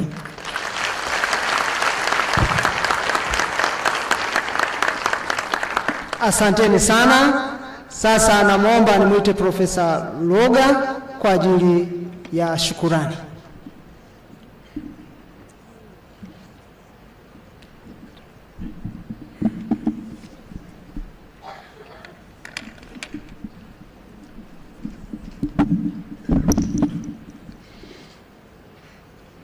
Mheshimiwa Naibu Waziri, Ofisi ya Rais, Management ya Utumishi wa Umma na Utawala Bora, Naibu Katibu Mkuu, Ofisi ya Rais, Management ya Utumishi na Utawala Bora, Bwana Xavier Daudi, Naibu Katibu Mkuu, Wizara ya Habari, Mawasiliano na Teknolojia ya Habari, Mheshimiwa Celestine Kakele, Kaimu Mwenyekiti wa Bodi ya Uongozi wa EGA, Mkurugenzi Mkuu, Mamlaka ya Serikali Mtandao, pia na Mkurugenzi Mkuu, Mamlaka ya Serikali Mtandao Zanzibar, viongozi wote mlioko hapa mbele na mwakilishi wa mkuu wa mkoa, wakuu wote wa taasisi, washiriki wote, wanahabari, habari za mchana. Na wasalimu kwa jina la Jamhuri ya Muungano wa Tanzania. Mheshimiwa mgeni rasmi, kwanza niko hapa kuwakilisha washiriki wote. Kwanza ni shukrani tungependa kutoa kwa Serikali Mtandao, lakini kwa wewe binafsi na wizara nzima kwa kuweza kushiriki nasi hapa katika kufunga, lakini pia katika kushiriki katika kikao cha 4 ambacho kimeandaliwa na Mamlaka ya Serikali Mtandao. Tunakushukuru sana kwa kuja hapa, kuja kufunga kikao chetu pamoja na manaibu katibu wakuu. Mheshimiwa mgeni rasmi, kwenye kikao hiki ni kikao cha 4 na hapo hata cha mwaka jana kikao cha 3 nilibahatika kuhudhuria. Ni kikao kizuri sana kwa sisi wakuu wa taasisi, lakini pia na maafisa tehama na washiriki wote, kwa sababu kimetusaidia kuweza kujadiliana mambo mbalimbali kwenye sekta ya tehama. Tumeangalia changamoto tunazopitia, lakini mafanikio ambayo Serikali Mtandao imeweza kuyafikia, lakini pia tumeona na sekta ya ubunifu na research ambazo zimeweza kusaidia katika kuboresha hii sekta ya tehama. Lakini pia tumeweza kushirikishana habari mambo tofauti tofauti, lakini kubwa zaidi ni ile la kubadilishana taarifa kwa ajili ya kuweza kutoa huduma bora kwa Mtanzania, lakini pia na kuangalia sheria zile zilizopo katika mambo ya tehama, lakini katika kufuatilia ile kanuni na miongozo, ili katika taasisi zetu tuweze kuhakikisha kwamba hii sekta ya tehama inasaidia katika kuboresha shughuli zetu ambazo tunazifanya. Lakini pia katika mkutano wa siku 3 tumeweza kuongelea mambo ya usalama wa data ambayo kwa sasa hivi imekuwa ni tatizo kubwa na jinsi ya kuweza kulitatua. Kwa Mheshimiwa mgeni rasmi na washiriki wote katika hichi kikao, tunapenda kukuhakikishia kwamba yale yote ambayo tumeyajadili na kuyadiscuss katika hizi siku 3, sisi kama wakuu wa taasisi na washiriki wote tutaenda kuhakikisha kwamba tunaenda kuyafanyia kazi, ili tukikutana hapa mwaka ujao tuweze kuonyesha yale mafanikio ambayo tumeweza kuyafikia. Na katika kikao hiki, Mheshimiwa mgeni rasmi, tumeweza kuwa na maazimio 10. Kwa hiyo tunategemea sisi washiriki tunaenda kuyafanyia kazi, ili tukija mwakani tuweze kuonyesha kile ambacho tulijadiliana na ambacho tumeweza kufikia. Mheshimiwa mgeni rasmi, katika maazimio mojawapo tumekubaliana tunaenda kuwa na tuzo. Mamlaka ya Serikali Mtandao inaenda kumoderate hilo swala. Kwa hiyo tunategemea zile tuzo zitaenda kuonyesha wale waliofanya vizuri, lakini zitaenda kuonyesha na wale ambao hawajafanya vizuri. Kwa hiyo tunategemea inaenda kutuhamasisha sisi taasisi mbalimbali ambazo tumeshiriki hapa, ili kuhakikisha kwamba ile Serikali Mtandao na ile ambayo tunasema paperless inaenda kufanikiwa, lakini ile kutoa huduma kwa Mtanzania ili aweze kupata zile huduma bila kuja physically kwenye ofisi zetu inaenda kufanikiwa. Mheshimiwa mgeni rasmi pamoja na washiriki wote, kwa kumalizia ningependa kuishukuru Mamlaka ya Serikali Mtandao ikiongozwa na mkurugenzi mkuu kwa kuweza kuhakikisha kwamba tunakutana wote kwa ujumla wetu hapa Arusha, na kikao hiki cha 4 na hata vikao vyote vilivyomalizika katika miaka ya nyuma, na kuweza kushirikishana na kuweza kuangalia mafanikio na changamoto mbalimbali katika hii sekta. Kwa hiyo tunawapongeza sana, naomba tuwapigie makofi mengi sana. Lakini pia ningependa kushukuru wizara mbili ambazo zinasimamia wizara yako, ofisi ya Rais, management ya watumishi wa umma na utawala bora, lakini pia wizara ya mawasiliano na teknolojia ya habari. Napenda kuzipongeza kwa kuweza kushirikiana na mamlaka ya serikali mtandao katika kuandaa hichi kikao, lakini pia kushirikiana nasi katika kufungua na kufunga. Naomba tupigie makofi mengi sana hizi wizara mbili. Lakini pia tungependa kuwashukuru wadhamini ambao binafsi baadhi yao wameweza kuja kuongea hapa mbele kwa kuweza kuhakikisha kwamba mkutano unafanyika kwa ubora ambao tumeuona hapa. Lakini pia ningependa kushukuru taasisi zote kwa kuweza kuleta watumishi wao kuja kushiriki hapa, maana tunajua wamekuja maafisa tehama, lakini kuna wale watumiaji wa hizi teknolojia wamekuja kama watu wa procurement, watu wa HR, watu wa records management. Kwa hiyo naomba tujipongeze wote kwa makofi matatu. Kwa kumalizia, Mheshimiwa mgeni rasmi, naomba kushukuru sana na tunakushukuru sana kwa kuja kufunga mkutano wetu wa kikao kazi cha siku 3. Asante sana. Makofi mengi tena. Mheshimiwa mgeni rasmi, hapa sasa tunakwenda sehemu ya kusoma maazimio, lakini ninaomba tutumie fursa hii tupate eneo ili tupate dua, kwa sababu maazimio yana mambo yake. Naomba tupate dua hapa katikati. Karibu. Tupate dua alafu maazimio.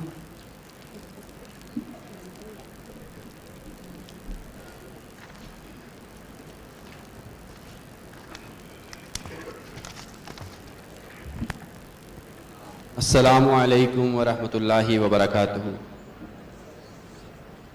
A'udhu billahi minash shaitanir rajim. Bismillahir rahmanir rahim. Alhamdulillahi rabbil alamin. Awali yote, sifa zote njema zinamhusu na kumthibitikia Allah subhanahu wa ta'ala, mwingi wa rehma, mwingi wa ukarimu, mfalme wa walimwengu na mmiliki wa siku ya kiyama na mlezi pia wa walimwengu, mjuzi wa yaliyofichikana na yanayoonekana, mkuu wa wakuu wote, mtakatifu, mtoaji wa amani, muumbaji, mtengenezaji, mwenye majina mazuri na sifa nzuri, mwenye ushindi kamili. Utuongoze njia iliyonyoka, njia ya wale uliowanyemesha, wale ambao hawakuadhibikiwa na si ya wale waliopotea. Ningesoma mbele yenu dua ya Nabii Ibrahim iliyomo ndani ya neno takatifu la Mwenyezi Mungu, Qur'ani. Anasema, ewe Mola wangu, unipe nguvu ya kutoa hukumu na uniunge pamoja na watendao wema, na unijalie kutajwa kwa wema katika watu wa baadaye, na unijalie katika warithi wa bustani za neema na watumishi wako wema. Amin. Ewe Mwenyezi Mungu, tunakuomba kwa sifa zako na utukufu wako, tunakuomba kwa unyenyekevu na unyonge. Ewe Mwenyezi Mungu, kama ulivyotujalia kuendesha shughuli za kikao hiki kwa siku 3, kihitimishe kwa kutia baraka zako. Tunakuomba mkusanyiko huu uwe chini ya uangalizi na usimamizi wako.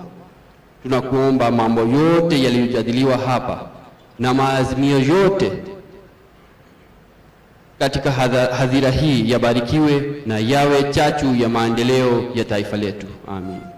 Viongozi na watumishi wote waliohudhuria kikao hiki, safari zao zibarikiwe, na ewe Mwenyezi Mungu warudishe majumbani salama salimini. Yote walioazimia hapa waweze kuyafanyia kazi na kuyatekeleza kwa ajili ya maslahi ya serikali na taifa letu. Ewe Mwenyezi Mungu, uwajalie wananchi wote waishi kwa amani, upendo, umoja, uzalendo, amani, maridhiano na mshikamano, na wawe taswira halisi ya upendo kwa wote bila chuki kwa yeyote. Mwenyezi Mungu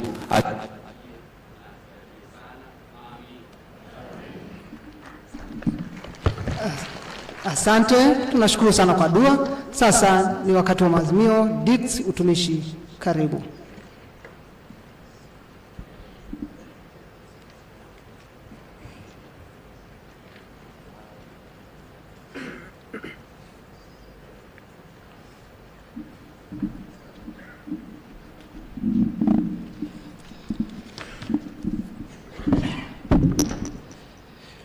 Mheshimiwa Naibu Waziri, Ofisi ya Rais, Management ya Utumishi wa Umma na Utawala Bora, viongozi meza kuu na washiriki wenzangu, Jamhuri ya Muungano wa Tanzania.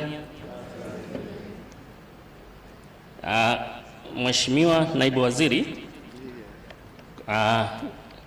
naomba kuwasilisha kwako maazimio ya kikao cha 4 cha Serikali Mtandao ambacho kimefanyika kuanzia tarehe 6 hadi 8 mwezi Februari 2024. Mheshimiwa Naibu Waziri, tuna maazimio 10 na naomba niwasilishe kwako kama ifuatavyo. Azimio la kwanza ni kwamba Ofisi ya Rais, Management ya Utumishi wa Umma na Utawala Bora ikae na vyuo vikuu ili kupitia miundo ya idara za tehama ili kuwezesha utekelezaji wa matakwa ya kifungu cha 21 cha sheria namba 10 ya Serikali Mtandao. Azimio la pili, Mheshimiwa Naibu Waziri, ni kwamba mamlaka ya Serikali Mtandao itoe tuzo kwa taasisi za umma zinazofanya vizuri katika uzingatiaji wa sheria, kanuni, viwango na miongozo ya Serikali Mtandao, pamoja na kuainisha taasisi ambazo hazijafanya vizuri katika eneo hilo. Mheshimiwa Naibu Waziri, azimio la tatu ni kwamba taasisi za umma zihakikishe zinajenga uwezo wa ndani ya taasisi wa kusimamia mifumo ya taasisi ili kuhakikisha uendelevu wa mifumo hiyo. Mheshimiwa Waziri, azimio namba 4 ni kwamba taasisi za umma zinaelekezwa kujiunga kwenye mfumo mkuu wa serikali wa kubadilishana taarifa ambao unajulikana kama Government Enterprise Service Bus au kwa kifupi GovESB ili kuwezesha mifumo kubadilishana taarifa. Azimio namba 5 ni kwamba taasisi za umma zinatakiwa kufanya tathmini ya hali ya ukomavu wa tehama ambayo kwa Kiingereza inaitwa Self ICT Capability Maturity Assessment na kuandaa ripoti itakayoidhinishwa na kamati ya uongozi wa tehama katika taasisi husika ambayo inajulikana kama Institutional ICT Steering Committee kabla ya kuiwasilisha kwa mamlaka ya Serikali Mtandao katika kila mwaka wa fedha. Mheshimiwa Waziri, azimio namba 6 ni kwamba taasisi za umma zinatakiwa kuhakikisha kuwa mipango mikakati wa tehama wa taasisi unawianishwa na mpango mkakati wa Serikali Mtandao, mpango mkakati wa usalama wa Serikali Mtandao na mpango kazi wa taasisi husika. Mheshimiwa Waziri, azimio namba 7, taasisi za umma zinatakiwa kuteua afisa tehama mmoja mwenye jukumu la kusimamia usalama wa mifumo ya tehama ndani ya taasisi, yaani ICT Security Single Point of Contact, na kuwasilisha taarifa zake kwa mamlaka ya Serikali Mtandao.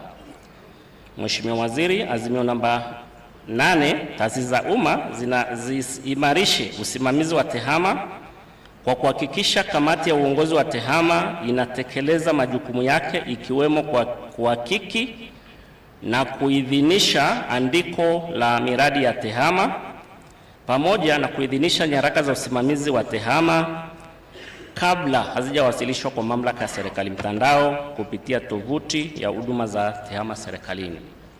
Mheshimiwa Naibu Waziri, azimio namba 9 ni taasisi za umma zinatakiwa kuboresha na kutumia teknolojia ya habari na mawasiliano katika utoaji wa huduma kwa wananchi kwa njia ya kidijitali, ikiwa ni pamoja na kufuatilia utekelezaji wa mikataba ya huduma kwa wateja kwa maana ya Client Service Charter ili kusaidia katika kuongeza uwajibikaji kwa watumishi wa umma katika kutoa huduma bora kwa wananchi wetu. Na Mheshimiwa Naibu Waziri, azimio namba 10 ni kwamba kwa kutambua jitihada ambazo tayari zimeshaanziwa na serikali za kuondoa tozo kwenye ubadilishanaji wa mifumo, hasa ile mifumo ambayo inatoa huduma za serikali, washiriki wanaomba jitihada hizo zikamilike ili tozo hiyo iweze kuondolewa. Mheshimiwa Naibu Waziri, kwa niaba ya washiriki naomba kuwasilisha. Makofi tena, makofi zaidi. Asante. MC namba 1, ninaomba tuendelee na ratiba. Mheshimiwa mgeni rasmi, Naibu Waziri wa Nchi, Ofisi ya Rais, Management ya Utumishi wa Umma na Utawala Bora, sasa naomba nichukue kijiti ili tuweze kuingia kwenye hatua ya salamu mbalimbali kutoka kwenye meza kuu ili hatimaye uweze kutufungia rasmi mkutano huu wa 4 wa Serikali Mtandao. Kwanza niombe ridhaa yako Mheshimiwa mgeni rasmi, tupate salamu kutoka kwa mkurugenzi wa IGA SMZ Bwana Saif Said, kisha tutaendelea na mkurugenzi mkuu IGA. Karibu mkurugenzi kutoka Zanzibar.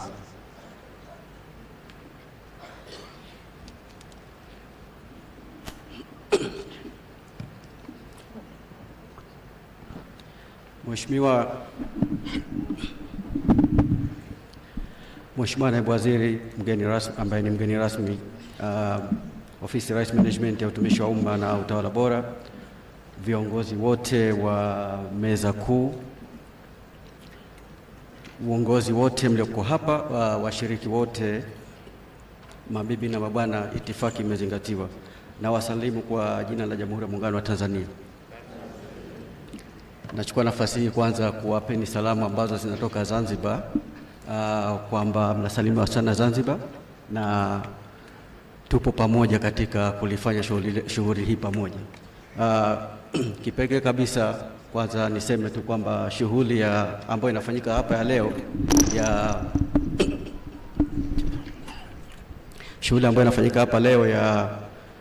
e-government, mamlaka ya Serikali Mtandao, ni shughuli yetu pamoja, kwa sababu na sisi wenzetu ambapo tunasema ni kwamba wakala wa Serikali Mtandao ni tupo bega kwa bega.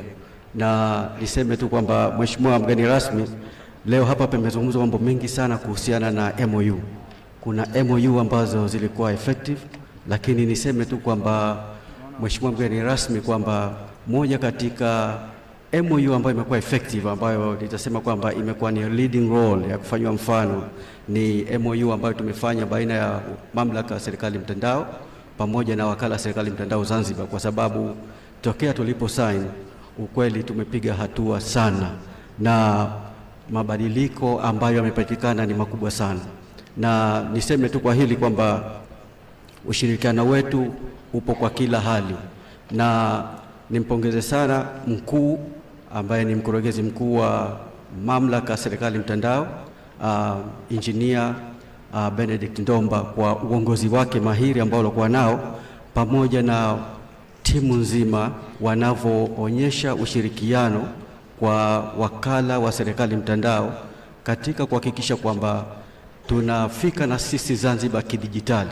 Kwa hivyo ni process ya kwamba kushikana mkono, kwamba mambo ambayo yanafanyika huku, tukikiona kitu ambacho kimefanyika vizuri na kinafanyika vizuri sana, basi wenzetu wanakuwa hawana kile tuseme choyo, kwamba na sisi tunakaa nacho. Sisi ni vitu ambavyo tunakwenda navyo pamoja, na tumepiga hatua kubwa sana kabisa mpaka hapa tupofika, Mheshimiwa mgeni rasmi. Kwa hivyo hili nitasema ni kwamba kutokea Zanzibar ninatoa shukurani nyingi sana. Na Mheshimiwa mgeni rasmi, wiki hii tulikuwa tumekwenda kwa katibu mkuu kiongozi kwenye makatibu wakuu, na moja katika jambo ambalo lilikuwa limeonekana ni kubwa sana kabisa ni kwamba kuna mfumo huu ambao huku unatumika sana wa e-vibali kwa Zanzibar. Ni mfumo ambao tunashirikiana na wenzetu mamlaka ya Serikali Mtandao katika kuhakikisha kwamba mfumo huu sasa umeshakuwa matured, unafanya kazi vizuri. Kwa hivyo kwa nini na huu usitumike Zanzibar? Kwa hivyo nimpe hongera nyingi sana na pongezi nyingi sana timu nzima ya mamlaka ya Serikali Mtandao kwa jitihada hii ambayo umefanya, kwa sababu ni salamu rasmi kutoka kwa katibu mkuu kiongozi Zanzibar. Alimesema niwapeni hizo pamoja na timu nzima kabisa. Kwa hivyo Mheshimiwa mgeni rasmi, utaona kwamba hii ni shughuli yetu pamoja kwa ukweli, na sisi hapa na tuna wenzangu wengi tu ambao wamekuja kutokea Zanzibar kuhakikisha kwamba hii event isiwe tu ni event ya kwa wao peke yao, isipokuwa ni event yetu sote. Kwa hayo machache tu niseme ni kwamba kuna ushiriki. Mheshimiwa mgeni rasmi, Nikiachia mamlaka ya serikali mtandao, kuna ushirikiano mkubwa kabisa na baadhi ya wenzetu vile vile wa hapa ambao pia wameshiriki hapa wengine, na nitaomba tu niseme kwamba tunashirikiana sana kabisa na Benki Kuu Tanzania na ofisi ya Wizara ya Fedha, hasa katika hazina. Tunazungumzia kwamba swala la GPG ni swala la Zanzibar vile vile liko nizam malipo, kwa hivyo ni process ambayo ni ile ile. Na niseme vile vile wenzetu wa TAMISEMI tunashirikiana nao vizuri sana kabisa, tunakwenda vizuri, na kuna taasisi nyingi kabisa hapa ambazo sitaweza kuzitaja zote, lakini zote hizi tunaona kwamba ni ile impact ambayo inapatikana katika kuipeleka sasa serikali yote huku na kule Tanzania nzima kidijitali, ili kwamba faida ipatikane kwa serikali zote mbili. Kwa hivyo nimesema tu haya nisisitize, na nishukuru sana kwa hapa tulipofika leo na hizi eventi zinazoendelea. Na Mheshimiwa mgeni rasmi, naona kwamba eventi ambayo itakuja mwakani pengine tukakugusia tu kwamba nimeona hapa wenzetu wengi sana wamezungumzia kwamba ni teknolojia ambazo zinazofuata za baadaye, emerging technology or exponential technology, na huko ndio tunakoelekea, kwa sababu kama ni serikali mtandao ni lazima tuwe mbele katika kuhakikisha kwamba mabadiliko haya basi yanafanyika kivitendo. Fifth industrial revolution inafanyika kiukweli kutokana na haya emerging technologies na masuala mengine yote kabisa. Kwa hivyo niseme tu kwamba ni faraja sana kwa upande wa Zanzibar kuja hapa katika event hii, na ni faraja sana kwa wakala serikali mtandao kuwa hapa, na tunashukuru sana kabisa kwa ni part of this event. Nashukuru sana kabisa, asanteni. Mheshimiwa mgeni rasmi, wiki kama 3 zilizopita nilikuwa Pemba. Anachokizungumza mkurugenzi mkuu Iga kule, maana yake kwa huku bara tunasema tuko pamoja, lakini kule wanasema tupo shirika. Kwa hiyo niombe sasa kila mmoja hapa ndani, kwa kuwa tupo shirika, basi tupige yale makofi ya 3 factorial. 1, 2, 3. Basi Mheshimiwa mgeni rasmi, kwa ridha yako namwomba DG Iga sasa atupe salamu za mkutano ambao yeye ameuratibu. Karibu DG Iga.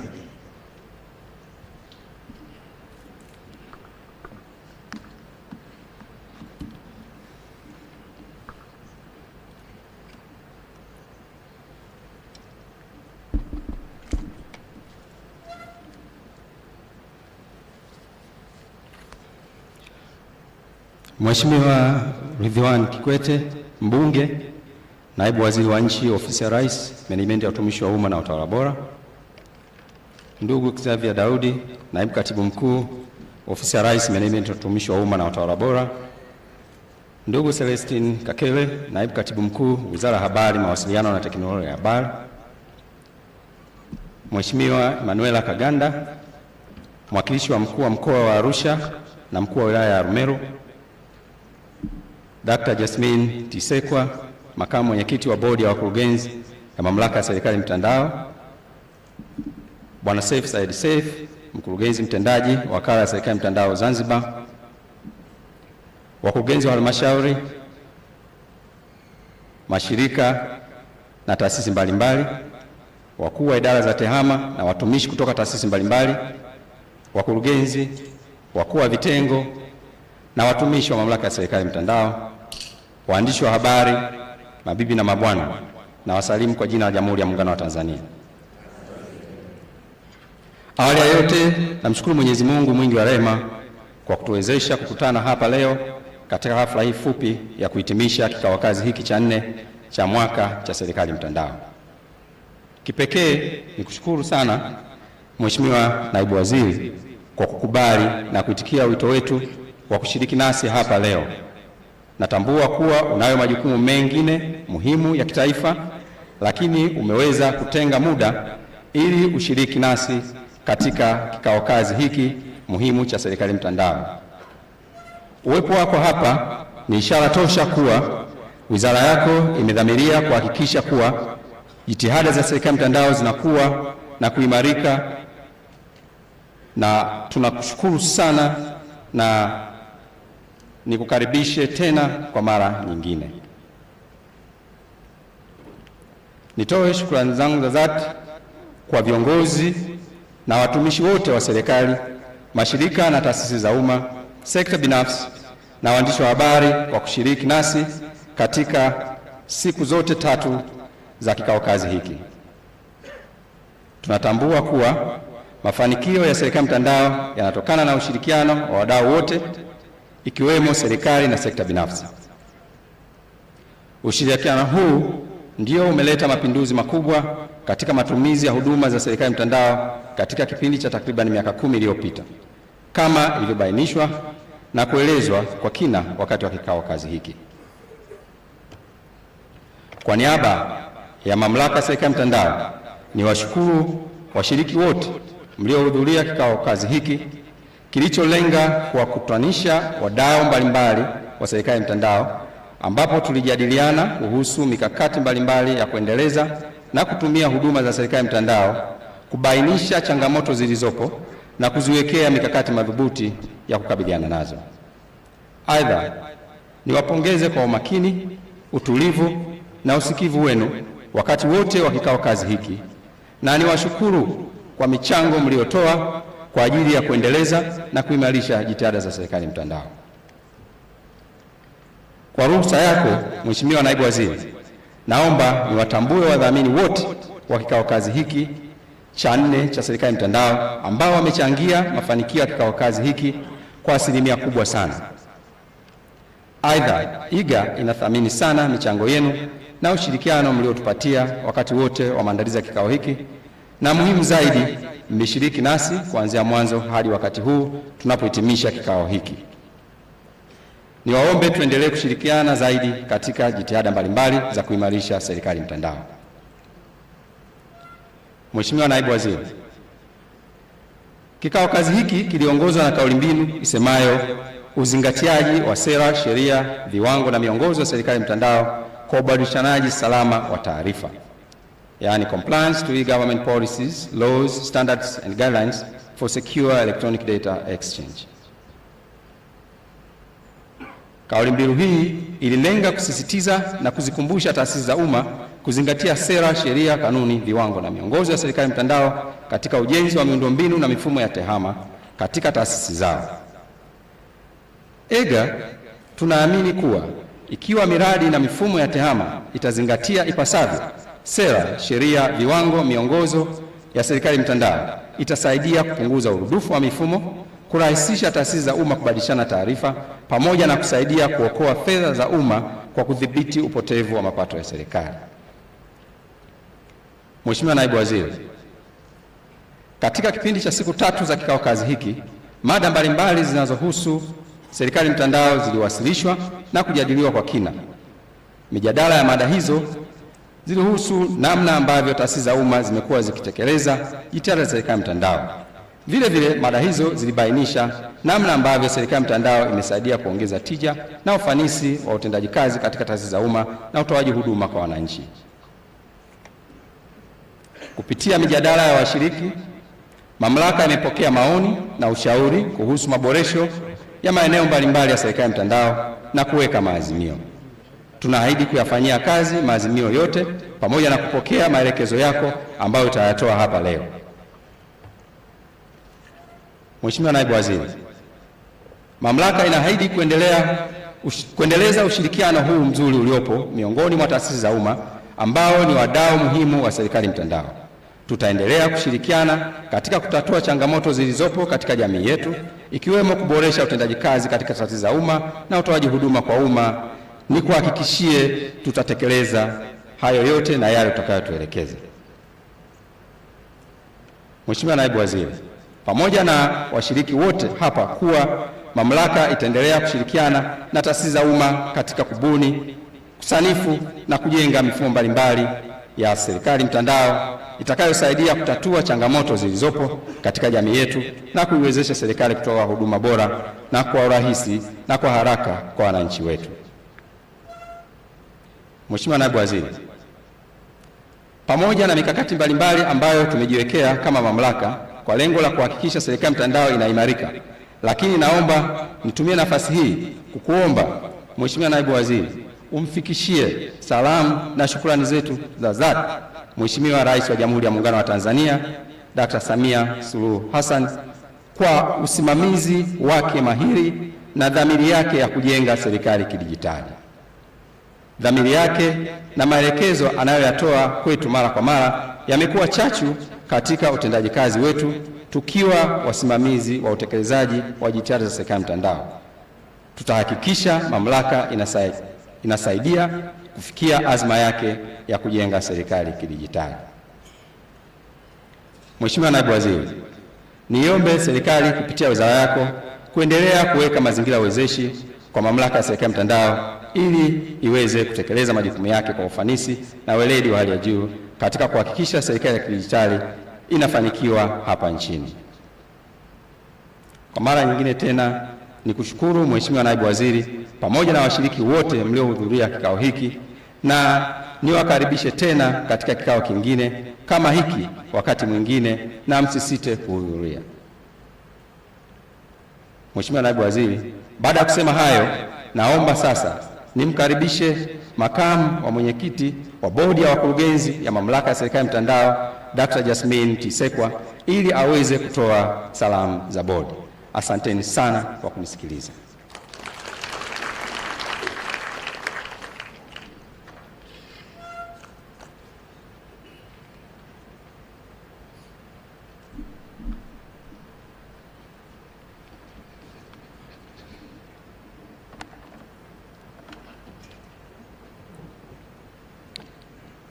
Mheshimiwa Ridhiwani Kikwete Mbunge, Naibu Waziri wa Nchi, Ofisi ya Rais, Management ya Utumishi wa Umma na Utawala Bora, Mheshimiwa Mwakilishi wa Mkuu wa Mkoa ndugu Emmanuel Kaganda, Mkuu wa Wilaya ya Arumeru, ndugu Zavel Daud, Naibu Katibu Mkuu, Ofisi ya Rais, Management ya Utumishi wa Umma na Utawala Bora, wakurugenzi wa halmashauri, mashirika na taasisi mbalimbali, wakuu wa idara za tehama na watumishi kutoka taasisi mbalimbali, wakurugenzi, wakuu wa vitengo na watumishi wa mamlaka ya serikali mtandao, waandishi wa habari, mabibi na mabwana, na wasalimu kwa jina la Jamhuri ya Muungano wa Tanzania.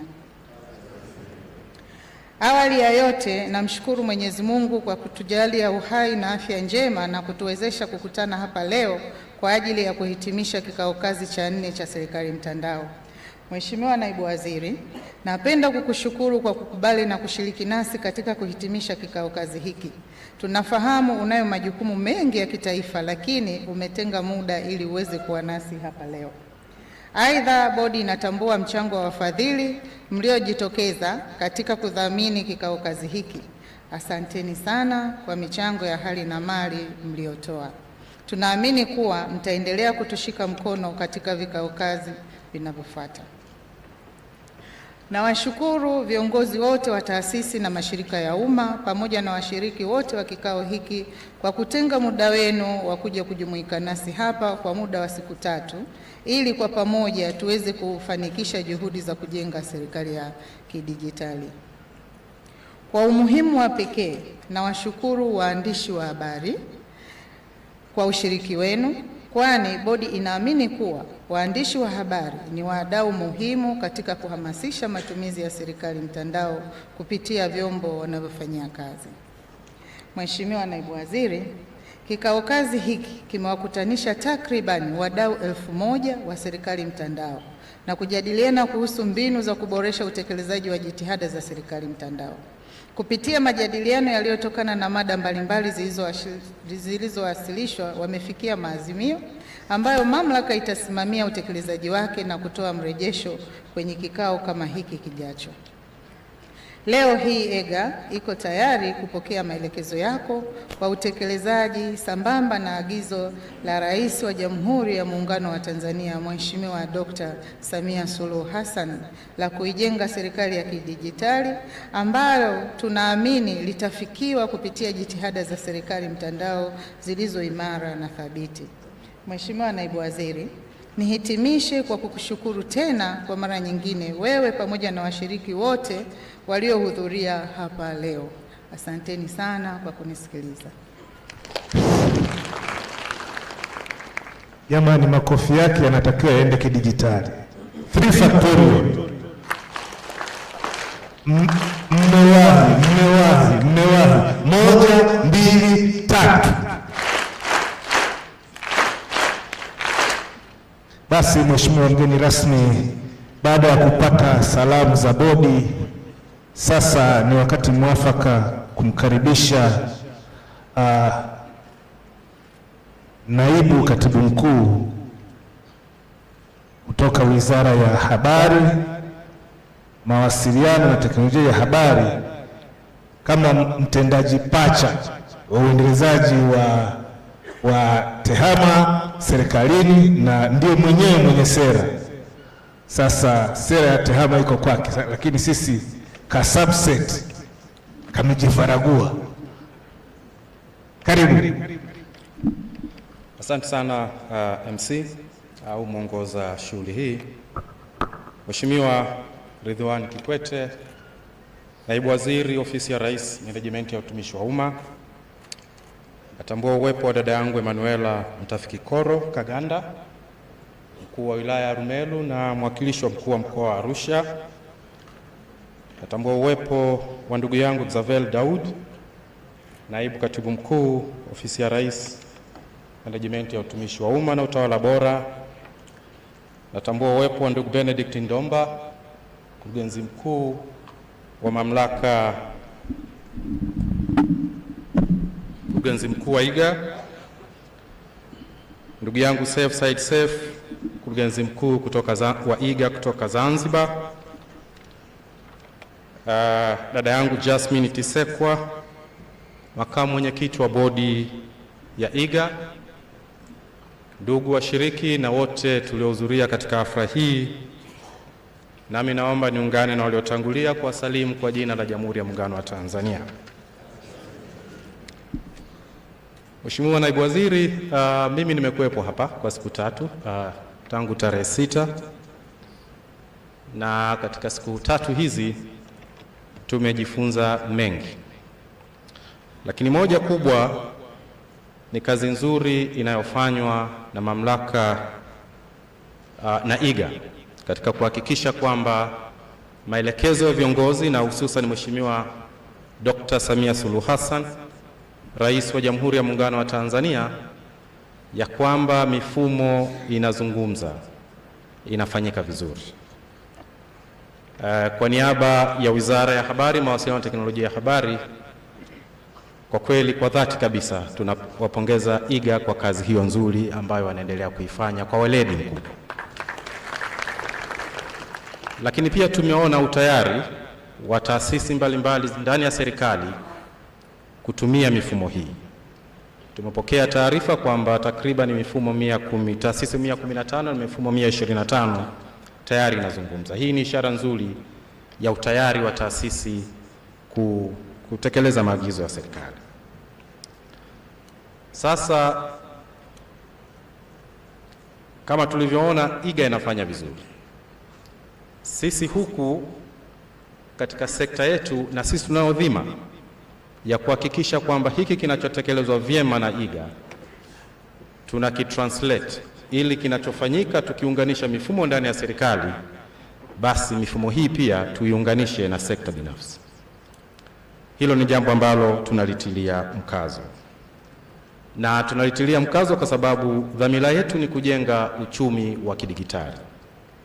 Na tunafanya nini kwa hivi sasa? Moja, tuko katika hatua za mwisho. Tumepitia sera yetu ya TEHAMA ya mwaka 2016, lakini tumekuwa na mkakati wa ujenzi wa uchumi wa kidigitali. Mheshimiwa Naibu Waziri, mkakati huu una nguzo takriban 6. Nguzo ya kwanza ni ya ujenzi wa miundombinu msingi ya kuwezesha TEHAMA kuweza kufanya kazi, na miundombinu msingi hii katika makundi yake matatu. Moja ni ya kidigiti, the soft part, the hard part, na hayo mengine ambayo ni basic. Nguzo ya pili ni ya usimamizi endelevu na himilivu na wezeshi ya TEHAMA. Lakini nguzo ya tatu ni kuhakikisha kwamba tunaendelea kujenga mazingira ya uendelezaji wa elimu ya kidigiti na ujuzi, kuibua ujuzi. Nguzo nyingine ni kulea ubunifu wa kidigiti.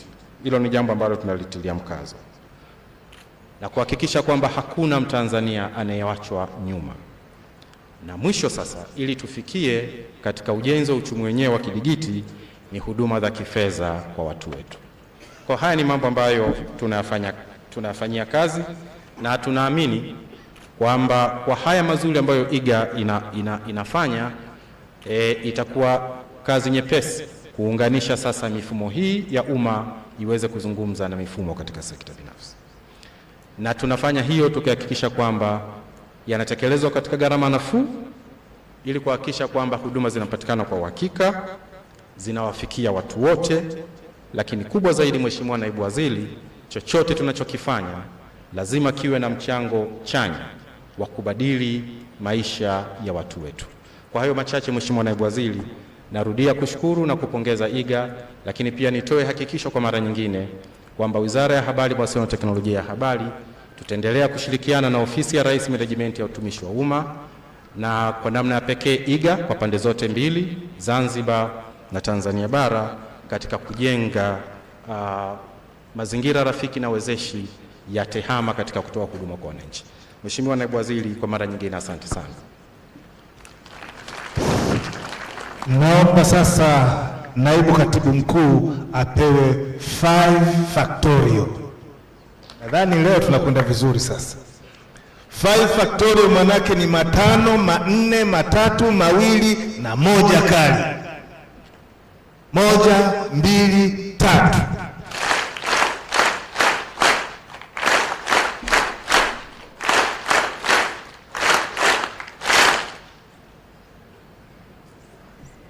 Mambo yamekwenda vizuri. Mheshimiwa mgeni rasmi, Naibu Waziri wa Nchi, Ofisi ya Rais, Management ya Utumishi wa Umma, naomba sasa na mimi niweke automation. Automation ninayoiweka Mheshimiwa mgeni rasmi ni kwamba namwalika Naibu Katibu Mkuu, Ofisi ya Rais, Management ya Utumishi wa Umma na Utawala Bora. Akimaliza anamwalika Mheshimiwa DC wa Arumeru ili yeye naye akualike wewe uje utufungie rasmi. Unaiona automation hiyo? Sasa niombe ombi moja tu kwa washiriki. Wakati mgeni rasmi atakapoinuka kwenda kutufungia, na sisi tutekeleze maelekezo ya OSHA. Tumeshakaa sana, kweli si kweli? Kwa hiyo atakaposimama na sisi tusimame. Akifika kule kabla ya kuanza kutufungia atatuambieni kwamba tukae. Mheshimiwa mgeni rasmi, nadhani unakumbuka spika huwa anasema, spika aliyemaliza muda wake alikuwa anatoa sauti nzuri sana, tukae. Karibu Naibu Katibu Mkuu. Asante. Jamhuri ya Muungano wa Tanzania. Jamhuri ya Muungano wa Tanzania. Sauti haitoshi jamani. Jamhuri ya Muungano wa Tanzania. Hiyo iko sawa sawa. Mheshimiwa mgeni rasmi, waziri wetu Mheshimiwa Ridhiwani Kikwete, Naibu Waziri, Ofisi ya Rais, Management ya Utumishi wa Umma na Utawala Bora, nitambue uwepo wa Mheshimiwa Emanuela Kaganda, mwakilishi wa mkuu wa mkoa wa Arusha na DC wa Arumeru, lakini vile vile sababu meza kuu imetajwa mara kwa mara, nitambue itifaki. Nafikiri inatosha kwa ajili ya kusevu muda. Naomba niwasalimu tena kwa jina la Jamhuri ya Muungano wa Tanzania. Mheshimiwa mgeni rasmi, jukumu langu la kwanza ni kukushukuru wewe binafsi. Najua ni ofisi yako, lakini natambua vile vile majukumu mengi ulionayo, lakini kutokana na umuhimu wa shughuli hii uliona uungane nasi kuja kuhitimisha shughuli hii. Tunakushukuru sana. Lakini kwa namna ya pekee tunaushukuru sana uongozi wa mkoa. Shughuli hii tumefanya mara kadhaa hapa Arusha, na kila tulipofanya mkoa wamefanya maandalizi mazuri sana. Tunawashukuru sana. Pamoja na mkoa niwashukuru IGA. Nilikuwa naongea na DG. Nafikiri ni rekodi tumeweka safari hii participants wako 1300 plus. Sio kazi ndogo hata kidogo. Kwa hiyo tuna sababu ya kuwashukuru na kuwapongeza IGA, na mmeonyesha mfano wa utekelezaji wa azma ya Mheshimiwa Rais wetu Dr. Samia Suluhu Hassan wa ujenzi wa serikali ya kidijitali. Na kwa kweli mnachofanya mmeibadilisha sana nchi na utumishi wa umma. Hii ukiangalia hata sera zetu na mbinu zetu za utendaji kazi serikalini zimebadilika sana. Lakini lengo kubwa ni kuhakikisha kwamba mwananchi tunayemhudumia anapata huduma kwa haraka, gharama nafuu pengine kuliko ilivyokuwa zamani. Nawapongeza pia wenzangu wote mliopo mundani, maanake msingekuwa ninyi tusingeweza kufanya shughuli yetu hii. Mmeacha shughuli mbalimbali, lakini mmeitikia wito wa kuja kuungana nasi katika shughuli hii. Tunawashukuru sana. Mheshimiwa mgeni rasmi, kikao hiki cha serikali mtandao kililenga kuwakutanisha wadau mbalimbali wa serikali mtandao kutoka wizara, mashirika na taasisi za umma ili kujadiliana kwa pamoja kuhusu hali ya utekelezaji wa jitihada za serikali mtandao katika taasisi mbalimbali za umma, ikiwepo changamoto zilizopo na mbinu ya kukabiliana nazo. Maanake tungeweza kuwa na challenge lakini tukajifungia kwenye silos. Hii inatupa fursa ya kubadilishana mawazo na kuona namna bora zaidi ya kuboresha utendaji kazi serikalini. Mheshimiwa mgeni rasmi, tangu vikao hivi vilipoanzishwa tumeshuhudia manufaa makubwa katika utekelezaji wa jitihada ya serikali mtandao, na kila mwaka tumekuwa tukishuhudia kuimarika zaidi siku hadi siku, na kupitia mawazo na michango mbalimbali inayotolewa na washiriki wa vikao vya namna hii. Kwa pamoja tumeazimia kuwa yale yote yaliyojadiliwa humu na tumesikia maazimio hapa tutayafanyia kazi, na kama wizara mama tutasimamia kuhakikisha kwamba tunayafanyia kazi ili tuendelee kuboresha utumishi wa umma.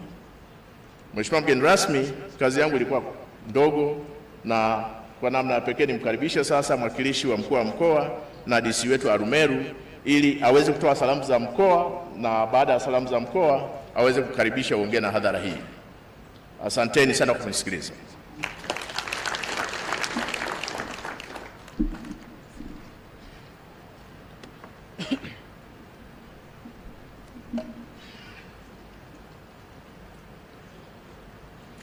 Mheshimiwa Ridhiwani Kikwete, Naibu Waziri Ofisi ya Rais, Management ya Utumishi wa Umma na Utawala Bora, ndugu Xavier Daud, Naibu Katibu Mkuu Ofisi ya Rais, Management ya Utumishi wa Umma na Utawala Bora,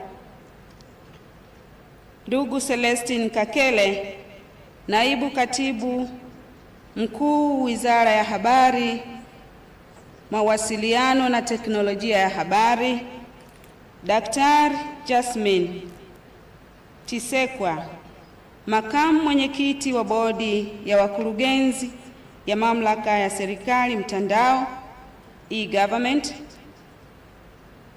Mhandisi Benedict Ndomba, Mkurugenzi Mkuu Mamlaka ya Serikali Mtandao e-Government, Bwana Saif Said, Mkurugenzi Mtendaji Mamlaka ya Serikali Mtandao Zanzibar, wakurugenzi wa halmashauri na taasisi mbalimbali, wakuu wa idara za tehama na watumishi wa taasisi mbalimbali, wakurugenzi wakuu wa vitengo na watumishi wa Mamlaka ya Serikali Mtandao, waandishi wa habari, mabibi na mabwana, Jamhuri ya Muungano wa Tanzania. Mheshimiwa Naibu Waziri, nimesimama mbele kukukaribisha kwa niaba ya Mkuu wa Mkoa wa Arusha, Mheshimiwa John Mongela, ambaye alitamani sana kuwa pamoja nawe siku hii ya leo, lakini kulingana na mwingiliano wa majukumu imempendeza nije nimwakilishe na niweze kukaribisha kwenye mkoa wetu wa Arusha. Kwanza kabisa napenda kumshukuru Mwenyezi Mungu kwa kutuwezesha kukutana hapa siku ya leo katika kikao hiki cha 4 cha Serikali Mtandao, kwani bila baraka na kudra za Mwenyezi Mungu tusingeweza kukutana mahali hapa siku ya leo.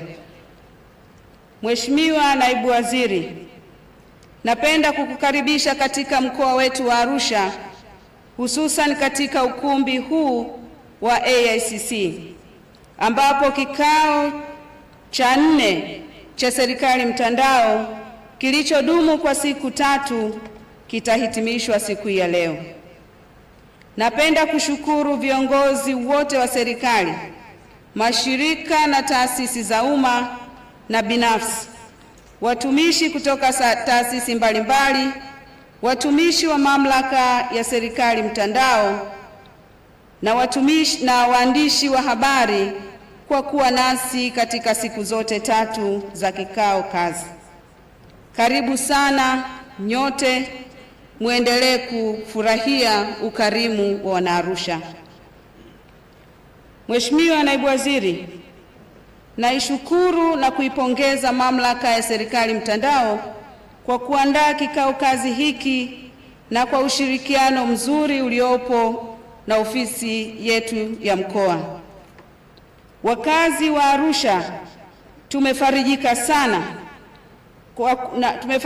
sana kuona e-government inaendelea kuamini jiji letu la Arusha na kuchagua kuwa wenyeji wa kikao kazi hiki kwa mara ya 3 sasa. Tunasema asante sana uongozi mzima wa e-government, na tunaendelea kuwakaribisha. Wakati mwingine mchague mkoa wa Arusha na jiji letu la Arusha kuwa mwenyeji wa mkutano huu. Mheshimiwa Naibu Waziri, ni matumaini yangu kuwa katika kipindi chote cha siku 3 mlizokuwepo hapa mmeweza kufurahia mandhari nzuri ya jiji la Arusha na kujionea vivutio mbalimbali vinavyopatikana hapa Arusha. Wote tunafahamu kuwa mkoa wa Arusha una rekodi nzuri ya kuwa na vivutio vizuri sana vya utalii hapa Tanzania na duniani. Tuna mbuga za taifa na hifadhi za wanyamapori kama vile Arusha National Park, Ngorongoro na pia Manyara, Serengeti, Tarangire na kadhalika. Nina imani kuwa mtapata fursa baada ya kikao kazi hiki kutembelea baadhi ya maeneo ya utalii na kufurahia mandhari na vivutio mbalimbali vilivyomo ndani ya mkoa wetu wa Arusha. Sambamba na utajiri wa vivutio vya utalii tulivyo navyo ndani ya mkoa wetu wa Arusha, pia ulinzi na usalama ni wa uhakika. Na tangu mlipofika hapa mkoani Arusha hadi leo mnapokwenda kuhitimisha kikao hiki, hatujapokea malalamiko au matishio yoyote ya kiusalama kwa washiriki wa mkutano huu. Hivyo basi, niendelee kuwakaribisha sana. Wakati mwingine mpange kuja kutembelea vivutio mbalimbali vilivyopo ndani ya mkoa wetu, ili kwa pamoja tuweze kuinua utalii wa ndani kama ambavyo Mheshimiwa Rais wa Jamhuri ya Muungano wa Tanzania Dr. Samia Suluhu Hassan anavyosisitiza. Mheshimiwa Naibu Waziri, mkoa wa Arusha ni moja wa wadau wakubwa wa Serikali Mtandao. Kupitia taasisi mbalimbali za umma zilizopo mkoani hapa, tumekuwa watumiaji wazuri sana wa mifumo mbalimbali ya tehama katika utendaji wetu wa kazi wa kila siku katika kuwahudumia wananchi kwa wakati.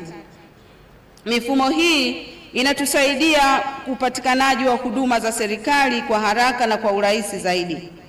Hii yote inatokana na jitihada kubwa inayofanywa na mamlaka ya Serikali Mtandao katika kukuza matumizi ya tehama na kuhakikisha tunajenga taifa la kidijitali. Sambamba na hilo, nipongeze e-government kwa jitihada za kuunganisha mifumo ya tehama ya serikali ili kuwezesha kuwasiliana na kubadilishana taarifa kidijitali kupitia mfumo wa ubadilishanaji taarifa serikalini Gov-ESB. Mheshimiwa Naibu Waziri, mkoa wa Arusha upo tayari na unaunga mkono jitihada za serikali mtandao pamoja na dhamira ya dhati ya Mheshimiwa Rais wa Jamhuri ya Muungano wa Tanzania Mheshimiwa Dr. Samia Suluhu Hassan ya kujenga serikali ya kidijitali. Nipende kutoa rai kwa taasisi zote za umma na mashirika ya serikali yaliyopo ndani ya mkoa wa Arusha kuunga mkono utekelezaji wa jitihada za serikali mtandao kwa kuzingatia sera, sheria, kanuni, viwango na miongozo ya serikali mtandao iliyoidhinishwa. Tunataka mkoa wa Arusha uwe ni mkoa wa mfano kwa mikoa mingine katika matumizi ya tehama katika kushughulika na utoaji wa huduma za serikali na utoaji wa huduma kwa wananchi wetu ndani ya mkoa wa Arusha, tukiwa tunaunga mkono wito wa Rais wa Jamhuri ya Muungano wa Tanzania Mheshimiwa Dr. Samia Suluhu Hassan wa kujenga serikali ya kidijitali. Mheshimiwa Naibu Waziri, baada ya kusema haya, nimalizie salamu zangu kwa kukushukuru sana wewe binafsi, viongozi wengine wote mliohudhuria hapa, na nipende kuwakaribisha tena wakati mwingine kwenye jiji letu la Arusha ili muweze kufurahia ukarimu na mandhari nzuri ya mkoa wetu wa Arusha. Mheshimiwa Naibu Waziri, kikao hiki ni chako na nimepewa nafasi tu ya kuweza kutoa salamu za mkoa, na baada ya kufanya hivyo ninaomba nitumie fursa hii kukukaribisha ili uweze kuzungumza na hadhara hii ambayo inatamani sana kukusikia na kupokea maelekezo. Asanteni sana kwa kunisikiliza.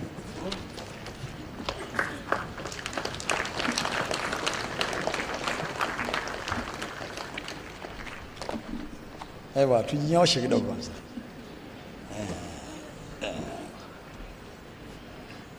Hapo sasa safi kabisa. Tukae. Ewa, nimeona Mnyamwezi hapa mmoja. Wewe Kukima? Na wewe ni IT manager? Ndio mheshimiwa. Ndio. Nilikuwa sijui. Kumbe nani IT manager? Lakini nimefurahi bwana, mkutano huu umenikutanisha na watu wengi, wengine niliachana nao miaka mingi sana. Nimefurahi leo nimeona dadangu Foibe. Huyu bwana nimesoma naye bwana shule ya msingi. Nimefurahi nimemwona leo. Nimeona kuna rafiki yangu mwingine Salum, yule Mwarabu yuko wapi? Yule wa TANESCO kaondoka. Mwarabu yule nilisoma naye. Wengi bwana, kaangu pale, jirani yangu Mikocheni. Mambo mazuri bwana. Mwe mnatualikalika kwenye mikutano yenu jamani. Wage kipata nafasi hizi, fursa hizi, hata kaangu bwana Kambona nimemuona, nimefurahi zaidi. Wengi bwana, bahati nzuri wengi mndani nawafahamu. Kwa hiyo hii ni fursa nzuri bwana. Nawashukuruni sana kwa kuniona na mimi ni sehemu ya waalikwa. Lakini nilipoingia hapa nimekutana na makofi yale ya factories. Nilipoyaona tu mara kwanza napigwa, nikajua huyu lazima alikuwa ngangaji. Na kweli bwana, hage nimesikia hapa kuna factory mpaka 5. 5, 4, 3, 2, 1. Mambo mazuri sana. Lakini kwa kweli waandazi wa mkutano huu, bodi ya wakurugenzi ya mamlaka, kwa kweli binafsi yangu nikushukuru na kupongeza sana mamangu. Nimefurahi baada ya muda mwingi sana nimekuona tena mbunge mwenzangu. Kwa hiyo mambo ni mazuri sana.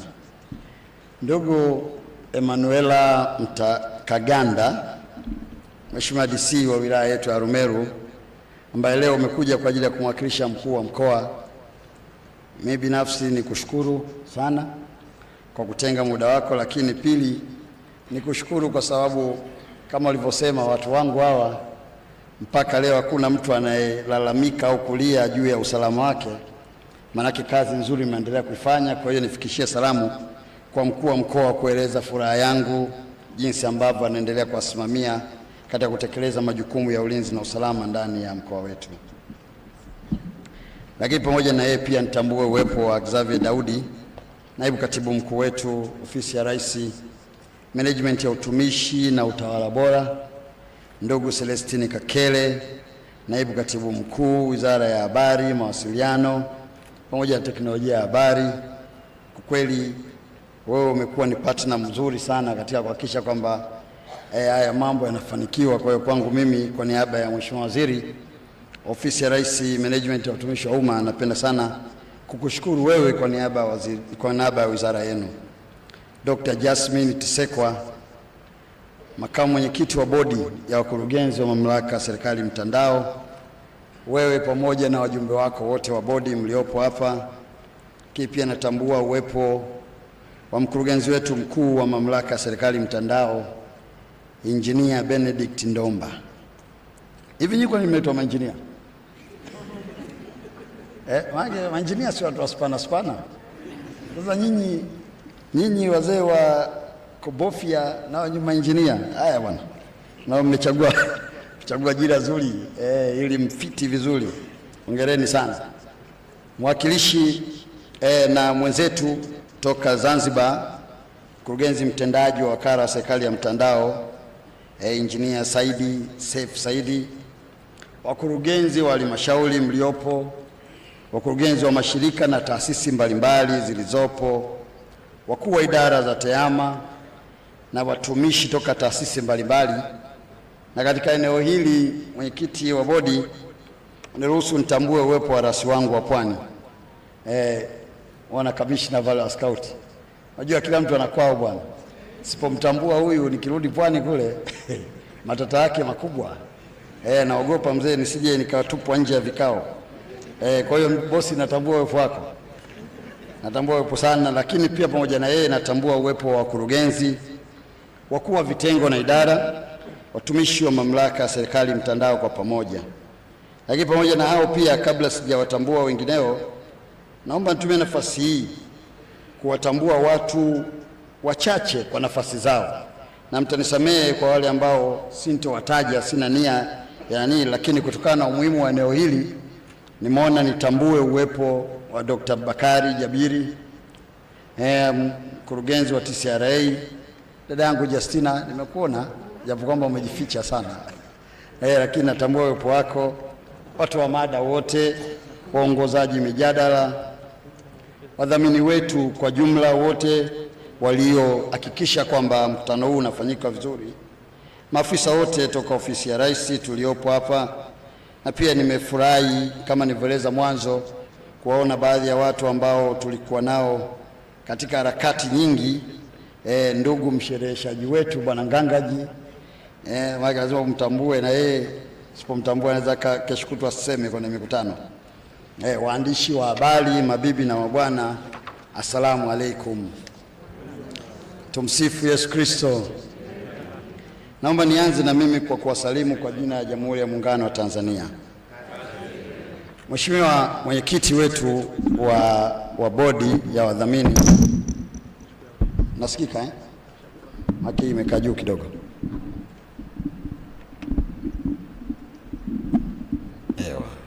Hapo sawa. Useke juu sana. Hapo si mnanisikia? Au unahitaji niongeze juu kidogo? Ibana hapo. Hapo sasa barabara. Mheshimiwa mwenyekiti, naomba nianze kwa kuwapongeza sana waandazi wa mkutano huu, lakini pamoja na hao pia washiriki kwa siku 3 nzuri za mijadiliano na ujenzi wa tasnia yetu hii, lakini pamoja na hilo kuhakikisha kwamba kazi zilizoandaliwa kwa mujibu wa sheria ya Serikali Mtandao zinaenda vizuri. Lakini kwa pekee kabisa niruhusu niwapongeze kwa kutambua uwepo wa wenzetu wenye ulemavu, maana hili ni jambo la muhimu sana. Unajua mikutano kama hii inapoandaliwa, ndugu naibu katibu mkuu, mara nyingi sana sio kwa ubinafsi wetu, isipokuwa watu usahau.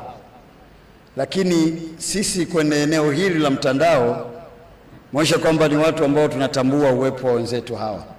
Hawa ni wadau wakubwa kama walivyo wengine, na bahati nzuri lugha ya niseme ya keyboard haitambui wewe unasikia wala unasema. Ni lugha kwamba ukiweza kubonyeza message inaweza ikaenda vizuri. Lakini pili, kupitia keyboard hizo nadhani ni njia nzuri ya wenzetu hawa, kama watakuwa wamefundishwa vizuri wataweza kuwasilisha message yao.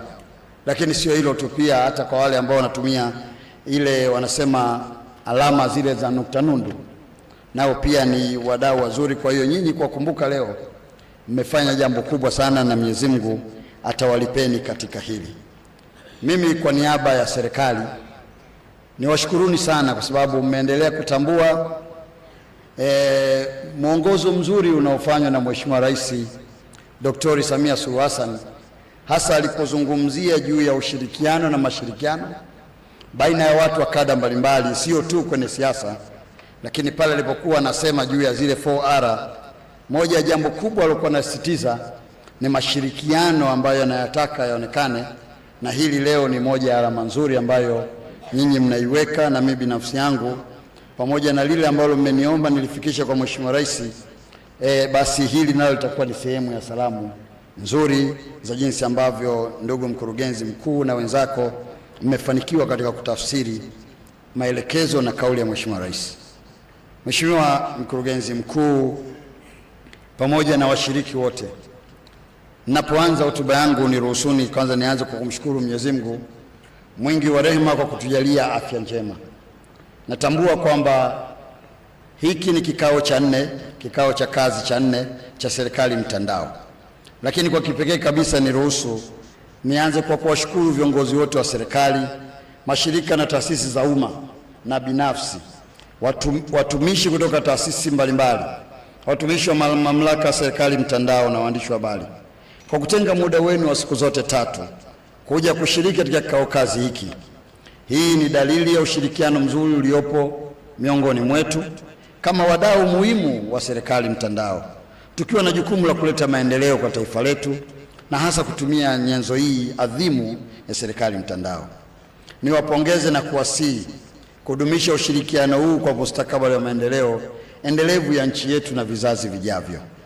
Vile vile niwashukuru viongozi wa mamlaka ya Serikali Mtandao, nikianza na bodi ya wakurugenzi, management pamoja na watumishi wote kwa moyo wao wa kujitoa kwa weledi na utekelezaji wa majukumu yao ya kufanikisha kikao kazi hiki pamoja na kusimamia vizuri utekelezaji wa jitihada za Serikali Mtandao katika taasisi za umma. Ndugu washiriki, napenda kutumia fursa hii kuwashukuru wote kwa ushirikiano wenu mzuri katika kikao kazi hichi ambacho kinahitimishwa leo. Nipende tu kusema kuwa nimefarijika kwa namna mlivyoshiriki kamilifu katika majadiliano na kutoa maoni na ushirikiano katika masuala mbalimbali yenye lengo la kuimarisha na kukuza jitihada za Serikali Mtandao katika umma. Kwa upekee niwashukuru sana wadhamini wa mkutano huu.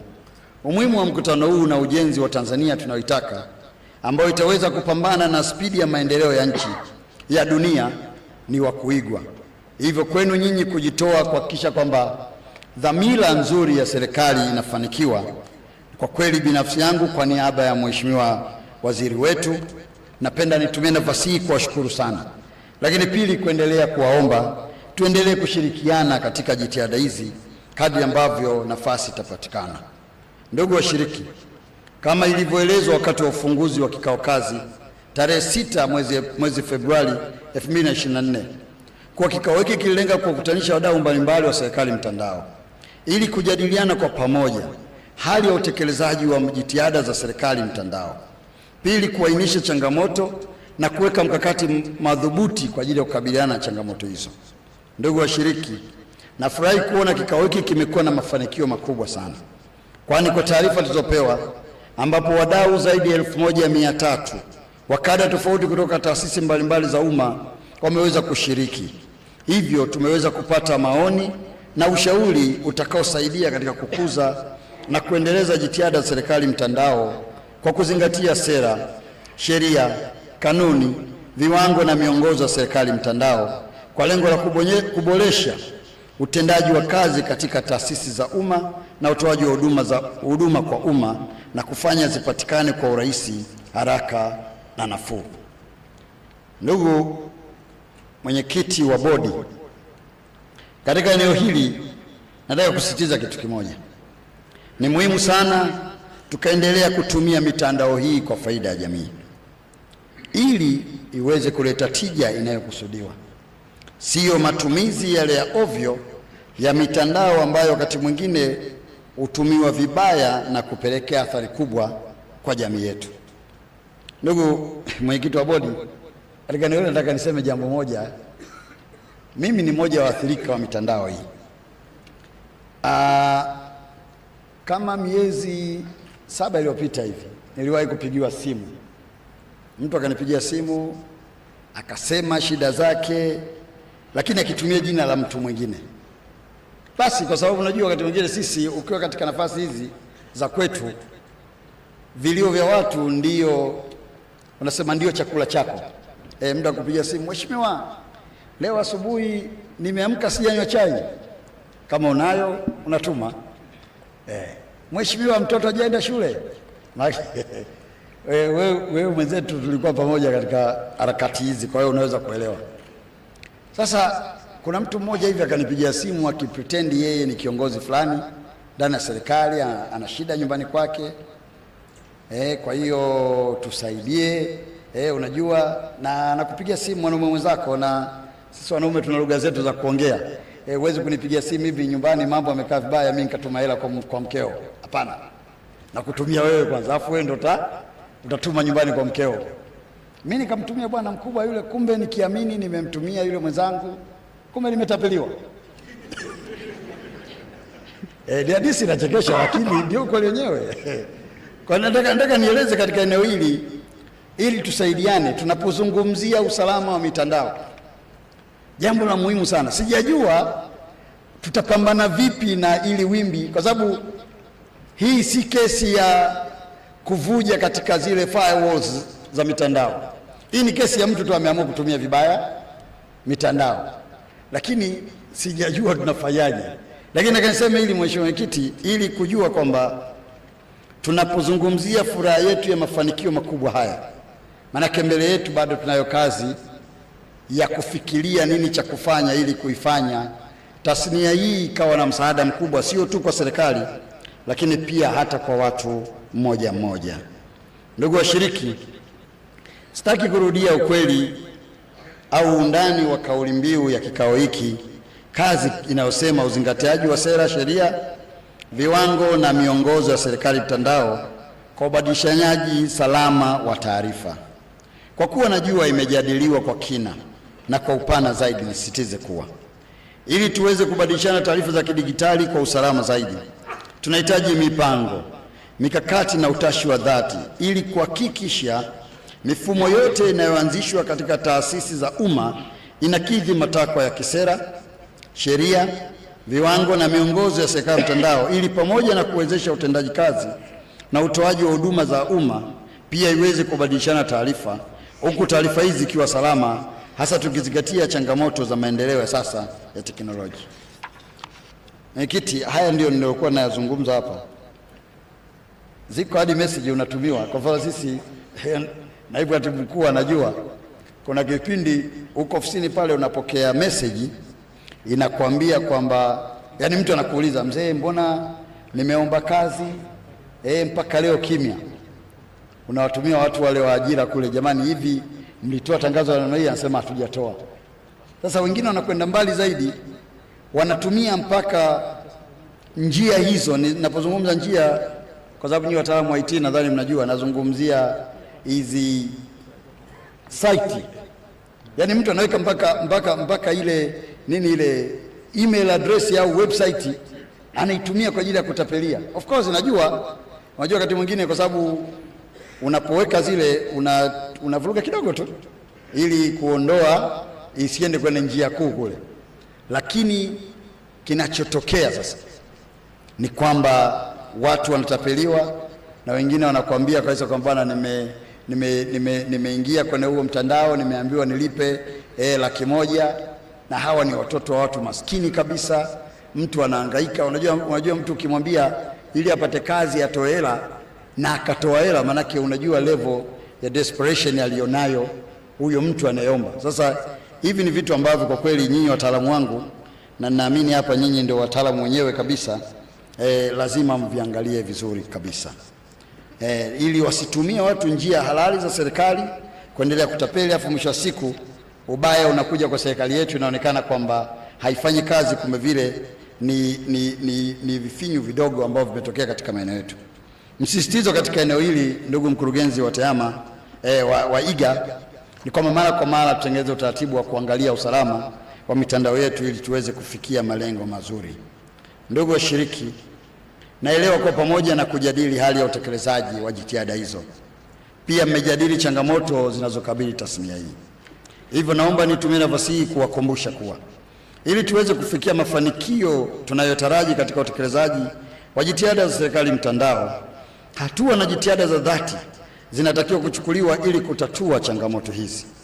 Moja ya hatua hizo ni kujenga msingi mkubwa wa utekelezaji wa serikali mtandao kwa ajili ya kuhakikisha matokeo yanayotarajiwa yanapatikana kwa haraka.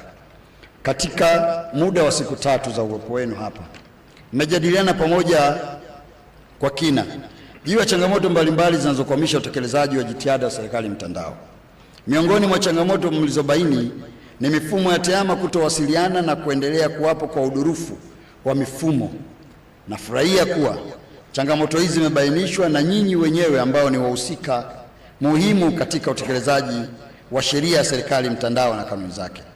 Niseme kuwa suluhu ya changamoto hizi na mengineyo mlizojadili katika kikao hiki ni kuziwekea maazimio, na sasa ni jukumu la kila mmoja wetu kupitia taasisi zetu kuziweka katika mipango ya taasisi husika ili zitatuliwe, na kwa ajili ya kukuza na kuimarisha jitihada ya serikali mtandao ili zisaidie katika kuboresha utendaji wa kazi katika taasisi zetu na utoaji wa huduma kwa wananchi, hivyo kupelekea kufikia azma ya rais wetu Mheshimiwa Dr. Samia Suluhu Hassan ya kuwa na serikali ya kidigitali.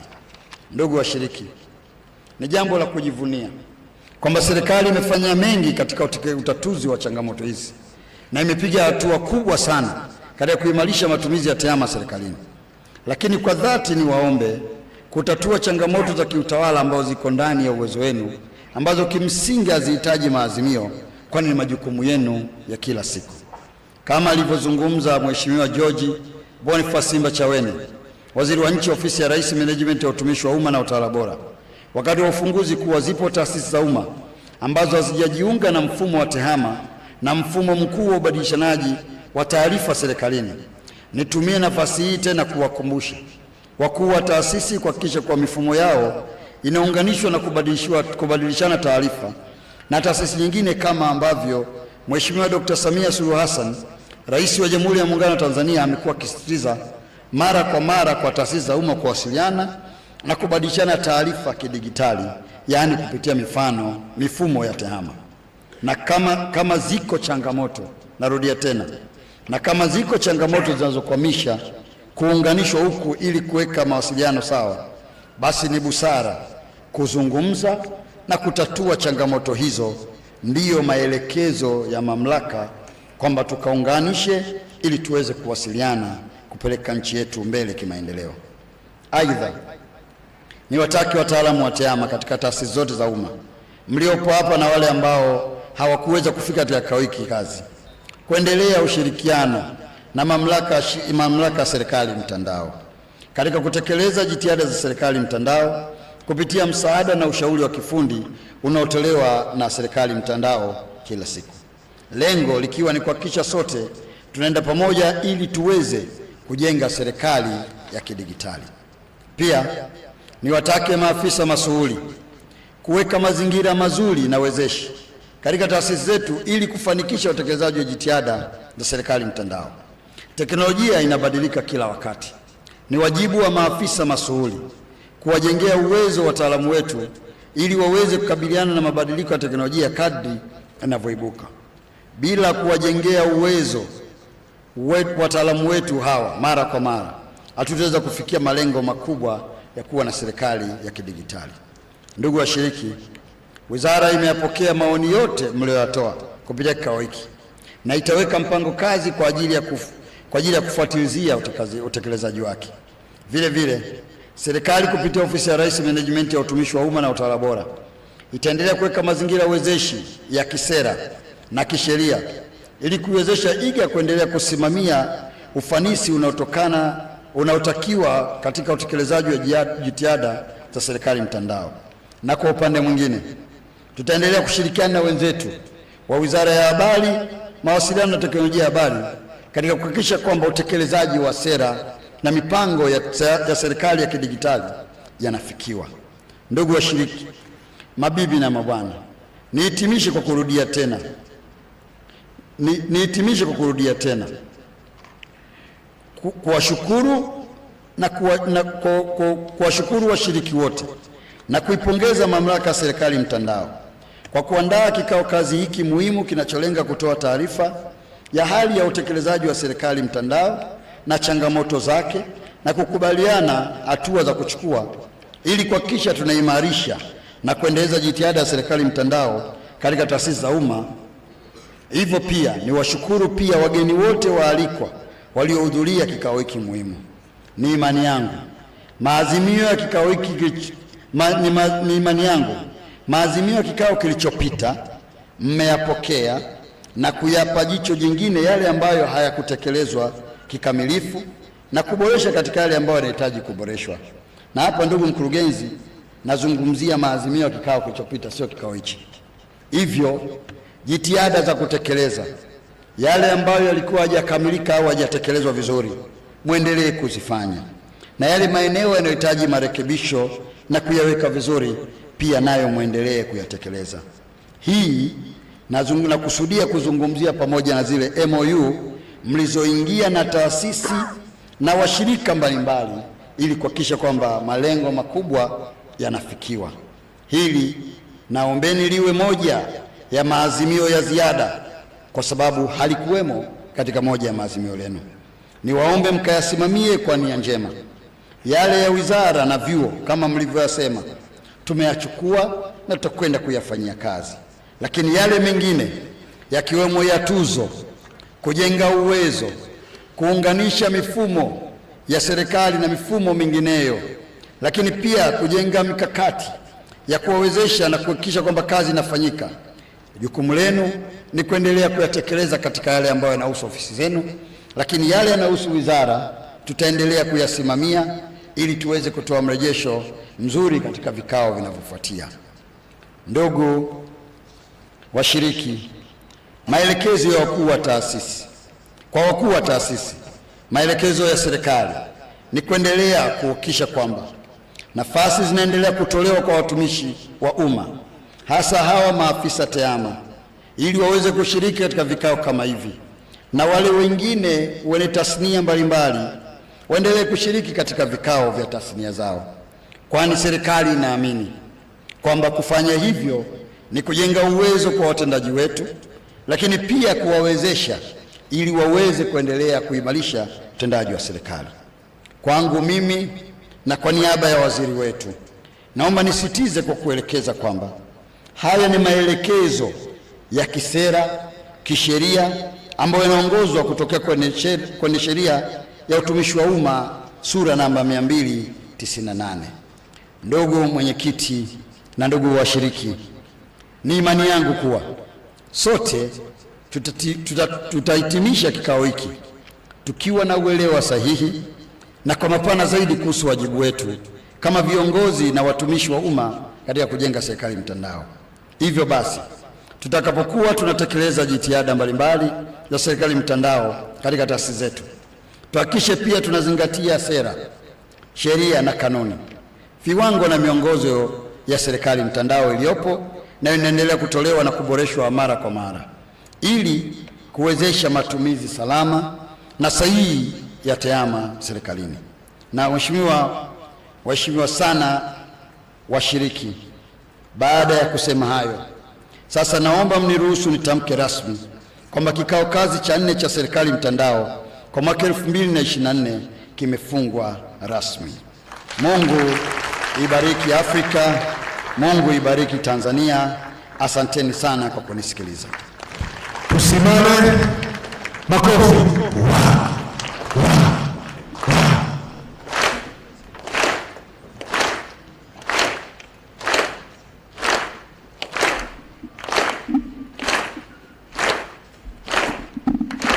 Asante sana mgeni rasmi.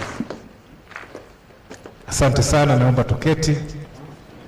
Sasa Mheshimiwa mgeni rasmi, nadhani hapa nitoe siri. Ulisema Nganga anaweza sizungumze, lakini kuna mdomo mwingine na umefunguka.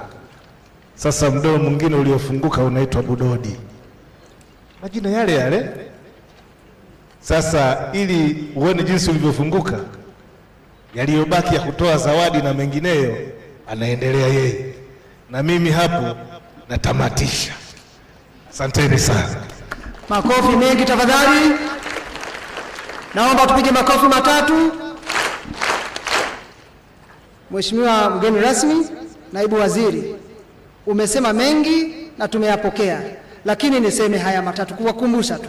Amesema taasisi zote za umma tuhakikisha kwamba tunakwenda pamoja ili kuijenga serikali kidijitali. Lakini vile vile amesema tujiunge na GovUSB ili kuhakikisha kwamba mifumo yetu inabadilishana taarifa na tunatoa huduma kwa urahisi na gharama nafuu. Lakini tukifanya yote haya, maana yake tutakuwa tunaimarisha jitihada za serikali mtandao. Sasa jina lako Mheshimiwa naibu waziri, ambayo ni RJK Ridhiwani Jakaya Kikwete, hili linasadifu haya iliyoyasema hapa, ambapo tunasema kwamba rasmi ile ara ya kwanza ya kwako, rasmi ile ya pili ni jamii. Jamii ni ipi? Ni hii hapa. Kwa hiyo tunasema rasmi jamii hii hapa imepokea maelekezo yako. Ile K ni kikamilifu. Naomba tupige makofi. Mheshimiwa naibu waziri, sasa kuna zawadi ambazo zitatolewa hapa. Ziko katika makundi matatu. Lakini kundi hili la kwanza, Mheshimiwa naibu waziri, kwa ruhusa yako, ninaomba nimkaribishe meneja wa Standards and Compliance Bi Sultana aseme kidogo, ili zawadi hizi utakazozitoa ziwe na maana halisi kwa washiriki hawa wa mkutano huu. Karibu. Na wasalimu kwa jina la Jamhuri ya Muungano wa Tanzania. Ndugu mgeni rasmi, Mheshimiwa naibu waziri, Ofisi ya Rais, Utumishi na Utawala Bora, kama ilivyotangazwa na MC, kwa niaba ya mkurugenzi mkuu wa Mamlaka ya Serikali Mtandao, Engineer Benedict Beni Ndomba, ninaomba nieleze hadhara hii vigezo ambavyo tumevitumia kwa ajili ya kuweza kuwapata washindi wetu ambao tunasema kwa kiasi fulani wameweza kucomply na sheria yetu ya Serikali Mtandao namba 10 ya mwaka 2019, lakini pamoja na kanuni vile vile, bila ya kusahau viwango pamoja na miongozo ya Serikali Mtandao ambayo hipo kwa sasa hivi. Na naomba hadhira hii itambue kuwa zawadi hizi zitatolewa katika level 2, kwa maana ya kwamba level 3 na level 4. Kwa nini ninasema level 3 na level 4?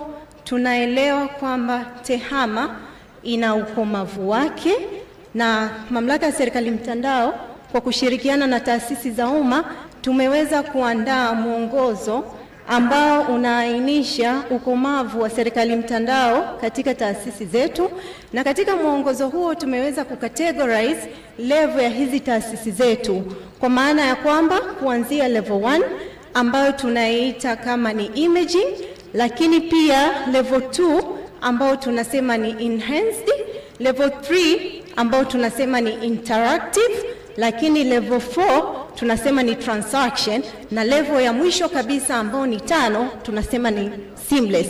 Sasa kwa kuzingatia na hizo level mbili, ya kwanza na ya pili ambazo ni ndogo, tunasema na maturity ya taasisi zetu right now tumeanza kufikia level 3, kwa maana ya kwamba tunaamini kuna some interactions katika taasisi zetu, kuna applications ambazo zinatumika katika kutoa huduma, kwa at least tumeweza kutambua hizo level. Lakini level 4 ni kwamba zile taasisi ambazo zimejitahidi kwa kiasi kikubwa kutumia mifumo ya tehama ndani ya taasisi hizo, lakini vile vile ukikaa ukiangalia hata standards business processes za taasisi zimekuwa well defined, zimekuwa documented, lakini vile vile at least resources zinakuwepo.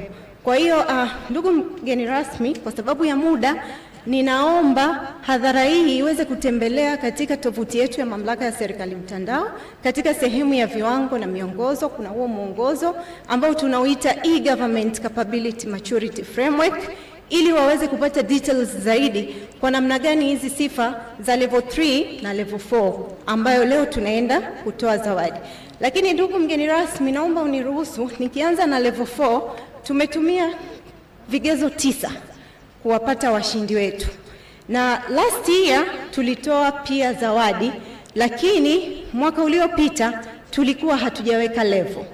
This time tumeweka level kwa sababu ya ukomavu, na katika level ya 4 tuna vigezo 9 ambavyo vigezo vyote hivi ni kwa mujibu wa sheria, ni matakwa ya kisheria. Hakuna kitu chochote ambacho kimetolewa nje ya sheria, nje ya kanuni, nje ya viwango na miongozo ambayo tupo. Kwa kuanza kuiwasilisha, kriteria ya kwanza ambayo imetumika ni uwasilishaji wa taarifa ya ukomavu wa Serikali Mtandao. Na naomba niseme tu kwamba kwa sasa hivi Mamlaka ya Serikali Mtandao imeboresha tovuti ya serikali ya utoaji huduma, na kwa sasa hivi hata hizi assessment pia za ukomavu zinafanyika ndani ya mfumo. Kwa hiyo hata uwasilishaji wa report pia unafanyika through GISP. Hicho ni kigezo cha kwanza. Lakini kigezo cha pili ni uwasilishaji wa taarifa ya robo mwaka wa utekelezaji wa Serikali Mtandao ndani ya taasisi zetu, na hichi ni kwa mujibu wa kifungu namba 13 kifungu kidogo namba 3. Lakini vile vile kuna operationalization ya hizi ICT steering committee, kigezo cha 3. Kigezo cha 4 ni submission ya miradi ambayo imepangwa kwa ajili ya kupewa clearance, ni kwa mujibu wa kifungu namba 24. Kigezo cha 5 ni kuwasilisha taarifa kamili na sahihi katika poto yetu ya miradi. Lakini kigezo cha 6 ni establishment ya ICT management unit ndani ya taasisi zetu. Kigezo cha 7 ni uwepo wa nyaraka za tehama katika utendaji kazi, na kigezo cha 8 ni utekelezaji wa mapendekezo ambayo yanatolewa katika audits tofauti tofauti, yaani audits ambazo zinafanywa na Mamlaka ya Serikali Mtandao, lakini vile vile na audits ambazo zinafanywa na CAG. Lakini kigezo cha 9 ni uwepo wa mtaalamu wa usalama anayesimamia masuala ya usalama katika taasisi zetu, yaani SPOC. Na nikienda katika level 3 kuna vigezo 3 tu ambavyo vimetumika kulingana na ukomavu wa hiyo level, na kigezo cha kwanza ni hiyo maturity, kwa sababu hiyo haina excuse. Kigezo cha pili ni matumizi ya shared system kama vile Tausi, Muse, e-board, GMS pamoja na e-office. Lakini kigezo cha 3 ni uwepo wa mtu wa usalama. Asante sana mheshimiwa, naomba kuwasilisha.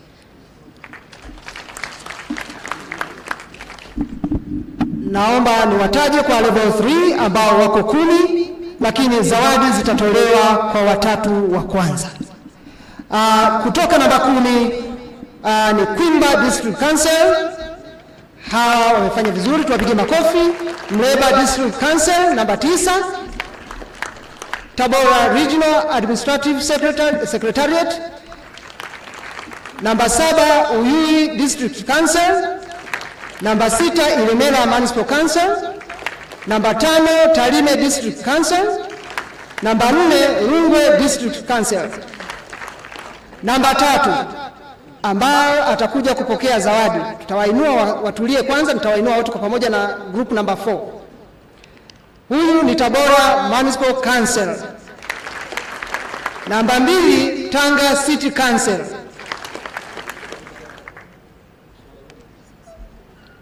Kwa ridhaa ya mheshimiwa mgeni rasmi, naomba niwakaribishe mbele.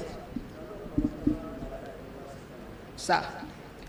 Na namba 1 katika level 3 ni Shinyanga District Council. Naomba nifungue bahasha ya level 4. Iko hapa. Level 4, mheshimiwa mgeni rasmi, wako 10 pia. Nitasoma kuanzia namba 10. Medical Store Department MSD. Namba 9, Ministry of Constitutional and Legal Affairs. Namba 8, Tanzania Airport Authority. Namba 7, Roads Fund Board. Namba 6 ni DAWASA. Namba 5 ni NHC. Namba 4 BOT. Watatu ni Ethics Secretariat. Wa pili ni DUSE. Na namba 1 katika kundi hili ni TMDA. Mheshimiwa mgeni rasmi, wakati hao tunapowaita wanapokuja kupokea zawadi, utasimama hapo. Ninaomba niunganishe na huyu atakayepokea zawadi, ambaye ni mshiriki wa kwanza kabisa kati ya washiriki wote ambao ni zaidi ya 1500 waliojisajili kwa ajili ya mkutano huu. Ni mshiriki wa kwanza kabisa kufanya registration. Naomba mpigie makofi. Anaitwa Nyabitwano Bonaventure, Head of ICT Singida Urban Water Supply and Sanitation Authority. Huyu ni wa kwanza. Kwa ruhusa yako mgeni rasmi, naomba nikuinue usimame hapa mbele ili tutoe zawadi.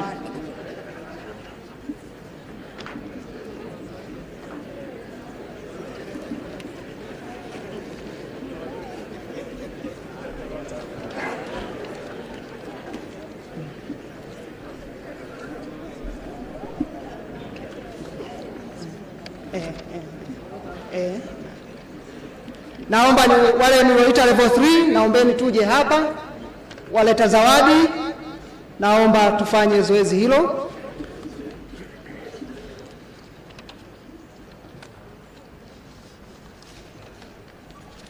Kwa level 3, naomba nianze na third winner Tabora. Yeah. Nianze. Yule aliyejirejista wa kwanza kabisa, narudia tena, wa kwanza kabisa ni Nyabitwano Bonaventure, Head of ICT SUWASA. Upo mahali hapa? Yuko wapi?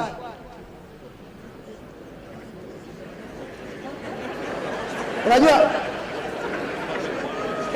kuna watu wamemdhulumu hapa.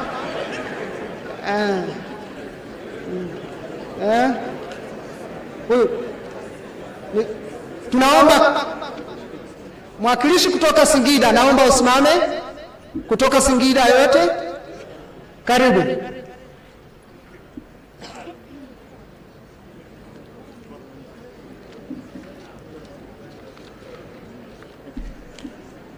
Karibu, pokea zawadi kwa niaba.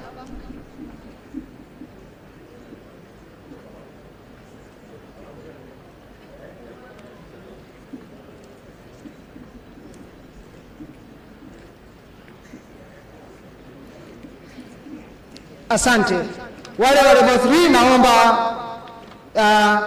Tabora Municipal Council, naomba mwakilishi aje apokee zawadi hiyo. Tanga City Council namba 2 na namba 1 tutamaliza na Shinyanga.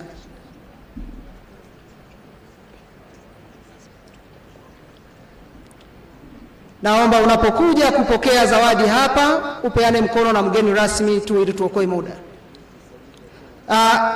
Tabora Municipal Council namba 3. Tabora, mwakilishi wa Tabora. Tabora, naomba ipokelewe hiyo zawadi, tutaifikisha. Tanga City Council, Tanga. Anayekuja ni Tabora. Tanga. Yeah, okay. Tanga kwa mgeni rasmi, moja kwa moja naenda kwa mgeni rasmi. Geukia kamera upate picha nzuri. Geukia kamera.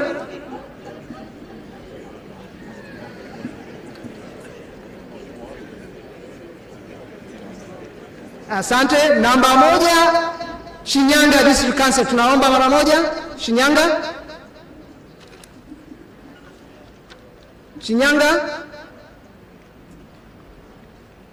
Shinyanga, mwakilishi Shinyanga, karibu.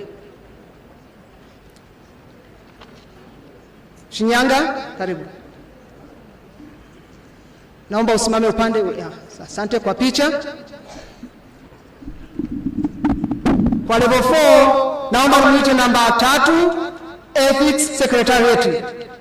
Ethics Secretariat. Naomba namba 3, karibu. Mwakilishi Secretariat. Mwakilishi Secretariat. Ethics Secretariat. Asante, karibu.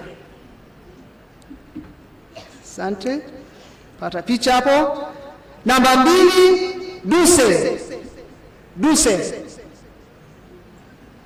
Duse. Mwakilishi naomba Duse. Duse anakuja. Karibu. Anayefuata namba 1 ni TMDA na kuomba usogee.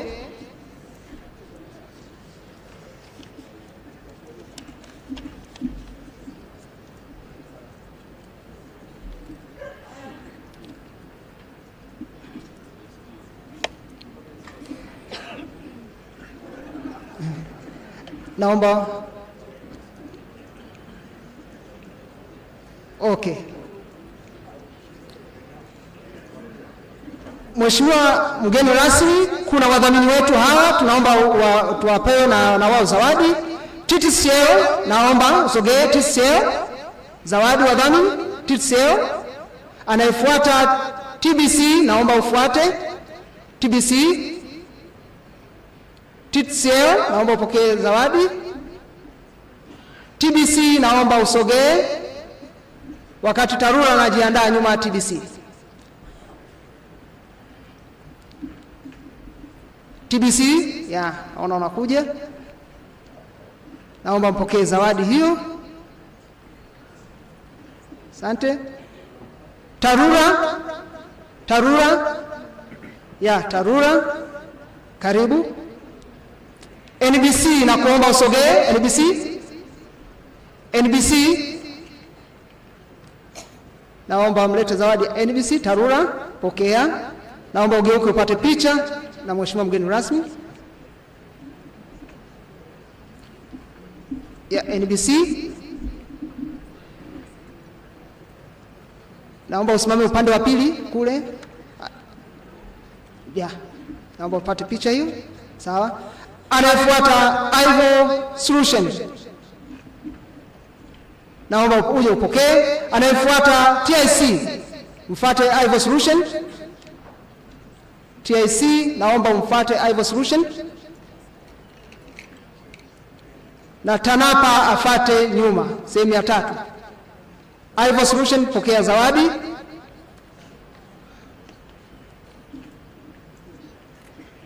TIC, naomba usogee. Uko wapi? TIC. Mwakilishi wa TIC, Madam Subira, ipokee zawadi hiyo ya TIC. TANAPA. WCF afate.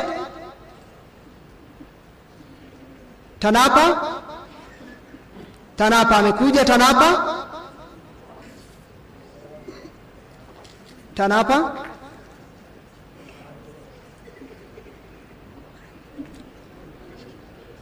WCF, karibu, pokea.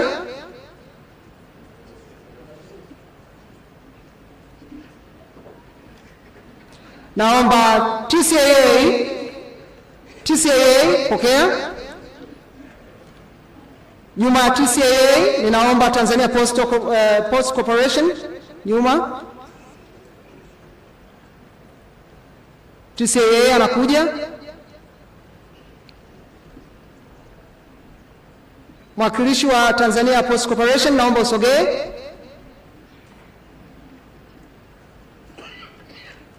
Nyuma watumishi housing, watumishi housing. Tanzania, karibu. Watumishi housing, WHI.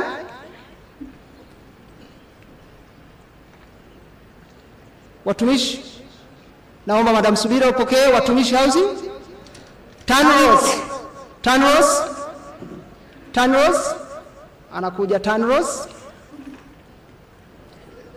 TANROADS, karibu. NCAA na kuomba ufuate. NCAA naomba ufuate. Anakuja NCAA. Anayefuata TASAC. NCAA anakuja kupokea. TASAC, naomba ujiandae.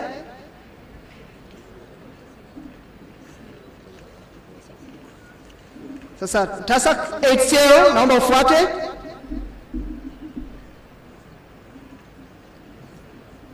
HCL anakuja. HCL, karibu. Nyuma HCL DAWASA, naomba ufuate. DAWASA, HCL, karibu upokee.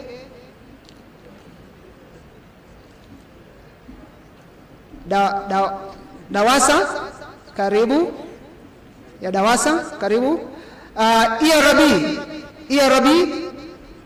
ERB, na mwisho lakini si kwa umuhimu, ERB yupo? Yes, anakuja. Karibu. WRRB,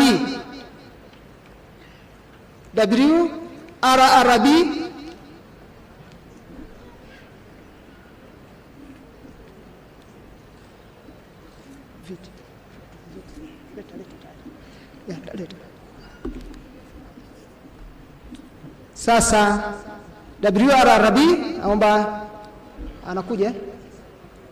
WRRB, naomba upokee. Yes.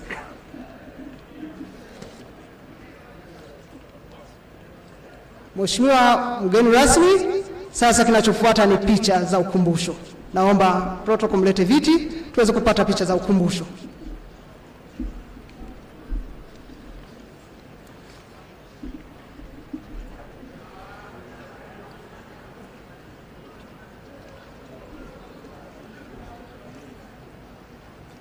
Ya, weka viti pale.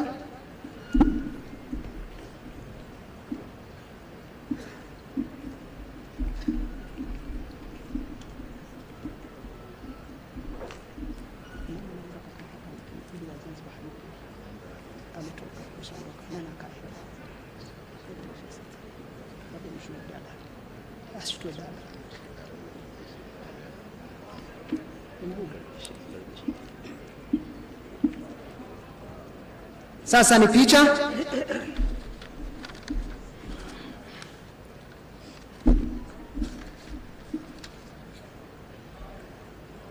Karibu mgeni rasmi kwa ajili ya picha.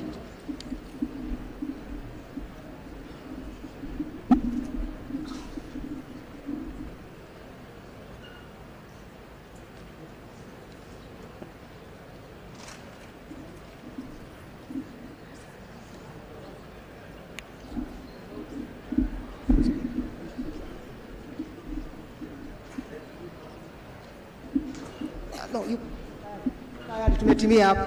Tayari tumeshatimia. Picha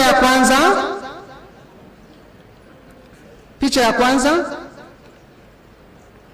ya meza kuu, mapata. Picha ya pili ya Ras Pwani,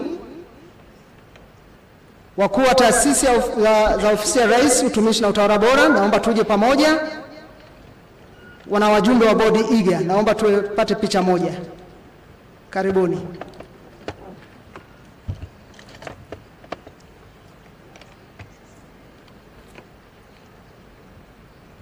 Karibuni.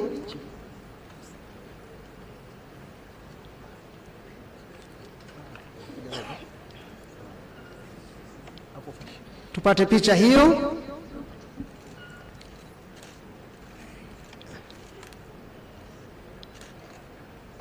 Picha inayofuata ni ya wakuu wa taasisi au maafisa masuhuli wote waliopo. Naomba tusimame.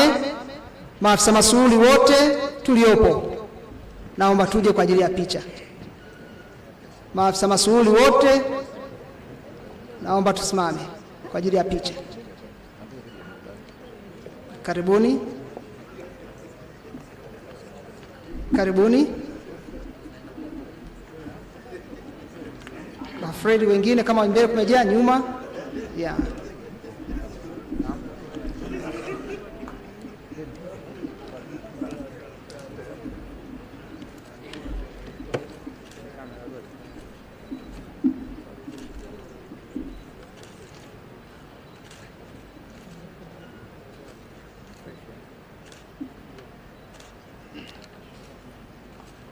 Asanteni. Picha inayofuata ya mwenyekiti wa chama cha viziwi Rufiji na kuomba, lakini waungane na viongozi wa dini. Naomba viongozi wa dini na mwenyekiti wa CHAVITA Rufiji, karibu kwa ajili ya picha. Karibu kwa ajili ya picha. Baada ya picha hii, ninawaandaa wakurugenzi na meneja wa IGA.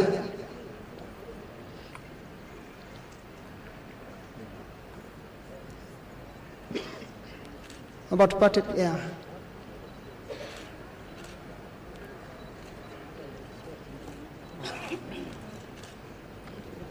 Wakurugenzi na managers wa IGA wote, naomba kwa ajili ya picha. Karibuni tupate picha ya ukumbusho.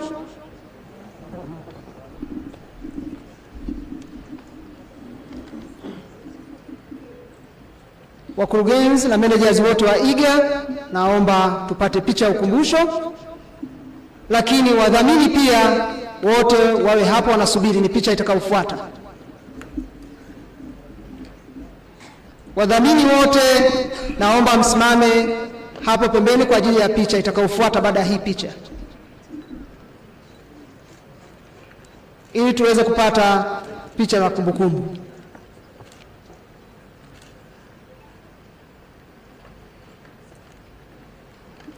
Asanteni. Wadhamini naomba sogee.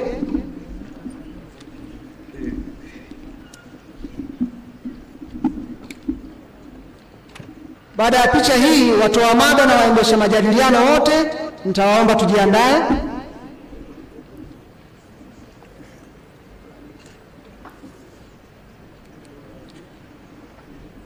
Naomba tu wengine tuje roho ya juu.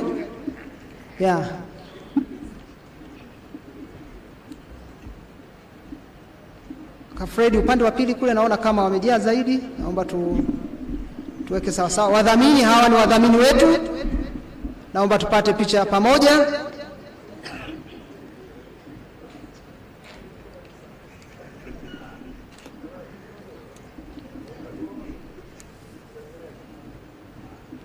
Naomba tutazame wapige picha, wanatuelekeza kama tunateremka chini kidogo.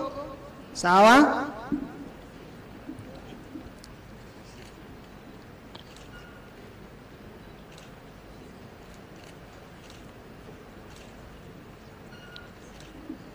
Watoa mada na wenye viti wa mada wote, naomba tuje kwa ajili ya kupata picha. Naomba karibuni. Karibuni. Watoa mada wengine mbaki tu, ni wadhamini lakini mnaendelea kupata nafasi. Naomba tuteremke chini kidogo, step ya chini.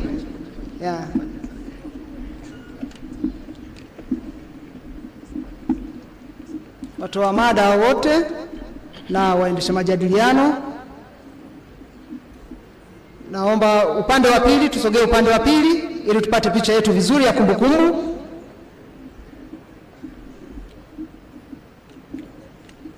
Naomba wanakamati wote kutoka ofisi ya Rais Utumishi pamoja na mamlaka ya serikali mtandao, wanakamati wote naomba tusogee kwa ajili ya picha inayofuata.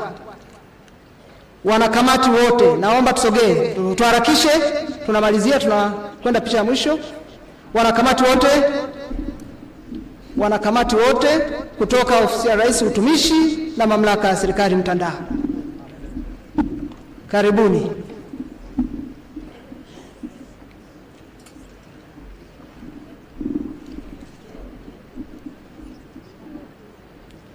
Karibuni. Ukiwa mfupi sana ukawa nyuma hautaonekana.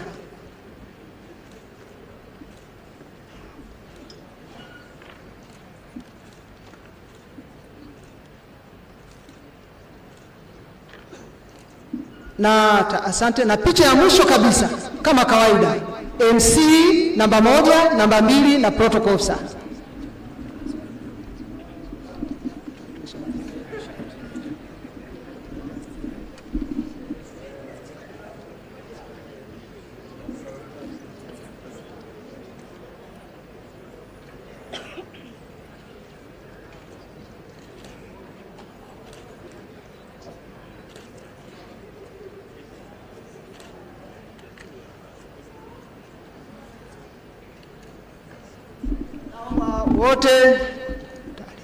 Naomba wote tupige makofi, tusimame. Mgeni rasmi sasa anapoondoka ukumbini.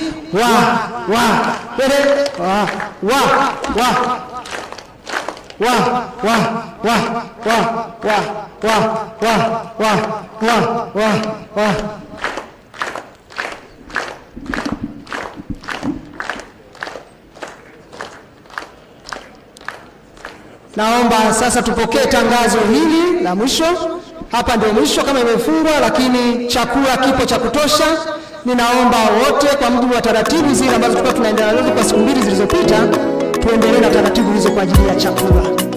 Karibuni sana. Iga, Mamlaka ya Serikali Mtandao. Iga, kwa pamoja tuijenge serikali kidijitali. Iga, Mamlaka ya Serikali Mtandao. Iga, kazi iendelee. Iga, lengo la Mamlaka ya Serikali Mtandao.